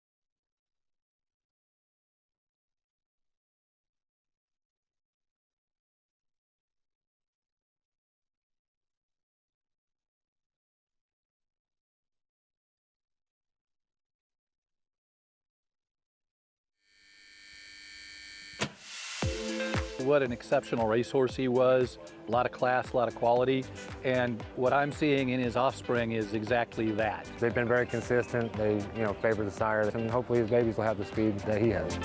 Look, they're built like they should have speed, but they also have the size and scope. I didn't just buy a sprinter today. I think I bought a classic type horse. Very athletic looking, his balance, he had a tremendous walk. Seemed like he had a lot of sense about him. Overall, just loved his presence. I always look at first-year sires, and of course, I'm a big Into Mischief fan. I just loved her scope, her presence. Beautiful filly. I love the filly. She's got a lot of stretch, got some leg under her. Looks like she's going to go the right way. I haven't seen one that I didn't think settled, had a good eye, good head, and looked like it had some sense.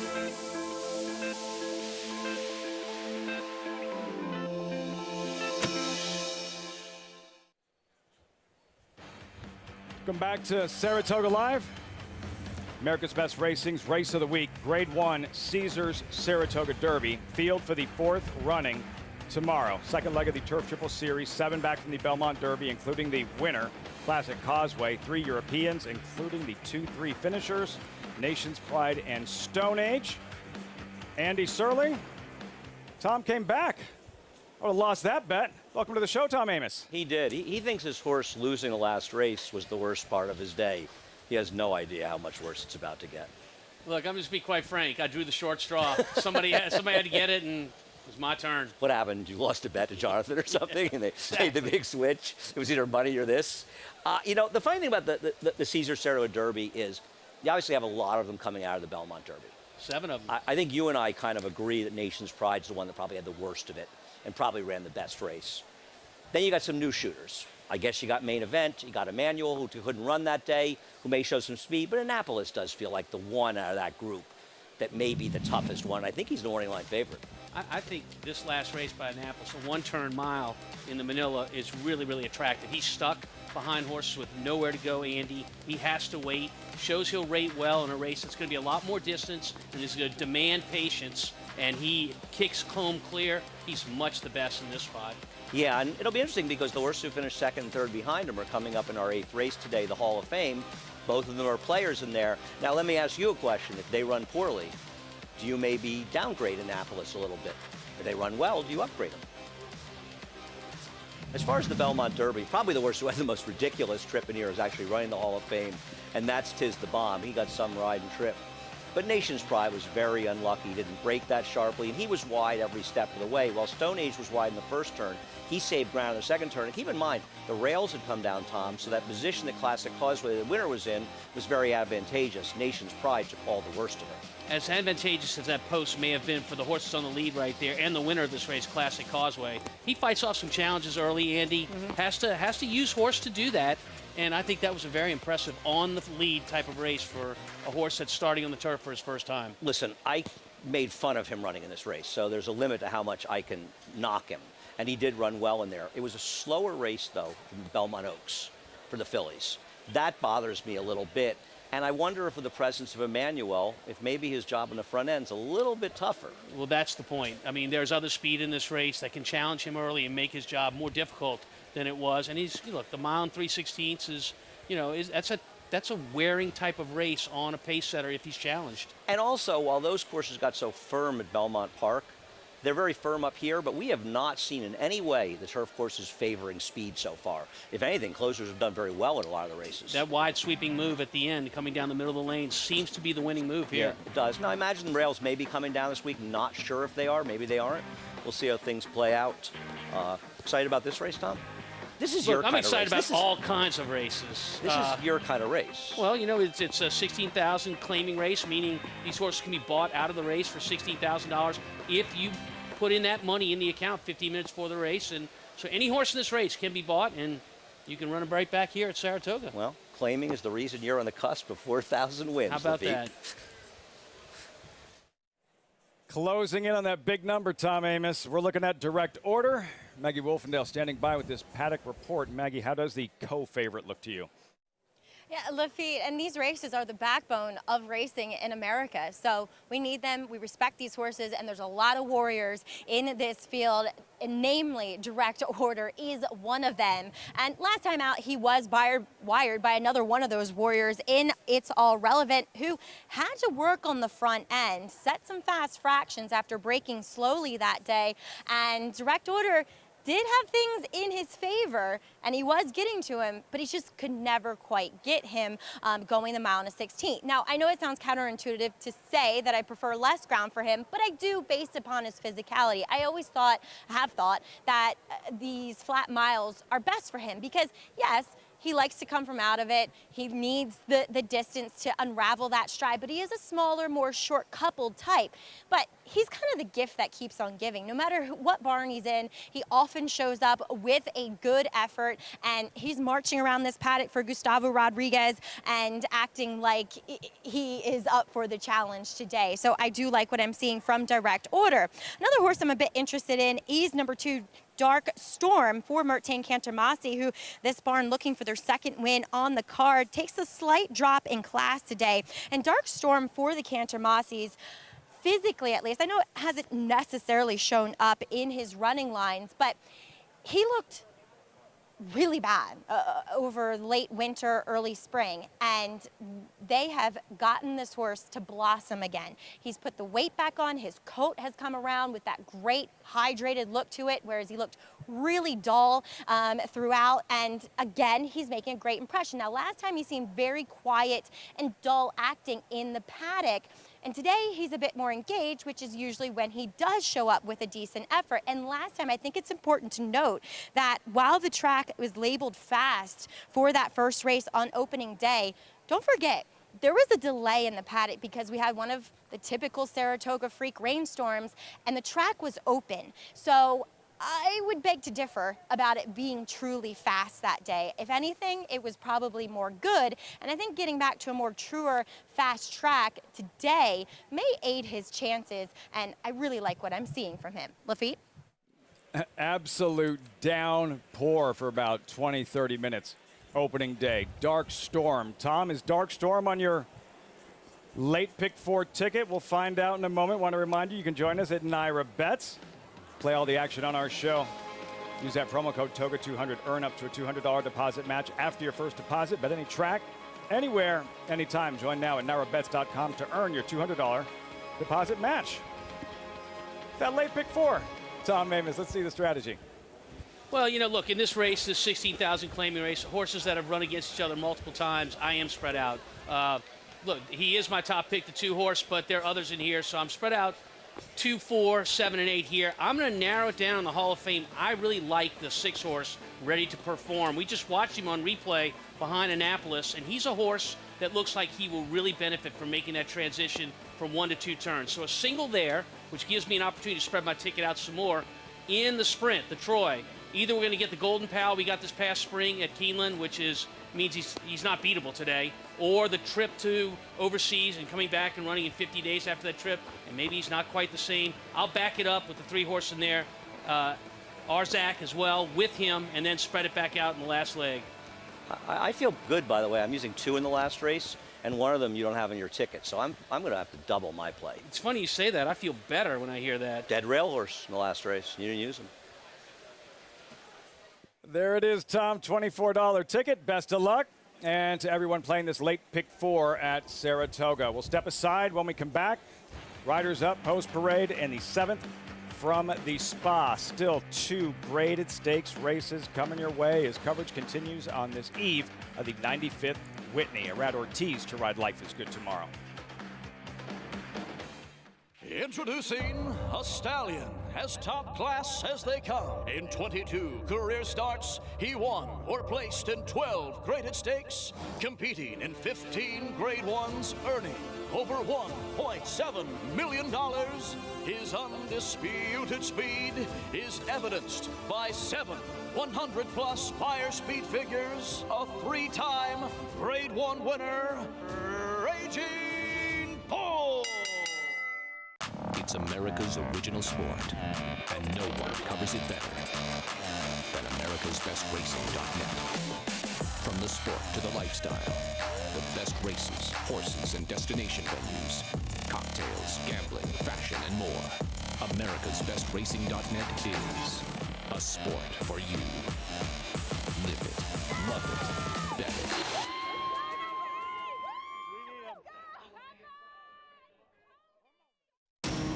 Every hair, every muscle, every contour, every pulse.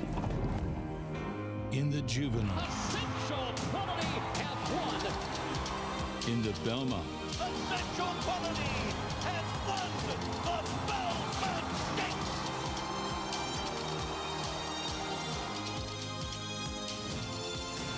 well named.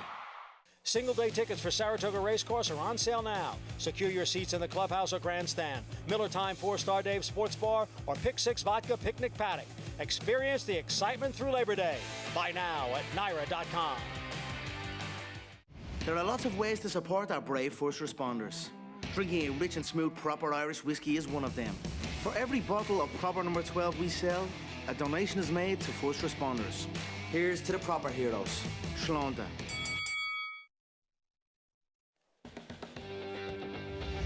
You're watching Saratoga Live. As always, brought to you in part by Hill and Dale Adelapa. Horses still circling about in the paddock. And there's Ragtime Blues, the current favorite at 2-1. There's a delay. We're not quite sure what it's all about. No announcement. But yeah, a delay before this 7th race at Saratoga, showing 7 minutes. Going to be a little bit longer than that. Every night an event seemingly in Saratoga, and last night for the permanently disabled jockeys fund, the Jockey v. Horseman charity basketball game. And how about Manny Franco, JK? Look at that. He's got game. I was there. He had a run where he got an and one. Look at that. He hit this floater, he hit this one, and then he hit a 3. He was balling. Is that left-handed? Went up with the other hand. He had the runner, the outside jump shot, all for a great cause, Gary, and the riders getting together, and you don't associate jockeys much with basketball, but you get to see, look, aside from just being world-class jockeys, you know, world-class athletes, right? Yeah, they are. Man, he was on fire. Man, that was impressive. Hook him up with Ken DeSormo back in the day. Jorge Nakatani, he could play. Athletes, Manny Franco yesterday. Would you say he ran 10 straight? Yeah, I swear he had 10 points straight, and they went. The jocks right before the half went on like a 9-0 run, and then they ended up winning by open lengths. For the racetrack chaplaincy last night, jockey basketball game, and there is Manny Franco. So you saw what he can do on the basketball court. You know, he won a Travers here, a Belmont at Belmont Park. 'Tis the law, and yet he wanted to grow up to be like the next Derek Jeter. He wanted to be a shortstop. And these guys are so athletic. Watching them play last night, and they were playing hard too. Like, it wasn't like they weren't out there kind of like, you know, letting people go. It wasn't an all-star game like in the NBA. I mean, there was people on the ground. Jose Ortiz was on the ground. Someone on the jockeys team, I think it was Angel Cruz, took a horrible shot, and Jose and Irad were yelling at him. It was a lot of fun. And Gary, you would think because of risk of injury, maybe they go, you know, 50%. I've been to a bunch of these jockey basketball games, like they go hard. Not going to happen. These guys, I don't care if it's baseball, basketball, karaoke, skiing. Oops, I can't say that. I've actually heard that, I don't know if Mig told me, but I've heard that the ping pong battles at Belmont in the locker room are pretty intense, especially between the brothers Irad and Jose. I know they used to be back in the day. Santa Anita. I've traveled with my own paddle. Bi-coastal. So competitive. Something tells me that there wouldn't be a better reality show. I probably shouldn't say this. I should probably pitch it to somebody. Between just a jocks room. That's it. Just a jocks room. All you would hear is a bunch of beep, beep, beep, beep. There is nothing better than being in the jocks room after they all come back, and maybe there was traffic in the race. Maybe it was a big field. This is a kid growing up going to Santa Anita. Maybe it was a downhill 6.5 furlong race down the hill. And there's the one jockey who won in the winner's circle, and 11 others circled around one TV and watching them describe what happened out there and the arguing and bickering that goes on. That was pure entertainment for me growing up, Gary. A lot of times it would get heated, and everybody would just kind of back up, and that whoever the two were going to dance and let them dance. Fortunately, there was security guards in there that would get there fairly quick. Manny Franco lit it up last night. See what he does in the 7th race at Saratoga. Call to post for the $16,000 claimer. Invest. There he is. Typically forwardly placed. Yeah, not sure he's good enough to win here, but he can have an effect in the outcome because he is a horse that will be ridden aggressively from the start. Headed straight out. There's Dark Storm. Yeah, Dark Storm, a horse that's going to get a good warm-up. He's going to come from back, try to pick up the pieces here. Direct order, Manny Franco, then the favorite. Ragtime Blues, defeated favorite in his last pair in Maryland. Yeah, this is a horse that I think is a horrendous favorite. For a trainer who has one win off the turf here, who's been very cold lately, and I don't think he's a miler, and I think there's too much speed for him. Bad favorite. Parade Field winding up. There's a horse stepping up from out of town, coming from Finger Lakes. Got to step up in his talent, too, to win here. 36-1 outsider, waiting for Handy. Irad Ortiz does ride him back when he enters your screen. It really shows you the power of Irad Ortiz. This horse could possibly be 9-2 in this race. On paper, even with a huge pace, Handy looks like he's 3rd or 4th best, but Irad Ortiz rides, and you're getting 9-2 on a 12 to 15 to 1 shot. Wow. Leading rider, Irad Ortiz. O'Shea, can you see off the board in 5 straight at Saratoga? But he's going to get what he wants, which is a fast pace up front to hopefully help his close. He'll be running late. 12-1 currently. Mar Hernandez looking for a 2nd win in the afternoon. Auburn Hills, a 3rd start already at the meet. Ran a race could win this on opening day in that first race. Ran very well. Disappointing last time when cut back in distance, but Randy Prezzo's mind coming right back. And at least as a speed drawing the outside post, he can survey the situation a little bit. Didn't think he was impossible. Field for the 7th. Started a late pick 4. Post time in 2 minutes. Andy, there's direct order. Currently 5-2.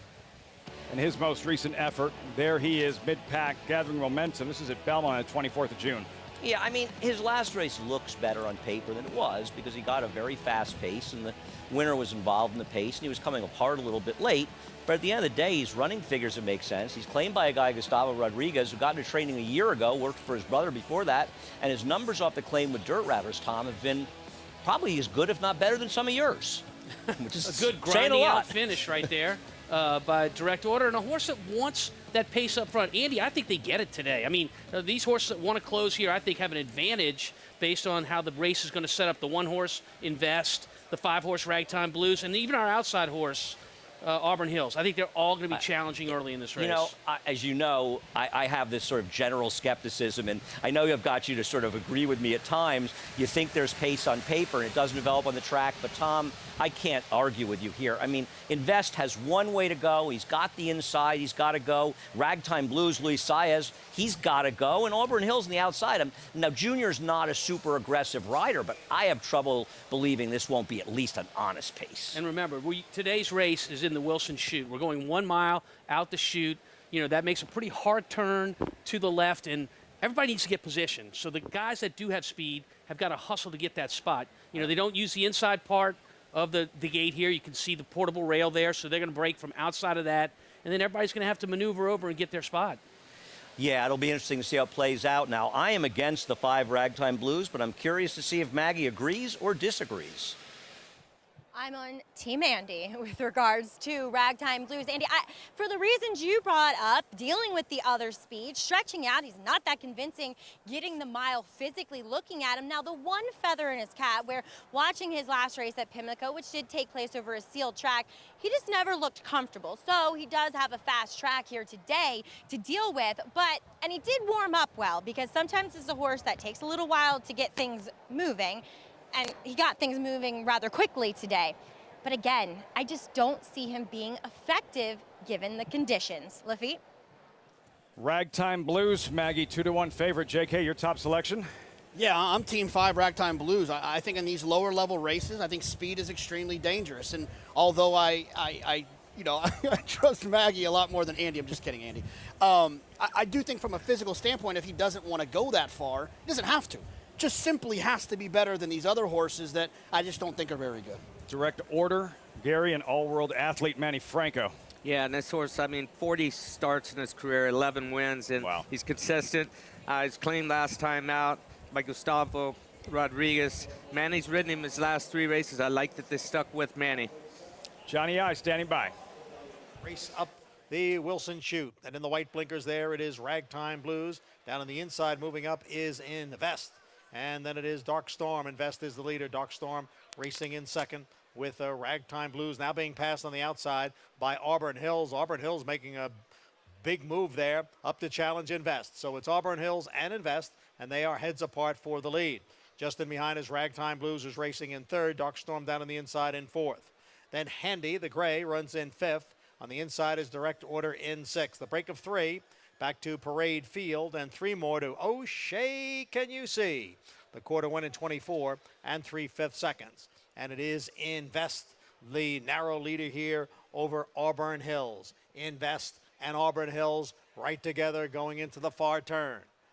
And Ragtime Blues on the outside, moving up now from third. Dark Storm is down at the rail. Auburn Hills is now taken over as Invest drops out of it. It is Auburn Hills the leader here. And Ragtime Blues is now moved up into second. Dark Storm is down at the rail. And then it is Direct Order in fourth. Parade Field has advanced up into fifth. They're at the top of the stretch. The half in 48 and 2, 3/4 in 1:13 and 4, and they are in the stretch. And here is Ragtime Blues up to grab the lead. Parade Field looking to come through in between horses down towards the rail. And on the far outside, it is Direct Order. Direct Order kicking in late here to take the lead. Ragtime Blues now in second. Direct Order, Ragtime Blues. Direct Order is the winner. Ragtime Blues was second, and Parade Field finished third. The hot hand of Manny Franco, and this one from downtown with Direct Order from off the pace in the seventh at Saratoga, Gary. Manny earned his money here. He knows his horse well. He wound him up about 3 furlongs from home. He was in a good spot, saving ground down on the rail, but he got him stoked up around the turn, put him in a drive from a long ways out, and he just wore him down in the lane. I just can't believe Manny has any energy left after this ride, after going for 20 and 4 last night. Winning cures all. Very impressive. Top selection for Andy and Gary. Direct Order, Andy, well done. Well, thanks. It was 5-2, but thanks. He just was a grind. The pace was honest. It's a slow track, you can see, so be careful of thinking those are super slow paces. And the reality was he wants the distance more, and he just outground him to the wire, Tom. Yeah, I mean, this race played out like we talked about, Andy. The speed that we thought would materialize early from the 1, 5, and the 9, it came through. Ragtime Blues really hung tough. He ran well. In a race where he put away the other speed. But the whole idea behind how the race was going to set up, it favored closers, and Direct Order took full advantage of that. Right, Direct Order is one of these horses that's probably not going to make his own trip to win, but if the race is in his wheelhouse and he gets the right pace and the right dynamic, he can outgrind him to the wire. It was today, took advantage. And JK, what about the meet Gus Rodriguez is having at Saratoga?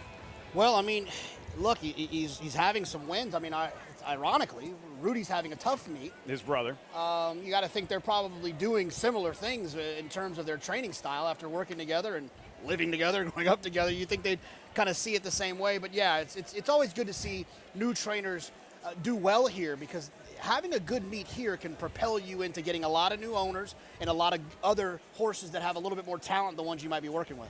Where the lights are brightest at Saratoga, and for Gus Rodriguez, another trip to the winner's circle. Direct Order 4, 5, 6, 2. When we come back, memorable morning across the street. 2022 Hall of Fame class inducted, including 4-time champion Beholder Gary Stevens, a huge part of her success, and Tepin, 6-time Grade 1 winner. Highlights ahead from this morning's ceremony. You're watching Saratoga Live. A Grade 1 winner of nearly $2 million, Silver State hails from the sire line of legendary Claiborne stallion Danzig. And his second dam is full sister to Kentucky Derby winner Monarchos.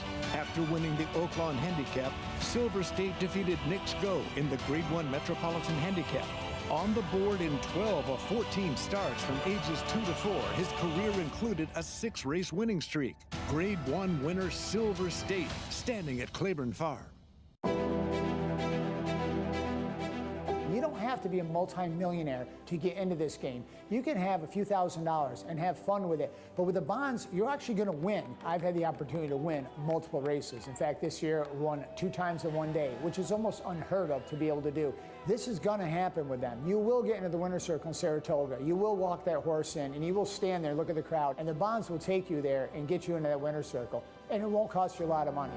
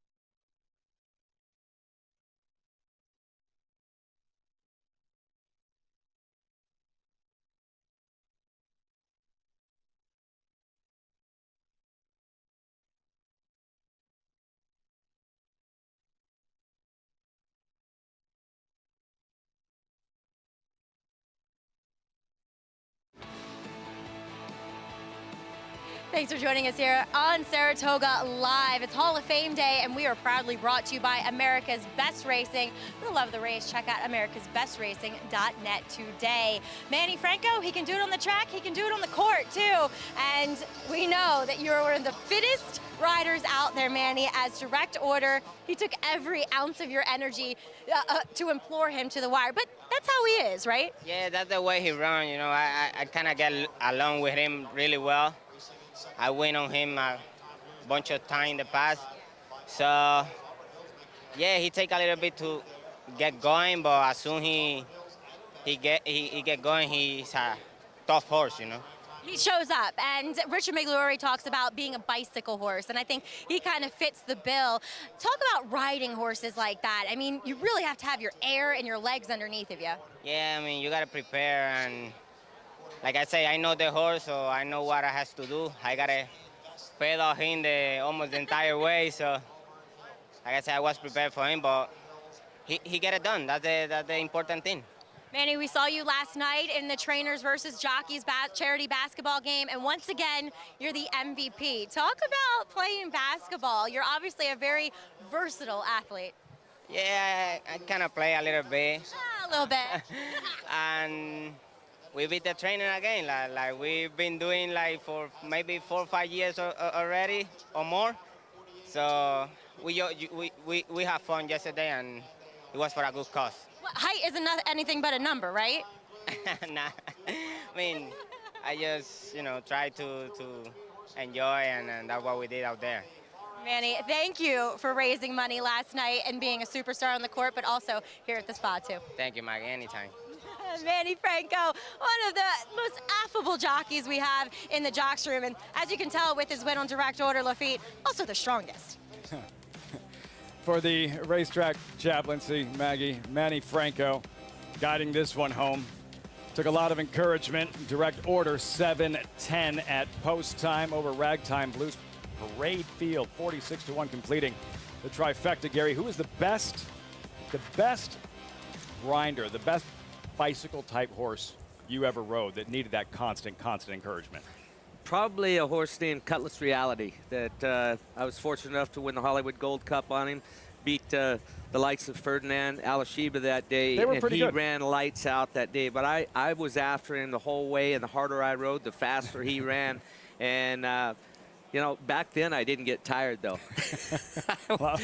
Later on in my career, I didn't like those bicycle horses. It's almost exhausting to watch.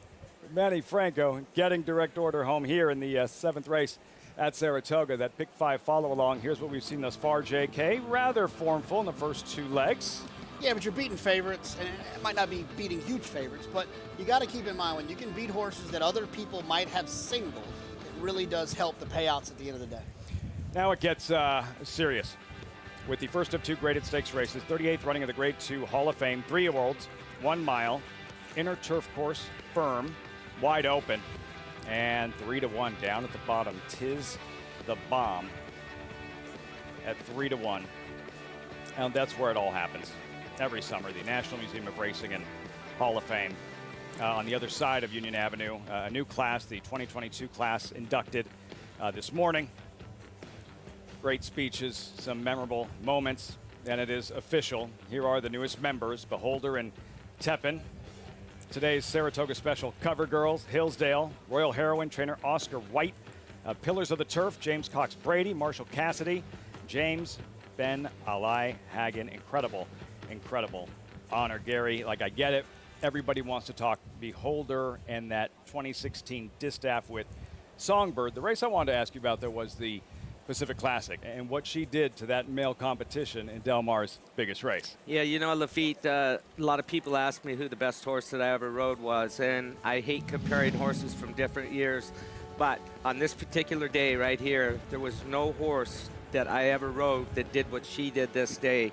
It gave me the feeling that she gave me. A lot of people say, man, you moved at the 3/8 pole. I said, no, I didn't move at the 3/8 pole. She moved at the 3/8 pole. I never moved on her until we straightened out for home, and she hit another gear with me, which I thought she was pretty much wide open. I knew I had a little bit left, and I one time to her, she dropped and put on a show that day. It was a special feeling, special moment that I hadn't experienced before, and I never experienced it again. I know I speak for lots of people that say that I wish we would have seen a few months later her hook up with American Pharoah at Keeneland and see what would have happened on that day, because if she ran that race, it would have been a tough one for him.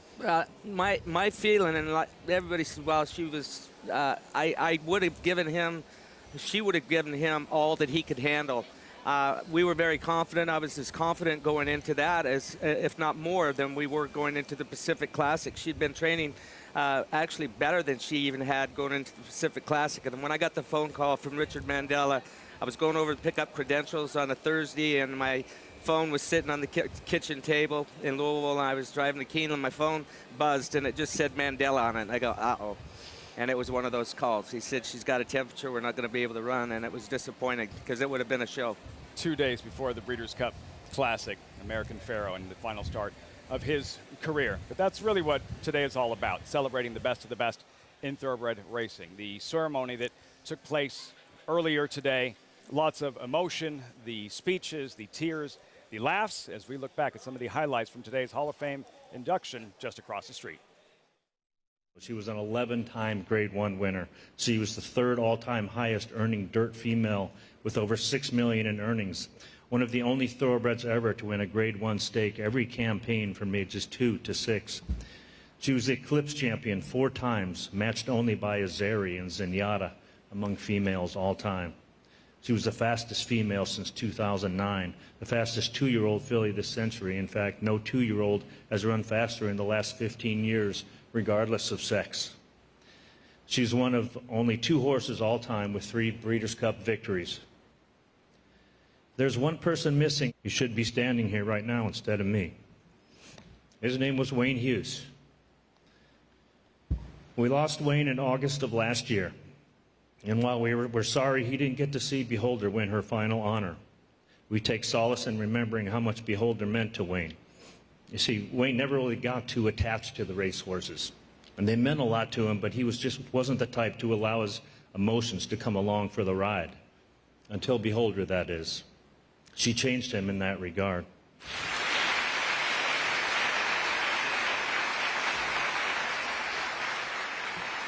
But the one thing about Tepin that I really admired was the more she raced and the more success she had, the greater the following she seemed to get from the people. The fans seemed to start to really love her. The first time I recognized it was when she overcame a 13-link deficit to win the Grade 2 at Tampa Bay Downs. When she crossed the finish line, there was just this eruption of applause. It was like a crescendo in a concert. It was so good. And then when she won up in Woodbine in Canada and she beat the boys in the Grade 1, we're having the trophy presentation, and we stopped the trophy presentation to recognize the fans shouting loudly, "Tepin, Tepin, Tepin." It was such an appreciation from the Canadian fans. And then again, when she finished second at the Breeders' Cup, when she was leaving to go back to the barn, the grandstand started going, "Tepin, Tepin, Tepin." And again, I think that was because she finished the last quarter in that Breeders' Cup, the fastest quarter ever recorded on the grass at Santa Anita. And the fans really appreciated that, even though she came up a half a length short. Really miss watching them race, hearing those speeches and thinking back to those moments and how popular Tepin was and how brilliant the holder was. As we salute the newest members of Racing's Hall of Fame. What a day it's been, and it's not done yet. Horses on their way over for the Grade 2 Hall of Fame Stakes, and here's the morning line favorite, Tiz the Bomb. Current tepid choice, 3-1. 10 starts, 8 tracks, and yet he's never made this walk. Tiz the Bomb Saratoga debut next in the Grade 2 Hall of Fame. He was just put together like a machine, and he had a great mind. Everything about him was what you'd want. Tiz the Law pops the cork in the champagne. Tiz the Law is going to win the first leg of the Triple Crown. I've never seen him get tired. Respect the law. Tiz the Law. His structure is just perfect. His bone is perfect. He's left the others behind. He's going to win the Run Happy Travers. He's everything you would look for in a horse.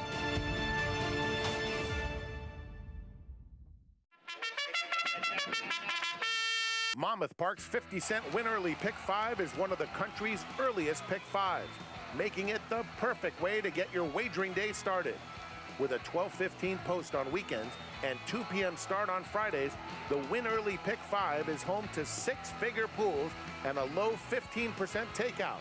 Start your day winning early. Play Monmouth Park's Win Early Pick 5. Win early, win often. Unified. A 3-time graded stakes winner by leading sire Candy Ride. Defeating multiple Grade 1 winner Mind Your Biscuits in the Gulfstream Park Sprint. And second in the Grade 1 Carter by a nose. With multiple stakes winners in his first crop, including Roger McQueen and Unified Report. Unified. A proven winner on the track. A proven stallion in the making. Racetrack Television Network brings you every race, from every track, on every screen, every day. With monthly packages starting as low as $5, RTN gives you great value and access to more live HD streaming and race replays than anyone. Visit RTN.tv today to sign up and watch on almost any device, including Roku and Amazon Fire. RTN has packages that start at $5 per month.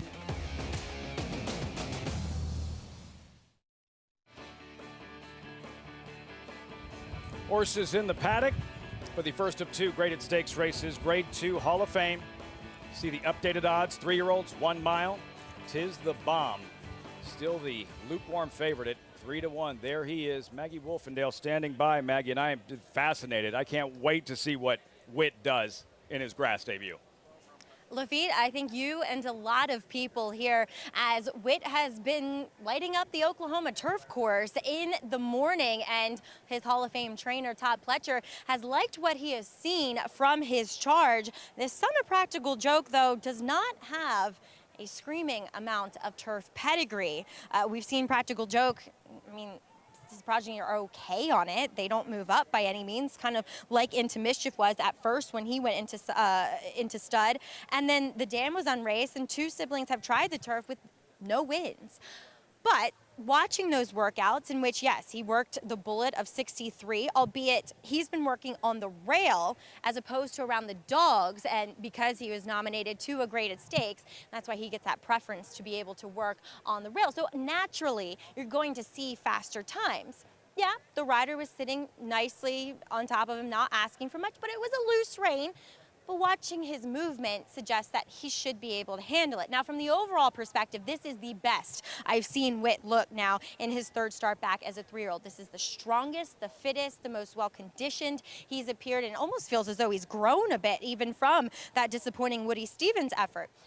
If he likes the turf, he's going to run big here. But I can't say that based on pedigree or physicality that I feel that confident in suggesting him, and you're going to take the worst of it based on connections here at 7-2. Next, we'll move on to number 9, Tiz the Bomb. He is your current 3-1 favorite as he drops out of the Grade 1 Belmont Derby. Things definitely didn't go his way. They went well for the other Kenny McPeak trainee in Classic Causeway, where he got to dominate on the front end.